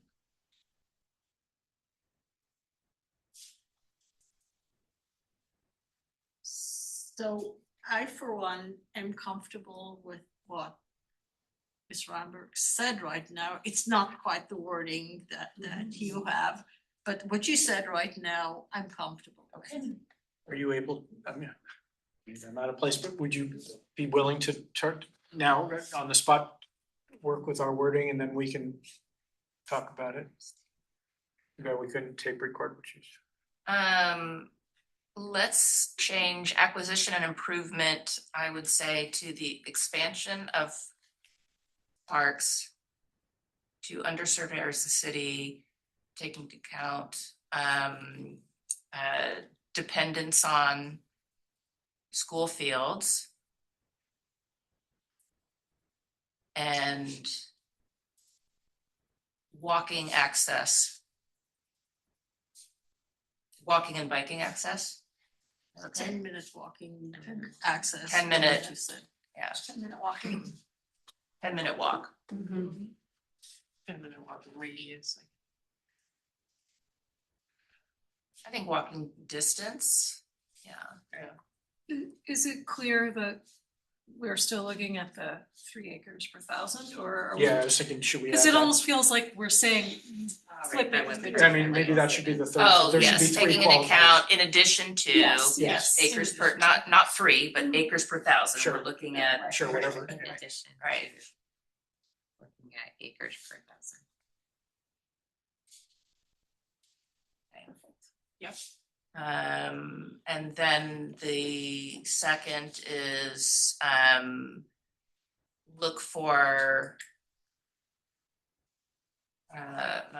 identify opportunities to make immediate improvements to benefit all parks with an emphasis on planting trees. Does that work? So instead of to also look at ways, maybe just say incorporating into the plans.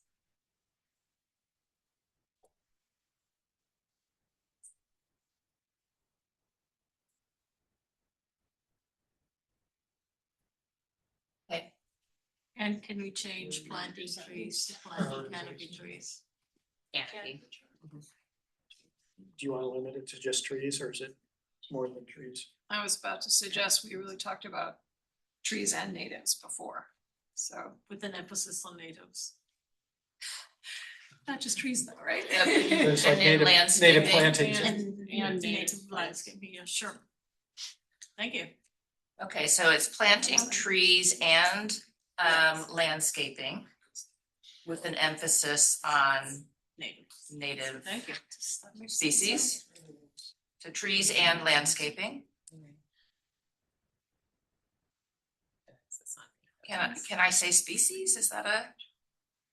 Plants, native plants will do. Okay. But does that imply trees? The tree of plant?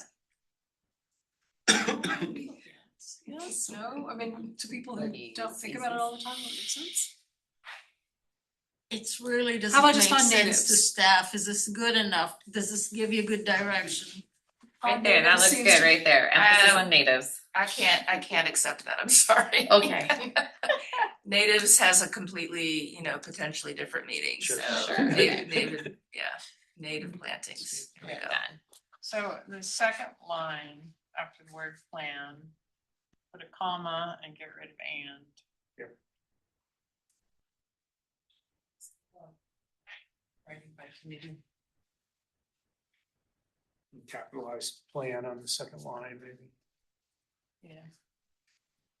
And then a comma after city, maybe, on the third line. We can do that kind of Yeah, okay. tweaking. Thank you, Ellis. Yes, and it's not easy to have like 3 people barking at you. Yeah. Not barking. It's making suggestions to you while you're typing in real time. So thank you. At 10:15.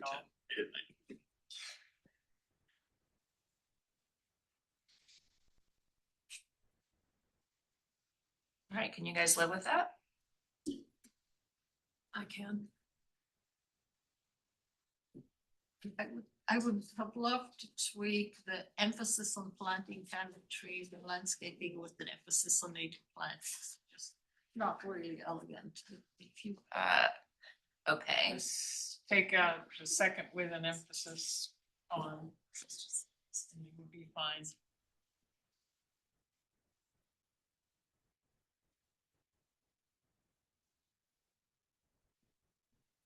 That would imply that everything would be native.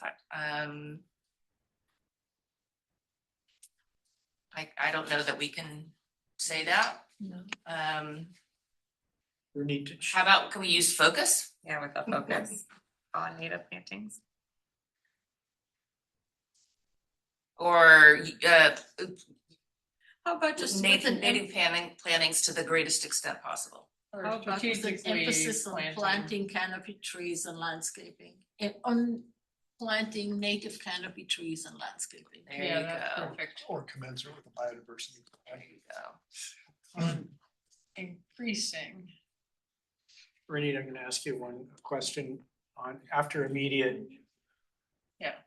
Do you want something in there about low cost or low budget, just to get the idea that, let's, I mean, No. you think that it's okay like I it is? think That's I can depend consistent. on staff to try to make it low budget. All right. To be No, I just immediate. don't want it to be another one, because there's already 15 immediate things, and I don't want this to be sort of categorized with all that other stuff. So do you think we need to clarify immediate? I don't know. Because versus the plan language is which is Yeah, 0 to 2 even years even more versus immediate than the immediate. immediate, I don't know. Usually immediate. 0 to 2 is a pretty immediate Okay. for us, so All right, to right. allow us for time Yeah, we are to implement amongst a our government. regular responsibilities as well. Actually, the question is, identifying opportunities is one thing, implementing them is another, if we really want to be paranoid about this. Say identify and implement. Yeah. Identify and implement. There we go. Good. That helpful? That has a bow on it. Yeah. And then can we add at the end, consistent with the biodiversity and urban forestry plan? Very nice. How about, and then also just to sort of identify opportunities and implement immediate improvements. No. No? Okay. Near term improvements. Well, I don't know if you implement opportunities. I mean, that's not a really a thing. Yeah, identify opportunities, yeah, and implement near term improvements. Near term improvements to benefit all parts. I'll take that one, it's like it wordsmithing. We need to. So you take out to make immediate improvements. Paradigm shifts. Nope, no, that, yeah. Yeah. Here we go. We do No, have- the paradigm shift So would you entertain expansion of parks and open space? Recognizing that some of our opportunities may be in trails, it may be in corridor linkages, it may not be a convention, this notion of order. Conventional. Of course. Lawn, park, Yeah, Parks and open space. okay, I'm done. For that Okay. matter, I also, can do it more. one more open space, benefit all parks and open space. I just mean all parks. Necessarily open space. The second to last line. So I'm Benefit fine all with to parks benefit and all open space. residents rather than to benefit all parks. Okay, Parks don't come to meetings. Yeah, make it residents now. Frank's, Okay. Franksdorf's here. Frank's in the house. find this very hard to write by committee. Yes. Very. Okay, So what's next? so I think. Now we've messed it up. I'm sorry, now we've messed it up. It is indeed.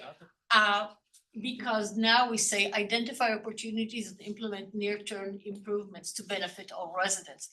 Well, I mean, I can think of millions of opportunities to benefit residents that truly have nothing to do with trees. So let's go back to parks and open space. You can go door to Parks and door and open make sure. spaces. Benefits parks and open space. And our candy bars, you know? And you And want why don't parks- we just stop? Do you want to do citywide after that? Yeah, let's just, Okay. No. Just- Yeah. An Parks and improvement open implies space. a Oh, benefit, nice. take out two benefits, near-term improvements to parks and open space. I feel like we've done some really great wordsmithing right now. And I think that you've taken it pretty far, and this is where I go, oh man, we could edit this to death, but I think at this moment, if this is something we are comfortable with, that the next step would be to have a motion on the floor in order for us to carry I'll make the forward. motion. Take out benefit all. Just no. What was that? Just improvements to park and open space, that benefit was a vestige of whatever what were we at? Just so. Improvements to parks and open space with an emphasis on. No, to benefit all parks and open space Yeah, is fine. I'm okay with that. There's no problem with that. Yeah, I'm We're okay at with the that. point we could Isn't do this there- for another hour. Yeah, I mean, it's what we do well. Improvement is a benefit. I'm gonna second what's on the screen. Okay, So, And I've made the motion and it's been seconded. so we have a motion by Commissioner Bryant. We've lost the screen Oops. temporarily. Sorry. And the second by Commissioner Summer. I need it. Is there any other discussion before we take a vote? Right. Okey-dokey. Commissioner Bryant? Yes. I know, I need Commissioner a couple more. Sylvester? Yes. If it Commissioner, functions, it's an investment. Commissioner Yes. Davis? Yep. And Summer? Yes. I thank you all for a very robust discussion. We topped the November discussion. This is where I leave you. And we will have a changeover of staff right now before we move on to your next items.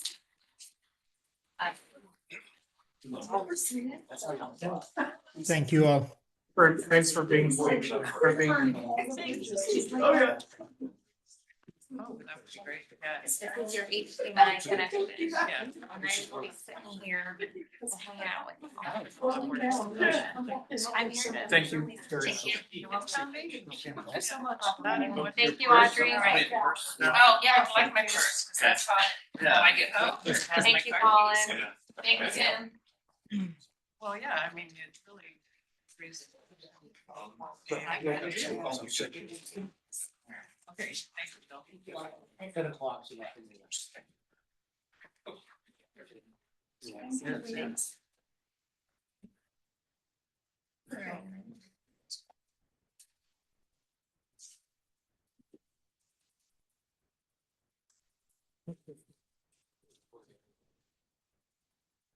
Okay, Allison, are we ready, you think?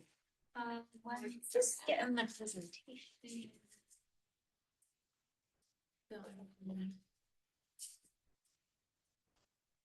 There we go.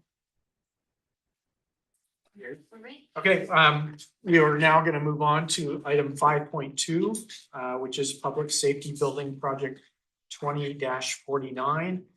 And again, the process on this is we'll have a staff report, we'll have PRC questions, public comment, and then PRC discussion and motion and a vote. And I believe that we have Naveen Govind from the city who will be leading our staff report. Thank you. Good evening, commissioners. My name is Naveen Govind, and I'm a senior project manager with Public Works. With me today, I have David Printy, principal project manager with Public Works as well. And I believe we have Russell Hanson, the urban forestry manager on the call. And we are here to present an overview of a new public safety building project, its impact on heritage tree, and its mitigation measures as a part of this project. Little background on this project. The current police and fire building is on 1000 Villa Street. The site is located between Shoreline and Franklin, east-west, and then north-south it's Evelyn and Villa. The existing building sits on a 4.3 acre site.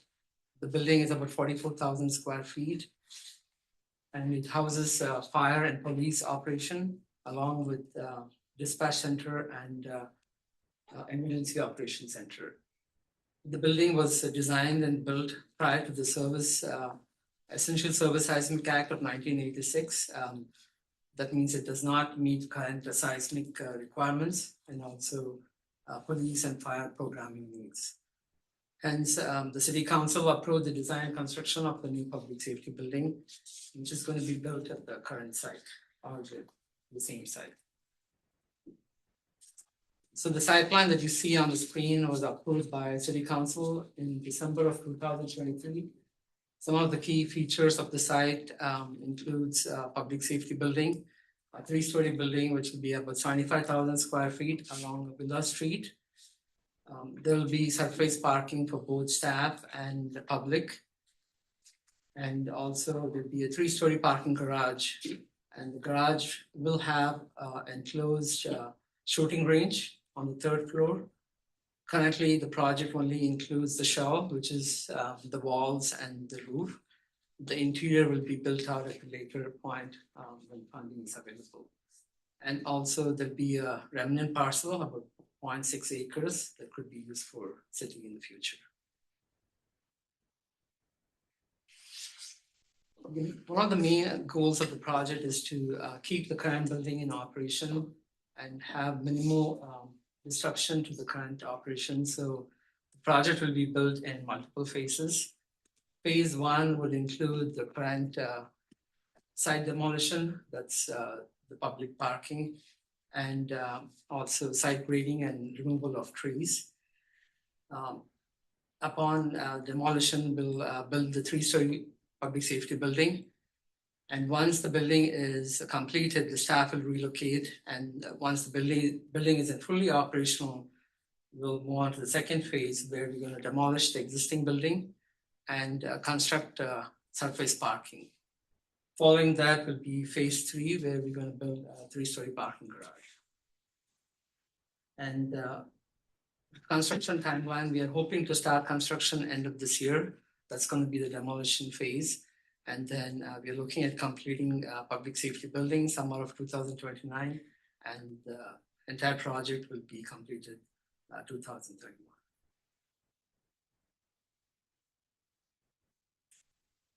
So the design team has made every effort to save the trees for this project, for the construction of this project.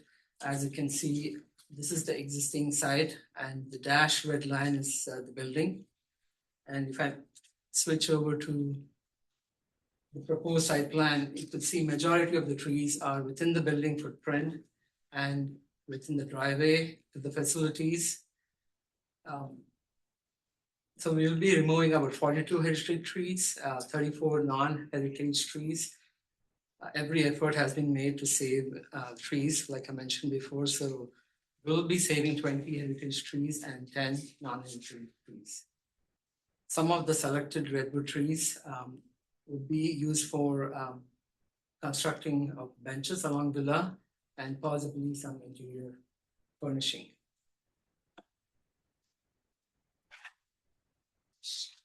The proposed tree planting, the tree species selected for this project is from tree list, and that supports the biodiversity and urban forest. The project incorporates a selection of semi-native trees and native trees. Semi-native trees are species that are not originally local from this area, but from a nearby region or with a similar climate zone. The project supports the desired, this approach is the reason we have native and semi-native trees. It's because the project has water use goals, mature height, and also wanted to minimize the future maintenance demands. So the total proposed trees are 118, that would include 84 mitigation trees. Here are the trees that are proposed for this project. Among all the trees, there are native trees, which is the western redbud tree, and then also it incorporates about 30 oak trees. So staff is requesting a recommendation to forward a recommendation to the City Council to approve the mitigation of the 42 heritage trees at a ratio of 2:1, with the planting of 84 trees on the project site. And that concludes the presentation. We have open questions and comments. Thank you. Questions from the commission? I have one question. One of the neighbors pointed out in a public comment to the committee that some of the trees proposed to be taken out are actually just in the open parking area right now. And why are those trees being taken out? It's a little difficult to see on this graphic. But why would those trees be taken out now? Sure. So David Printy, Principal Project Manager of Public Works. So obviously, as you can see, a number of the trees are very clearly in the path of the new construction and or drive aisles. But there are other trees that are also at varying elevations that are far different than the final elevations required by the final design. So in many cases, they are, in some of them, those that are familiar with the site, there's a fair amount of elevation differences, and there's lower areas and higher areas. And so where some of those areas you're referring to, those trees are at an elevation that is not supported by the final design of the project. So that's the primary explanation. So in the diagram, the green trees are the ones to be preserved, and the red and yellow ones are the ones to be removed. Correct. Okay, thank you. Okay. I had a question about why there was no drive aisle connecting to Evelyn. There was mention of an easement, a utility easement, but I was sort of in passing, and I was just wondering, is there an option to run the parking garage to Evelyn versus as opposed to Franklin? The long-term plans for Evelyn are in flux. And so in earlier versions of this project, there was actually an Evelyn overpass being put in, which kind of precluded that.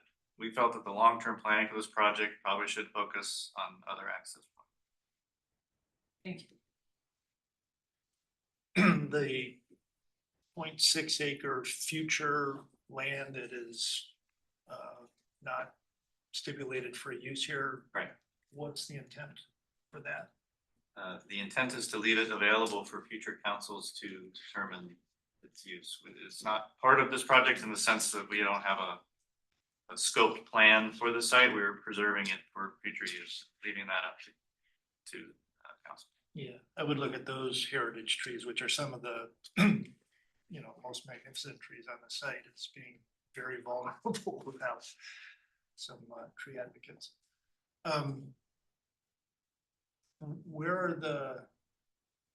What stage of design is this in? Naveen, you want to go over your kind of rough schedule? Yeah, sure. So currently we are almost in the completion of construction documents for just the demolition package. So we are planning to go to council in June. So upon council approval, we're going to go out for bid, and then we're going to hire a contractor. So we're targeting to start demolition end of this year. And you had a contract architect develop the plans. Yes. Was that architect provided with any of the biodiversity draft plans, heritage tree, city priorities? It doesn't look to me like this site plan, particularly that significant redwood grove near Oak Street, like there was any attempt to even consider that as being important. I could speak to the nature of this project, and as Naveen walked through the phasing, both the program for the future needs of the facility, the police facility, led us to really one conclusion, that the only developable part of the site was the frontage along Villa. And there wasn't much opportunity to develop elsewhere while maintaining operations of the rest of the facility. I think it's important to point out we're going to be building for 2+ years while PD operates on the back half, or back 2/3, I should say, of this parcel. And they have nowhere else to operate out of. So we have to develop the frontage along Villa, and we did preserve a number of the heritage trees along the Oak Street end to the maximum extent possible. Obviously there's issues with building a building of this size and complexity and maintaining tree health. That's going to be a particular challenge for the ones we are saving. But there is very little margin of error in terms of locating this new building and navigating around the existing trees, unfortunately. Doesn't look like creative architecture at all, but go ahead. Other questions? I do. Alter the building form. Commissioner Sylvester. I have a handful. Why were semi-native trees chosen instead of trees that are more native, such as the ones listed in the North Bay Shore Precise Plan that had an excellent list of mainly native native trees that would serve as an excellent benchmark? I'm gonna defer to Russell to speak to the species selection, because that's not my wheelhouse. Russell, are you available to speak on the matter? Yeah, absolutely. Thank you, commissioners. Again, as with any of our planting plans, it's kind of a negotiation, I will say, in terms of where we are actually going to be able to plant the trees. And so, Naveen, can you pull up the replant plan?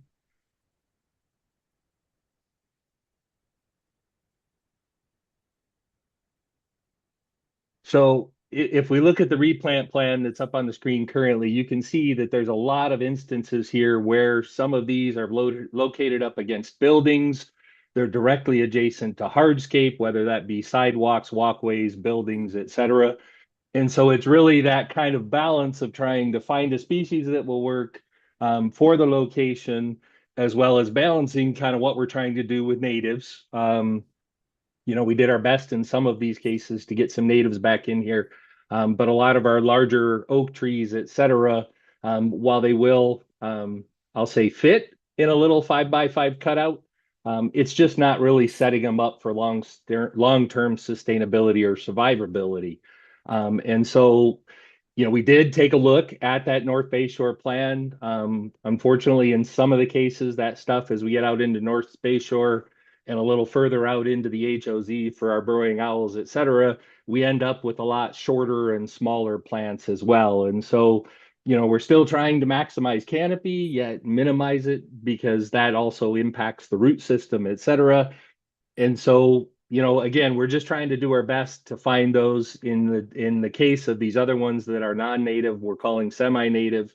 What we're trying to do is kind of match up with what would be considered natives. They are not native. I don't want to misrepresent that, but in the case of the Laurus saratogas, the Laurus nobilis, I'll say semi-related to our native Umbellularia, our California bay tree.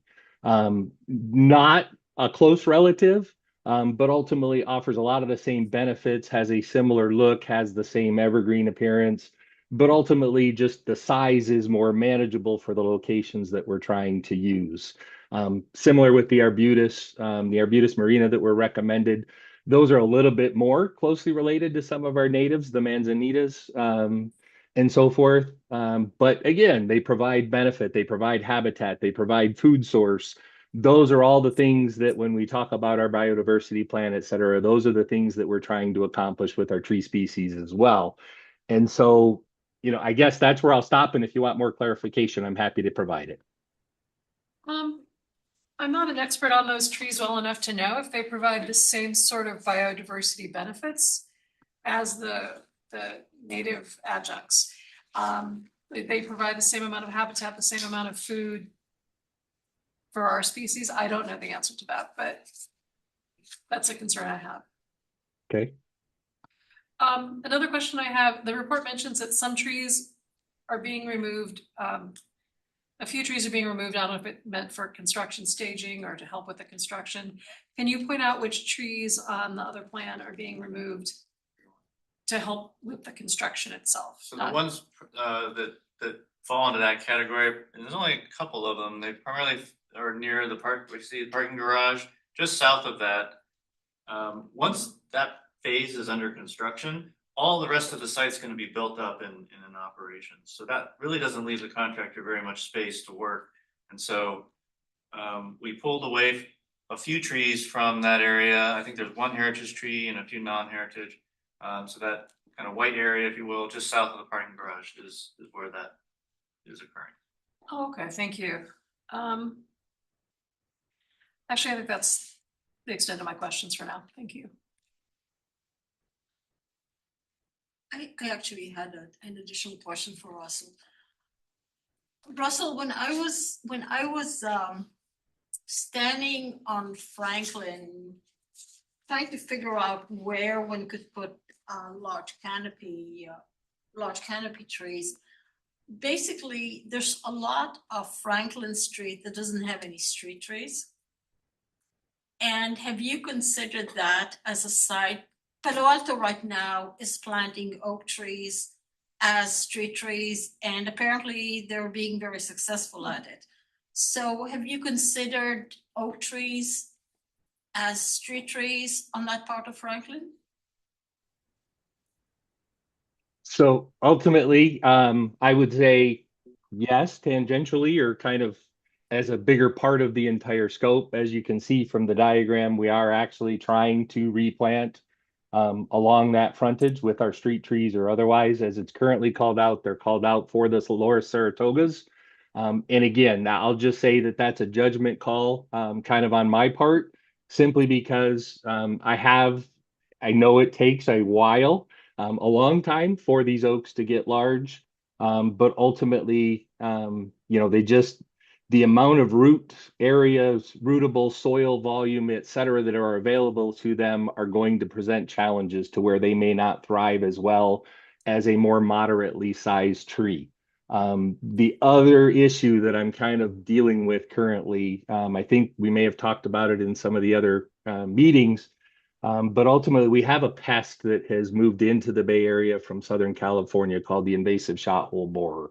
Unfortunately, it has moved from San Jose through Santa Clara to Sunnyvale. We fear it is present in Mountain View currently, and we just haven't identified it. So we're actually going to be beginning a trapping program hopefully in the next 6 months this summer. We hope to have traps in place and be able to kind of start identifying if that pest is actually in our area. And the concern is that coast live oaks as well as Quercus lobata, our valley oaks in particular, are reproductive hosts for that pest. And so they kind of amplify when that pest shows up.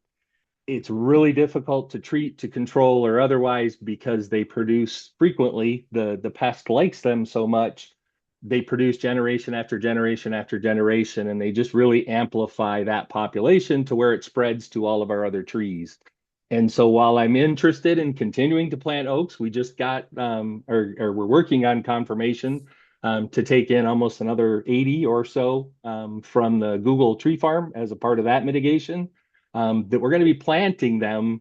I'm just trying to be more, I'll say, careful about how we do it because I don't want trees that ultimately in a park strip or otherwise are stressed out that then attract that pest and act as an amplifier or otherwise. And so I'm trying to find locations to plant our oaks that are just a little bit more suitable, that are going to make them thrive better and give them better protection against this pest. Thanks. Is the sidewalk along Franklin getting replaced as part of this project, or is it keeping the current sidewalk? We are replacing. And so as part of that, is it getting, what will be the sidewalk width, and are you adding new tree cutouts? Yeah, I mean, as you can see, if you go back to the demo plan, we're adding tree wells along Franklin compared to the original plan. There are almost no trees along Franklin, and we're adding all the ones without color. Those are all new. Right, and so you're adding the whole new sidewalk, new tree cutouts. So I'm assuming your detail will include, root barriers and sufficient space for roots to grow. Have you explored permeable pavement at the tree well in the tree areas? That has not been part of our standard detail for city sidewalks. I have to defer to our development. And so is that an option at all in your mind, or? I'd have to defer to the experts on that. I'm not, that's not an area that I'm prepared to. Okay, all right. Promise at this point. Thank you. Any other questions from the commission? So I'm just going to ask one, and I sort of know the answer, but this is largely for members of the public. If someone could confirm that this is unlike when we rule on tree appeals, where we have a say in which trees are actually taken out. It's my understanding that it's not the PRC's purview to weigh in on the removal of the trees. It is limited to the mitigation plan. So I just wanted to get someone to confirm that, just because we did, I think, get an email or two discussing, hey, we shouldn't be taking out these trees. And I just wanted to be clear to the public that that's not. Correct. That is the PRC's charge tonight, is to focus on the mitigation that is within your purview scope. Thank you. Okay, we will turn it over to public comment. Is there anyone in the room, first of all, who would like to comment on this? We have 2 online. Okay. 3 online. So 4. Adam. Okay. First we have Bruce. So Bruce, thank you for hanging in there. Oh, sure. Well, I was eating dinner midway, so got something done. Hope you're all eating dinner there. Yes. Well. Yeah, Bruce England speaking again for Mountain View Coalition for Sustainable Planning. So, okay, the devil's in the details in this clearly. However, a lot of people in the public, including part of our organization, were very concerned about the number of heritage trees that are being cut down all over the city. And a big thing that happens, Russell knows this for sure, is that developers and homeowners come to the city and they say, well, and they have these rationales for, this is why we have to remove all these heritage trees. The concern is if in our public projects, like the public safety building, we're doing the same thing. We're just taking out heritage trees, and people see that, developers see that, and they go, well, don't tell us not to do it. You're doing it with your public safety building and elsewhere. So it puts the onus on those who are working on this project to really try to, I don't know, push the envelope and figure out how to do this in a way where heritage trees are preserved and the ones that are planted are fully native, not anything like near native or anything like that. There could be opportunities to build the building more tall and then preserve some of the perimeter space, but that's a redesign thing. But the heritage trees that you save, you could even put signage on it, and you could make it a public education experience where people go, like, say, at Pioneer Park, where a lot of the trees there have signs on them, so you can read about the trees and the rock garden and so on. So that's public education experience there. This is another public space, not a park, but people walk through there and walk past it. So I would encourage you to rethink what you're going to do with this. I think Mary Dadio is going to speak too, and I like some of the suggestions that she's made, so you'll hear from her, I think. Thank you. Thanks, Bruce. Okie doke, we do have Mary next. Hi, Mary. Hope you're. Oh, it's probably hello. a rough night for you if you're not feeling well. Hi. I just want to comment. First of all, this campus is surely within the state mandated distance of mass transit, such that high density housing is going to be all around it, yet the structures are going to have relatively few stories. There's also a parking structure and 2 parking lots. So a higher density building and higher density parking would have saved quite a few trees. And also, after listening to the last topic, it would have also created new parkland in the central planning area, which is deficit of is low on park space. So it sounds like it's too late to do anything about this design for this project, but I hope city staff, if there are any new city buildings coming along, is thinking about how to get higher density so we can save valuable land. The second comment is that the most used replacement tree, the cherry laurel, there are 38 of them in the replacement tree list, so that's nearly 1/3 of all the replacement trees. Most websites say it gets to 10 feet tall by 6 feet wide. 10 feet tall by 6 feet wide. This species is usually used for hedges. The one valley oak that's being removed, when it's mature, would provide nearly twice as much canopy as all 38 of those cherry laurels combined. There's only one single native replacement species, and it's a small species, the redbud. So with the exception of the maple, all the trees, even the oak, are relatively narrow. So the replacement trees, I believe, should include way more native species, more large trees, and no hedge shrubs. Certainly some of parking lot 4 could spare some space to create larger planting space for large trees, not just tiny tree wells.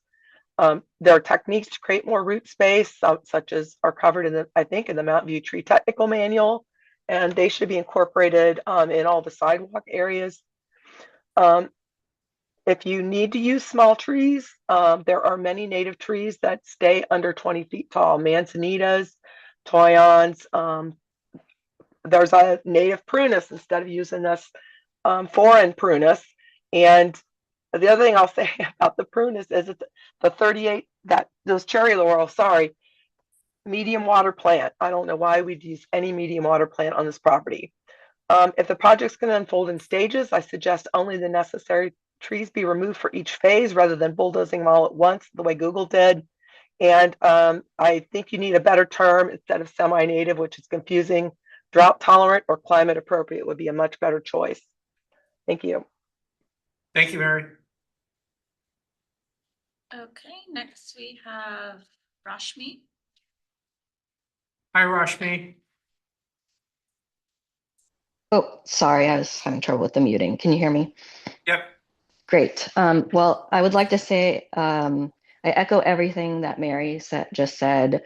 And more generally, I'd like to just express my frustration with the dichotomy of what we have here and what we've been talking about with these park Parks and Rec plan, and more importantly, the Biodiversity and Urban Forestry plan, which we spent hundreds of thousands of dollars in consulting fees on, hundreds of hours of staff time and communities time.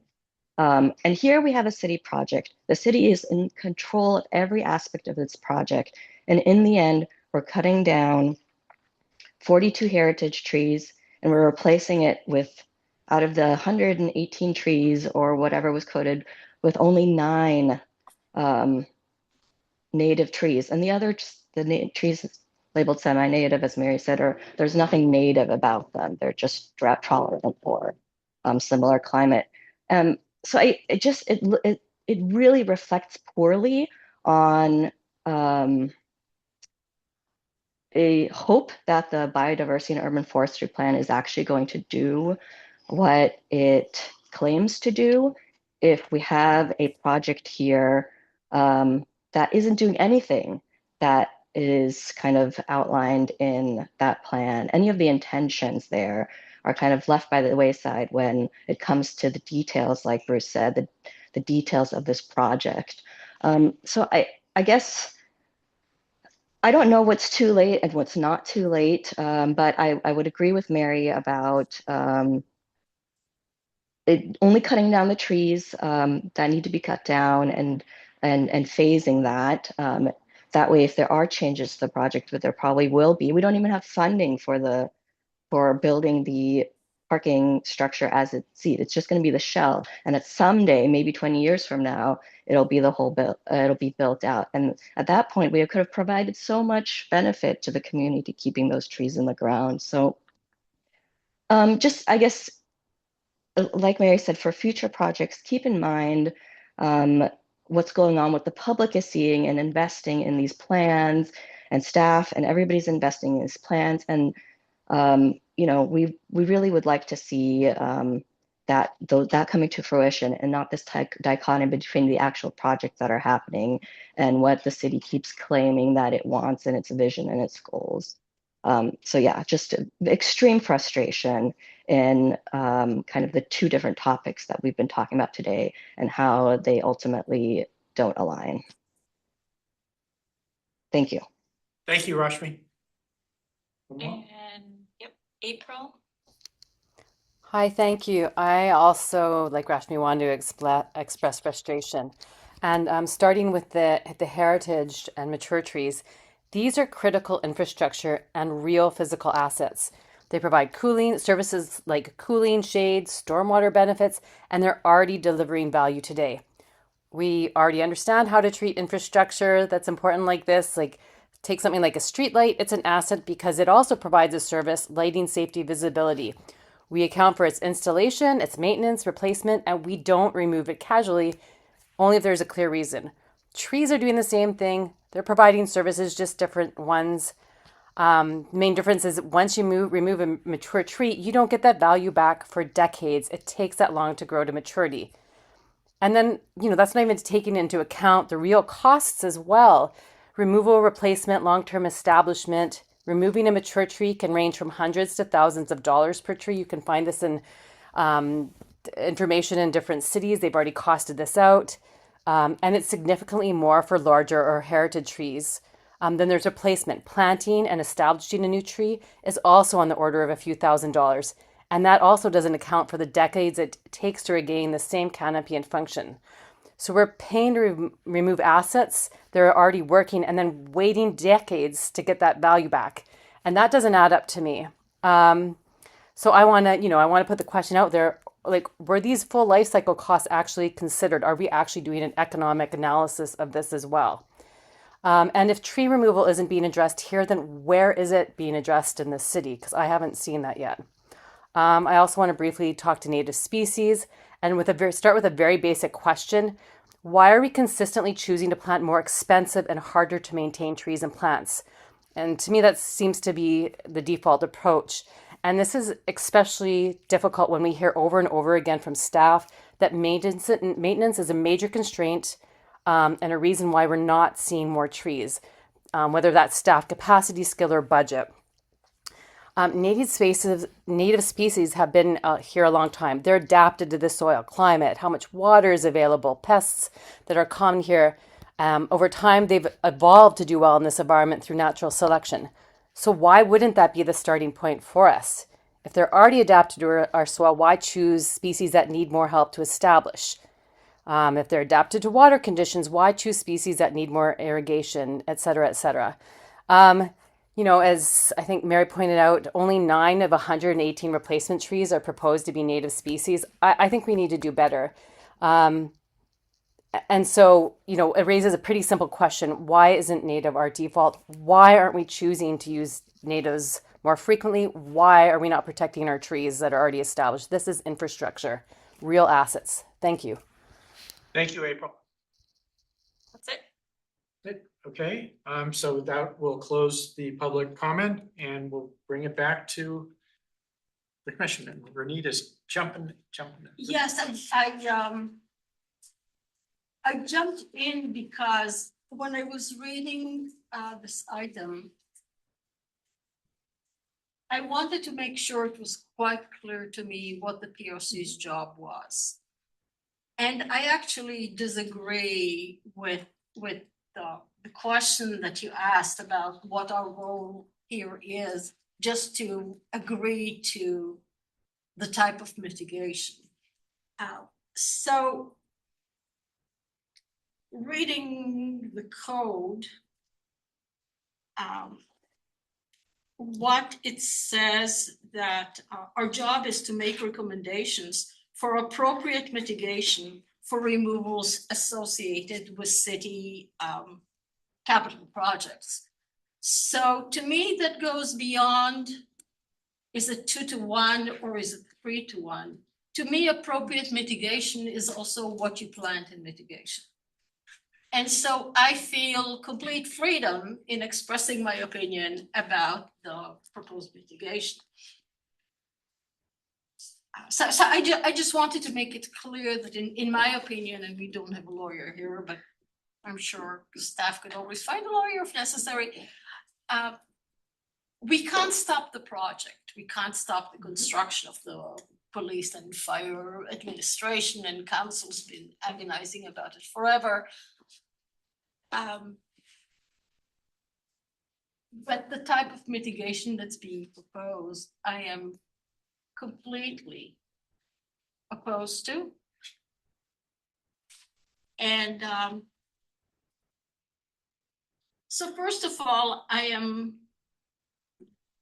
intensely opposed to the use of the term semi-native trees. And I understand that staff thinks it's makes sense to use it. But looking at the trees in the tree list, there's the 9 native trees, and then there's like 30 oaks, and they are neither native nor approach to native nor come anywhere near to being native. And just because they're oaks doesn't mean that this is what we should plant. So I think using the term semi-native is kind of, to be blunt, covering our nakedness. Okay, it makes it look like we are following the biodiversity and urban forest plan, which we very enthusiastically supported and sent to council. These are just trees. They're just oak trees that when I looked online, they were somewhere in the northeast, they were quite happy with. But we have a biodiversity plan, we have a strategic plan now. And if in a very visible city project that's gonna cost $400 million, if we can't manage to plant native trees, then we have been wasting our money and our time and the energy of our residents. So I really reject out of hand the list of trees that has been proposed as mitigation. And what I will say is, if we are so completely covering the lot with buildings, that there's no room for trees. There's a city out there and a central neighborhood out there that needs a lot of trees, and let's just plant trees all around the neighborhood. And that's part of the possible mitigations for taking out heritage trees. Planting them in the in available planting spots close to the site. And then on the project itself, if we can find room for little shrubs, which apparently we can add native shrubs. I went to just this past week, the city of Palo Alto in Canopy held an event for their Great Oak Count. And they had the city arborist of Palo Alto discussing how many oak trees they're planting. 4 different species of oak trees.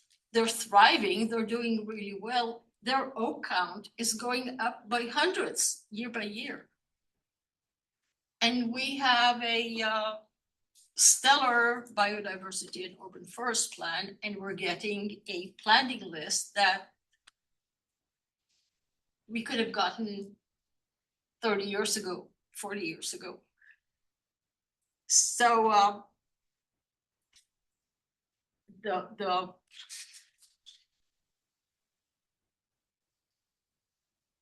I will talk about motions later, but this is what I have to say at this point. Thank you. Next, anyone? Go ahead. Go ahead. Echoing a lot of what we've heard so far in the room and online, we get very, very few opportunities to build new city buildings where we have full control over what we plant. So the ones we do become showcases for best practices in forestry management, including preserving heritage trees when possible and planting native species. I mean, this site is an excellent opportunity to showcase how we can do what we say other people should do. I think we put ourselves in jeopardy by showing other developers, well, we told you to do this, but we're going to do something else. I think we really need to model the excellent behavior and also follow our own biodiversity plan and use native species. There were good examples of like the Tonyan and other small trees that could be used. I think we should be looking at those and not at the list in table 2. I think it's just an excellent opportunity lost if we don't use our native trees, things that have that make it feel and look like Mountain View instead of somewhere else. We could even have a chance to have a little signage and explain native trees and use it as an opportunity to educate the public. Since so many members of the public will come through the site, it's an excellent location to really, really showcase the best practices and not other practices. I think that's all I have to say. Thank you. Me, whichever, whoever wants. I love this graphic, you know, the preserved heritage trees are these great big green dots, you know, take out the heritage trees, little dots. I understand the scope of this commission's ability, and I won't support any motion because I don't think we can mitigate abdication of responsibility, and I think this is. And so I don't think a 5-0 message to council is what I want to see. Certainly, trees are going to have to come out on the property to build buildings, but there are, you know, opportunities on the periphery where you can preserve a really magnificent grove of redwood trees. And there's just no account really. I mean, I find it hard to believe that the designer even appreciated that there was a heritage tree ordinance. I guess someone had to draw the plan, so at some point they had to know what a heritage tree is. But I really don't think this reflects even an attempt by the city to develop in accordance with what it says its values are, or what we're imposing on the residents. So just to let you know, I'll go ahead with your conversations. I won't support any mitigation plan. Wait and see. Be open. There could be a great plan. We'll see. Thank you. Anyway, Commissioner Summer. Sure, yeah, sorry to say I'm sort of in alignment with what I'm hearing, and I don't think I could support this proposed mitigation plan. I look at what's being proposed and there's gonna be a bunch of little lollipops. And where is the canopy on this site that is currently there? And so that kind of goes to what was developed as part of this plan. I mean, as we're looking at this subject of canopy, I would like to see the existing canopy and the proposed canopy at some kind of reasonable growth age and be able to compare whether we're actually, getting like for like, because this is mitigation. Mitigation has to provide the same functions as benefits that were being removed over time. But so just knowing what's being proposed here, I mean, this will not provide the functions and benefits of what is currently on the site. I don't think the Prunus carolina, the little basically shrub, should be considered as a mitigation tree. So that needs to go back to the drawing board completely. And that takes out 30 acres. I do see why they enclosed the dog training area in a screened in area. And that makes sense, but those aren't mitigation trees. There's just no way. And the oak is a basket species, columnar species, and so there is sort of a design gesture there up against the parking garage and such, but I don't see that as a mitigation tree. It doesn't have any canopy or spread. It's not anything like a native oak. The plant palette is just all wrong, and especially given our biodiversity and urban forest plan, which calls for high native component, that we're going to need to come back with something that, in my opinion, is more native oriented. And I would like to see at least 20% oaks. I do appreciate what staff has said about the emerging pest, and to that, the reason I asked about the Franklin frontage and whether the sidewalk was being replaced, because we should be able, with the sidewalk replacement, we should be able to create a good environment for a tree to grow in, whether that means, setting it back or providing an appropriate underground environment. Sometimes the sidewalk could cantilever where it's passing a tree, so that the roots aren't, roots have more space to grow. There's lots of techniques and details that people are using now to plant oak trees along streets. To that, I think that we should be doing more street trees along Evelyn, because that area is very light. Even though we're retaining those large trees that are there, you could infill easily, or at least appears from the plan that the infill.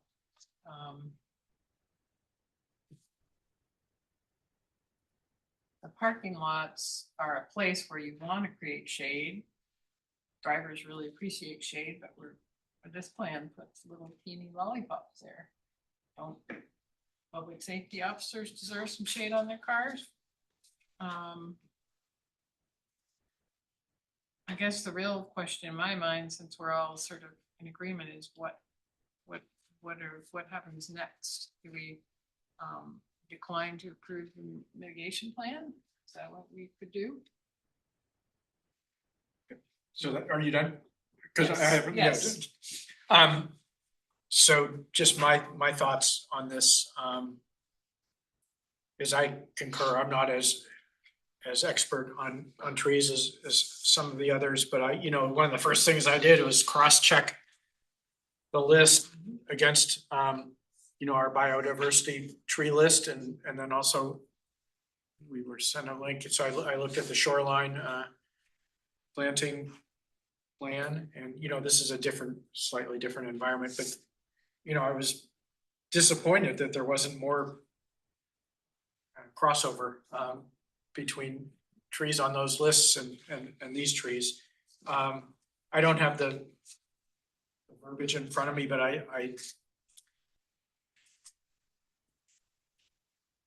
it would be my understanding that our mitigation purview isn't just to rubber stamp a mitigation plan, that we get to have a say in what the mitigation plan is. To me, that seems reasonable. But we don't have a legal person here, but I mean, that seems reasonable. I think we've tweaked mitigation plans in the past. I don't know. I can't remember for projects of this size. And then also, just a statement to, anybody, I think it's a frustration for not only probably all of us, I'm speaking for us, but for past PRC people that, we spend hours on tree appeals advocating to save one tree. And then we read about projects where hundreds of trees are taken out, and it's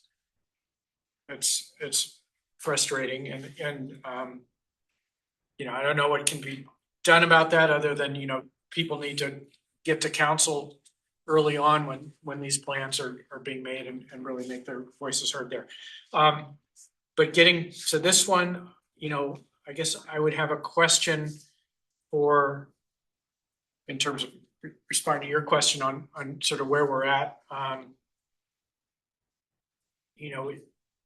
Whether we try to do something today or whether we request that this comes back to us with some stipulations on what we'd like to see differently. And I also believe that we're not necessarily limited to 2 for 1 or on this location, and we could, if we were to say 3 for 1, and some of them will be here and some of them are going to be at other recommended places in this city. I think that's reasonable. So I guess one of the questions I would have is what is the time urgency on this? It doesn't seem that we're going to be planting tomorrow, but if somebody can answer that question for me.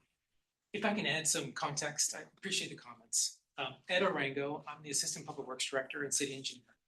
And I'm hearing a consistent theme. So I want to provide some context on timing. I think we do have time, not much. As you heard staff talk about the phasing of the project, the first phase is sort of this demolition, site clearing, and then the second phase is the actual main building structure. But I do think we have an opportunity to work with the city arborist on identifying a plant palette based on the comments that we heard tonight, which was a consistent theme of how can we be more consistent with the biodiversity plan and other plant palettes that we have throughout the city. That came out across loud and clear. So we're happy to do that. We can go back and can evaluate based on size, location, and available areas on the site, and then maybe start looking at other offsite locations near the site, and then come back. So I propose that the commission provide that direction. I feel comfortable doing that. I think we have enough time to unless I'm seeing staff saying that we can't make the timing work. I believe we can make the timing work. One of the critical items that we're really trying to, again, move forward is this first phase. As we go into construction at the end of this year for this first phase, getting to council for approval of those plans, at the same time coupling that with approval of removal of the heritage trees and the mitigation plan really is the critical component. So when we go to council, it's going to be multiple action items. And so, but again, we want to be sure that the commission is comfortable with the plant palette. We're hearing this again, species types, consistency with plans. We'll work with the architect. More importantly, we'll work with the city arborist again to come back to the PRC and then and have you review the mitigation plan.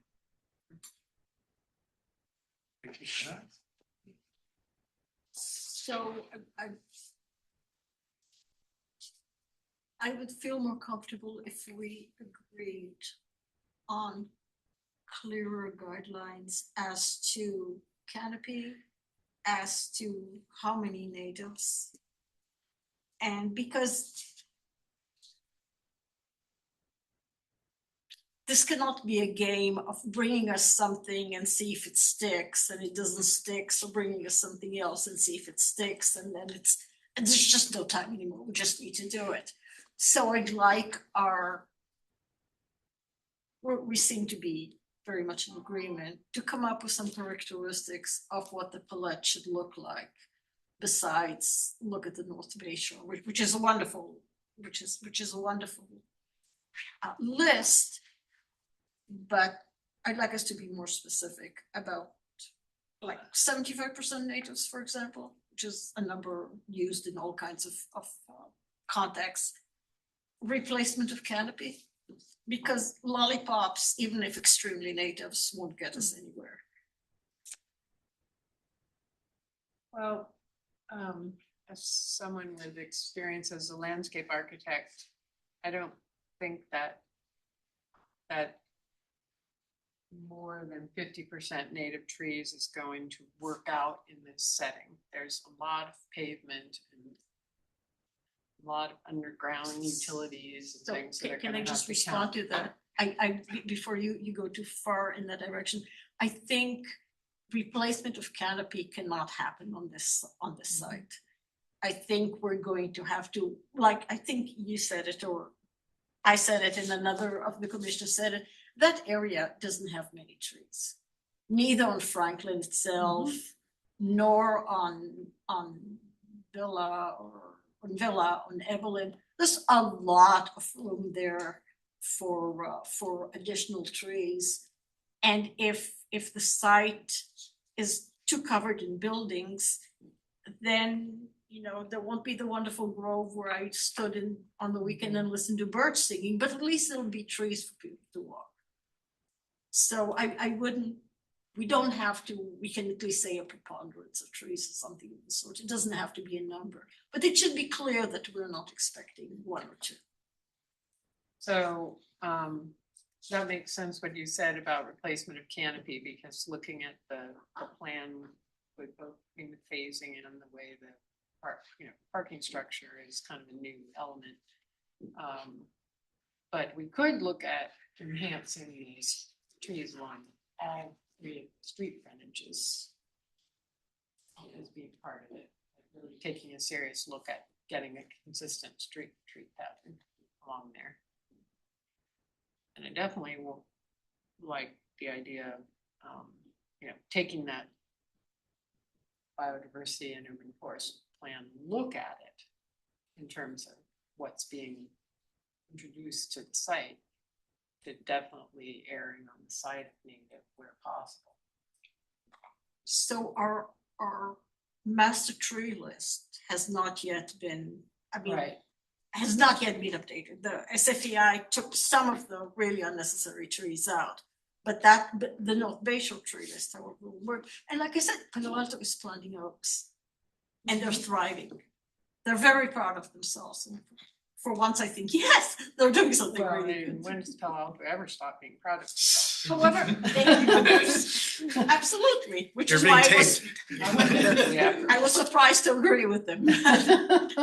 They're doing it.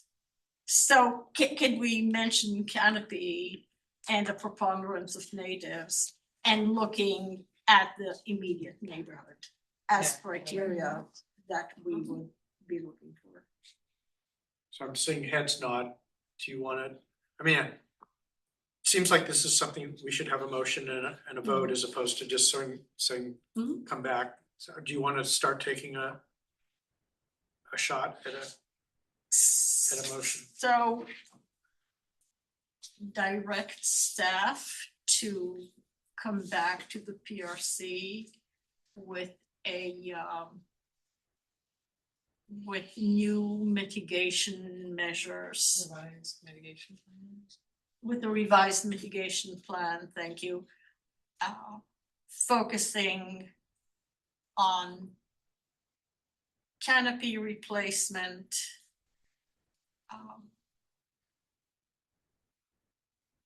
a preponderance of native trees, and placement of mitigation of as many mitigation trees as needed in the immediate vicinity of the project. This now, we need to make some comment about the number of trees. So why don't we start with the usual 2-to-1 replacement for heritage trees and 1-to-1 replacement for non-heritage trees? And see where that leads us to.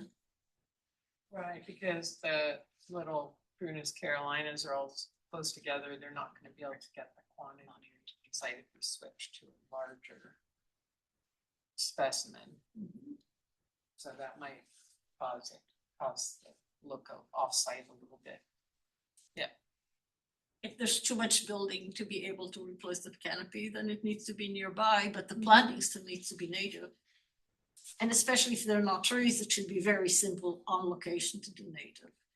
We can't ask other people to do natives when we're not doing it ourselves on a $400 million project. Right. Okay, so going to that, I'm seeing direct staff to, on a canopy replacement with the preponderance of native trees and a mitigation of trees in the neighborhood and immediate. So I'm just trying to think that maybe that's a little, I mean, the concept is that if there's not enough room realistically on the site, then we should be open to going Yes, off-site. and the language should be Nearby. modified to reflect Can I that. make a suggestion? So, second line, with preponderance of native trees, add a 2-to-1 replacement for heritage trees and 1-to-1 for non-heritage trees, comma, exploring, locating. Before you even get there, it's okay to put a period and start a new sentence too. Yeah, or I think sometimes we go too long, so after the Period. 1-to-1 for non-heritage trees, Period. and then start your new. Placement of mitigation trees within the neighborhood and immediate areas if adequate on-site space is not available. Yes, Yes. thank you. That's part of what I had wanted to propose, Yeah. yes.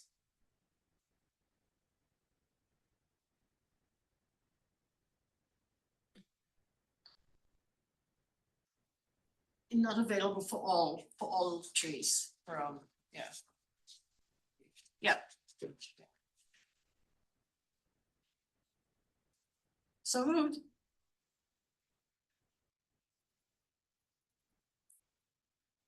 Do we have a There's a second? motion. Second. And a second. Okay, Commissioner Bryant. Yes. Sylvester. Commissioner Yes. Davis. I guess I'll have to say no to when it comes back, because if I say no to this, we get misinterpreted as wanting the original. Yeah, I still think it's objection. No, it's not. 2-to-1 replacement isn't accounting for the value of the significant trees. No. I just. I got my protest in and it doesn't matter. And some. Okay. Yes. All right, so we have a 4-to-1. And A 4-to-1. And you've said, hopefully you said what you need to say. Okay. That closes that item. And thank you for your assistance and willingness to come back on the different. Moving to item number 6, commission staff announcements. I'll turn it over to Christine. Okay, I'll try to keep this brief and fast. We just started spring summer registration. Just time out real quick. Yes. I want to thank you guys very much. Thank you. Sorry. So we started spring and summer registration on Saturday, March 7th. I feel like a broken record every year. I'm like, oh my God, it's a record breaking year. It was another record breaking year though. The first day we had over 5,800 enrollment. Within 2 minutes, our recreation program, so Deer Hollow Farm specifically for the 6 to 10-year-olds, and our club rec camps full. 2 minutes. 2 minutes. I myself did not get into one of them. Like, oh my God, how did this happen? And as of this morning, since March 7th, we have garnered an additional 1,000 enrollments. We have a variety of swim lessons that are full, but one thing that is wonderful is we still do have space in a lot of our summer camps. And we still have space in swim lessons, which is great. But we are very excited about this success. That first day was easily 1,000, 1,500 more than the year before on day one. And I bring this to the testament of the staff of planning a really great summer for our community.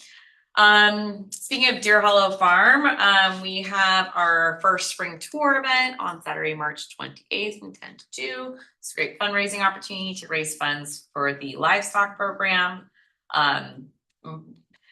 Colin wrote this, and I think it's funny at this hour, so I'm going to say it. He says, "This is no April Fool's joke. Music on Castro returns on April 1st. I wasn't going to say that, but it's close to midnight, and so I thought, why not? So that comes back. That is a weekly music program on Castro on the 200 block from 5 to 6:45. Creates nice ambiance downtown. We also have on April 8th the Magical Bridge Performance Series returning back here at the back of the park. And we just have a lot of stuff going on in the recreation world, preparing for spring and summer. And I'll turn it over to Assistant Community Services Director Brenda Sylvia. Tired. The mural painting has started on the Rangstorf Maintenance Building, so that's part of the artwork is part of the project that began. So we're looking forward to seeing that. And then, per your interest and request in taking a look at park designs and reviewing park designs after parks have been constructed and opened, I put together an internal staff team, and we've been working on developing like a proposal. I'll be bringing that to you. We need to shift some things around. So I had intended to bring that to you in April. I'm not sure if that's going to happen now, but we have pretty much finalized a proposal, and we'll bring it to you for discussion. So Wonderful. That's yeah, great. yeah, it's been kind of a real collaborative effort with some park staff, some recreation staff. So all of us kind of got together, and we can flesh it out with you very soon. No, thank you. That's great follow-up. It's good. That's something we wanted. Yeah. Any commissioner announcements? Thank you, Brenda, to your staff for dumping off 3 yards of mulch in Mariposa Park. I spent Saturday spreading it in our pollinator garden, right, which is doing great. Okay. If there's nothing further, we will adjourn. Our next meeting is on Wednesday, April 8th.